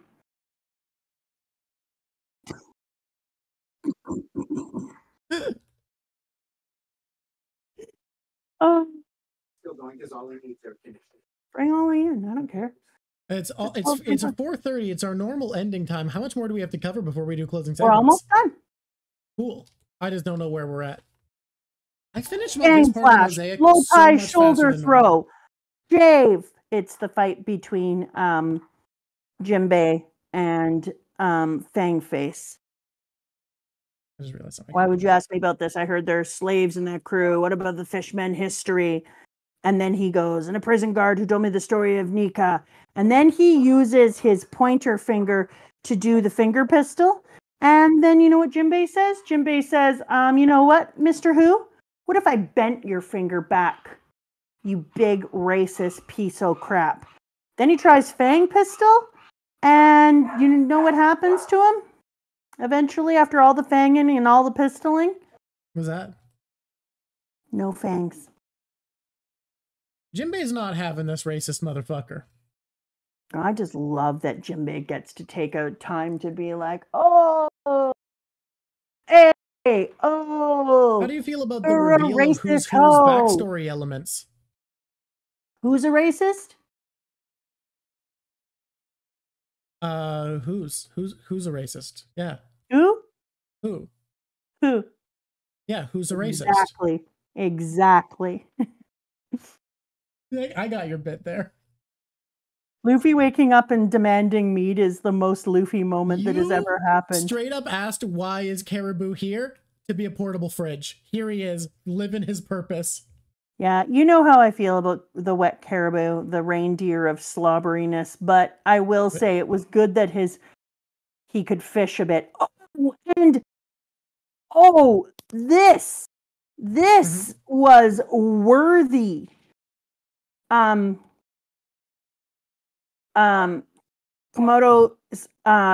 dragon fruit. The dragon fruit, I'm trying to find where they talk about it. So it is the guardian spirit of Wano. Model Ochi no Makami, a rare mythical wolf. It's the guardian spirit of Wano, which makes losing it to someone claiming to be Odin especially painful. And that is why I tell you to uphold the role and protect Wano for me. Be its guardian deity. It is not the same thing. That dragon fruit, Wano's devil fruit, that devil fruit is stunning. And they look just like the beauties from Zoe. And then when they're fighting and they have the spinorama dark and white, I bet that would have looked really, really good. Thank you. Holy, tons of subscribers. Thank you, guys. Goodness, someone just gave a great gift of... Thank you, Sims. Someone immediately gifting 5 subs, immediate hype train. That's crazy. It went up to a level, almost level 2 hype train. Hype train! You know what would have looked really good? If this was in color, can you imagine how cool they would have looked in here when their black and white powers were clashing at each other? We'll never know. I mean, you could know, because you could look at the anime, but they kind of just didn't do a great job. Oh, really? Some of the fights in the anime looked really good, some of them didn't. Oh, why didn't they get the one chick who was so awesome to do it? Yeah, Yamato's fruit is awakened. You can see for a few reasons. We'll get. Have we found out what awakened means? Not yet. For a Zoan, not quite. It's not revealed for a long time. Have you? But you've seen it? Yep. Awakened Zoans have been been on explained. Robin's boobs that Oda is using that look like stretch marks so that he can cover up the full boobicle on her fight. I'm going to say this again. On Black Maria, she's got a band around her boobs, so you can't see her boobs. But when Robin goes into her full size and she's all big, all there is on her boobs is some kind of weird lines that go up both sides. It doesn't look like it's actually... I think it's because her giant body is made up of a bunch of little body parts, so there actually aren't nipples, and the lines are just meant to show that it's a constructed thing made out of lots of little body parts. Onions? I don't know. Oh, those are the hands. Those are the hands that make up her giant body. No, I'm talking about her boobicles. It's weird.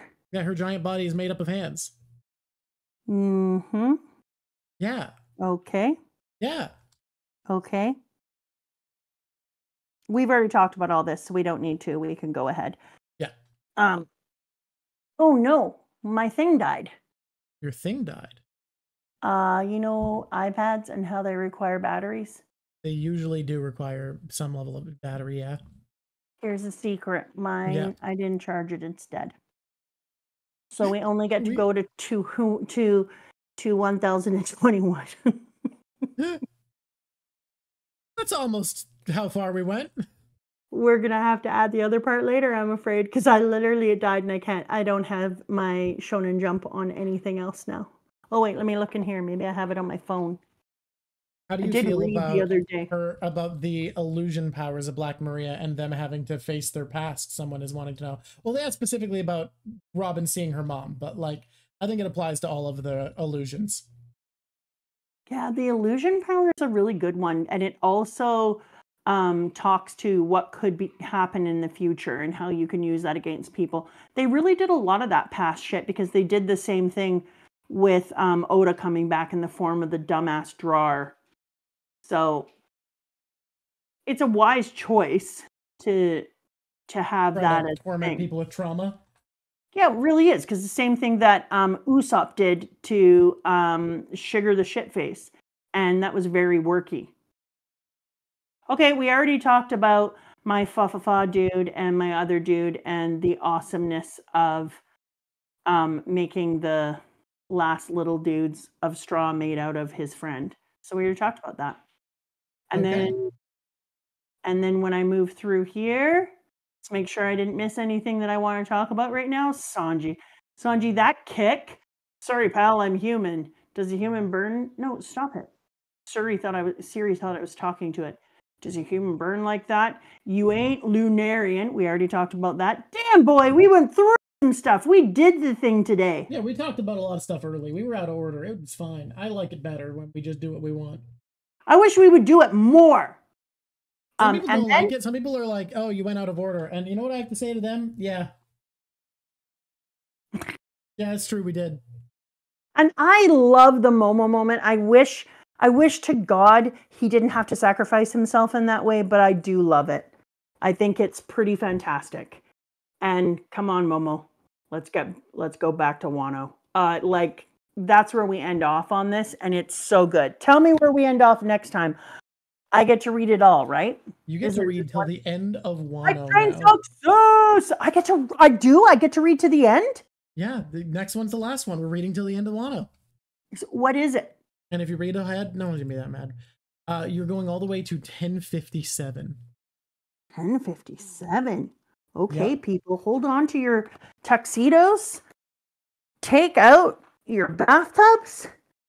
Fill them with rice noodles. We're going to go some places. I can't wait to see if wait, but correct. no, I forgot, but you need to stop so we can read the thing at 1044. I think you should read the chapter before it live too, so stop at 10. I honestly think you should stop all the way at 1041, and we should read all of that section live. Drawk, can I ask you a question? Read 1041 by Wednesday. Do you hate me? No, I just think when you read them, you're going to understand why we should be sharing your reaction to those chapters with the patrons. Patrons, you're so gonna understand. Kid. Squishies. 1041. Fine. And then you can read till the end of Wano. Hot fart. My God, hot fart. For reals? Are you really hot fart? Yeah, I'm giving a homework assignment. She's a teacher. She's used to it. That's how you communicate with teachers. Rude. It's the All only right. language they understand. I will eat you. I think you will agree when you read it that it is a section worth giving your reaction to. Stop at 1041. Let's do this. I got to do the thing because I'm going to see the babies. Hell yeah. All right. Top 5. Wait. Should we start with drip? Let's start with best 2 drips of the arc. No one knew, right? What? No, nobody knew here. There's What? no new characters. No. Top drip, Black Maria. Fair. She dripped so hard it dripped off. I hate that kid, but it's good stuff. You look good. And you know what's weird? What's that? I kind of feel like it's my main man, old Jim. Interesting. Man's Like got when a swagger here. There's something about his look that feels like, I don't know. Oh, the tail coming into this section was so needed. That is such an improvement to the composition. Yeah, I agree. Good job. All right, next. Next up, least favorite character. Oh, least favorite character. Gee. Oh, that's kind of hard, actually. I mean, least favorite action, but I love that character. Would be Queen. But I know everyone, you've all said it. I saw. I'll stare at it nonstop. But least favorite character. No, because Caribou gave food. Caribou actually helped for once. He was only positive. Yeah, which is weird. I didn't know what to do with that. I didn't like Pepe. You didn't like page 1? Pepe is poo-poo. Damn. Get wrecked, page 1. I honestly find it wild that page 1 is a member of the Toby Ropo instead of Hawkins, because I feel like Hawkins feels like way more of a threat than page 1. Yeah, no, I've decided it's Pepe. Screw you, Pepe. Next. Get owned, honestly. Top 5. Actually, Luffy on the tier list of Luffy's.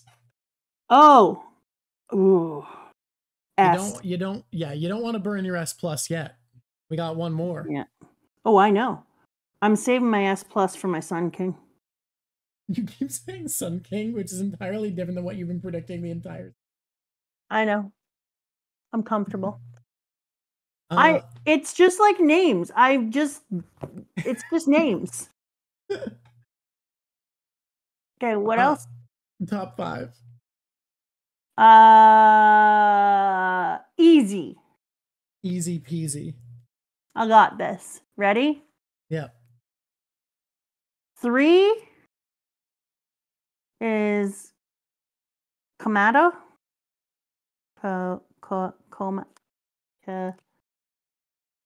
What's his name? What? What's Kaido's son's name? Yamato. I wanted to call him something totally different. You did. You Yamato. said Kamado. Yeah, you know what? I'm punch drunk. That's 3. 3, Yamato. I'm going to do a thing. Okay. Is it a thing you think I will disagree with and try to disallow, or is it a thing you think you're going to be fine with? I think no one can stop me. Yeah. I'm making Zoro number 1. I want you to explain. You're right that no one can stop you. I want you to show your work. I'll give 0 shits. I have decided that Zoro is number 1 for the following reasons. All right. Zoro came in with, he's not that thinky usually. True. And when he comes in, he just goes hard with no reason. But in here, his King Haki was revealed. He did the most damage to Kaido, which is wild, just with his own self, not being backed up by others. He is the one who kept the faith in Luffy alive. He is the one who, when Luffy was taken to the ground in the midst of the fight, said, okay, I'm going to fight Kaido one-on-one. I'm going to stand on this roof and fight Kaido one-on-one, because all I'm going to do with my life now, if it means it, is die creating time for Luffy. And then as soon as he goes down and he is in a full body cast from full broken bones everywhere, all over his person, and he understands what intense pain means, because he's gone through it when nothing happened, he still says, yeah, give it all to me right now and just let me get up again, because I'm worth 2,000 men. And takes it and then rejoins the fight. He's the one that does the most cover work on the way up there. And I just think that for me, he's also number 1 because I'm thinking about it in terms of Straw Hats here and the joy that I get from it, and watching his growth in this one and him move up so high gave me the most enjoyment. Okay. Yeah, I know. I don't care. All right. No, it's fine. Like, I have no issue with what you were saying. Yep. Because honestly, my number 2 is Sanji. Interesting. The wings of the Pirate King. Yeah, there's something I don't care. My number 2 is not Sanji. Sanji, you're gonna have a little Nami treatment. We're Namiing our Sanji. Because I realized it's actually Marco. Okay. The guy who talks about the wings of the Pirate King. Yeah. It just is.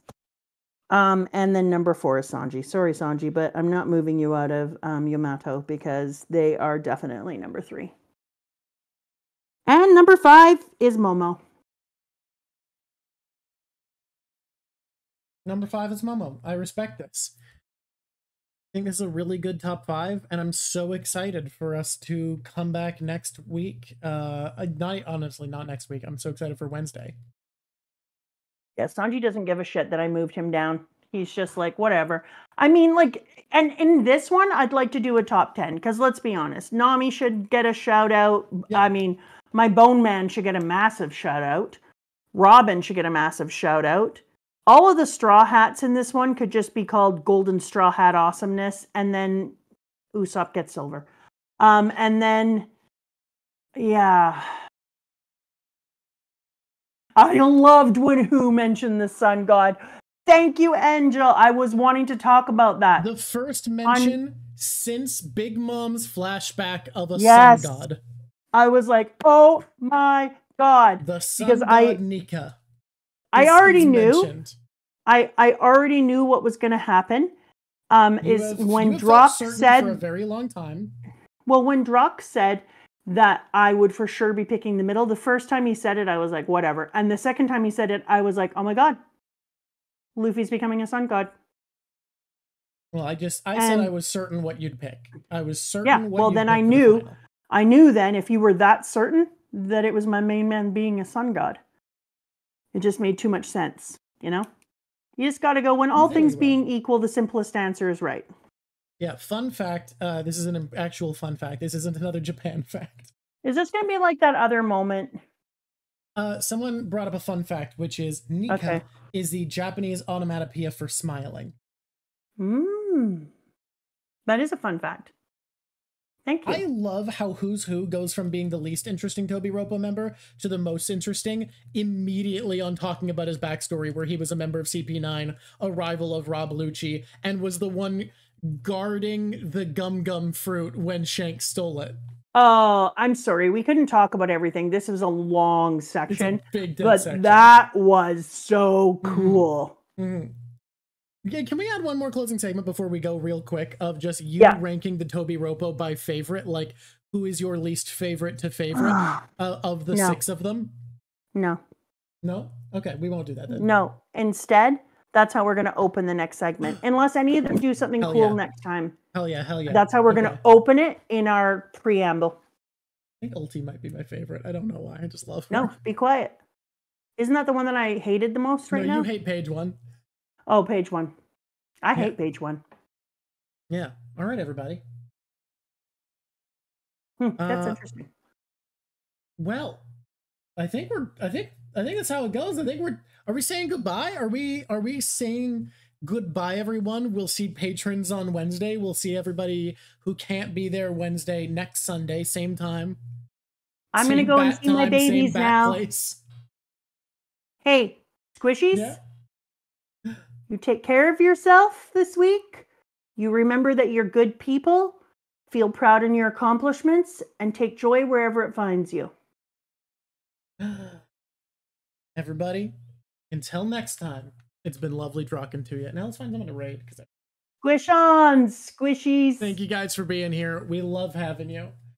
The lady who does sexy lady drawings that I send everybody to raid on Tuesdays. We're about to hit up. Everybody, she's amazing. She does great art. She draws anime pinup art and is a very nice lady. We raid her basically every Tuesday when I do Tuesday streams, and I didn't know she streamed Sunday, so I'm going to send you there. Be so nice to her. She's so cool.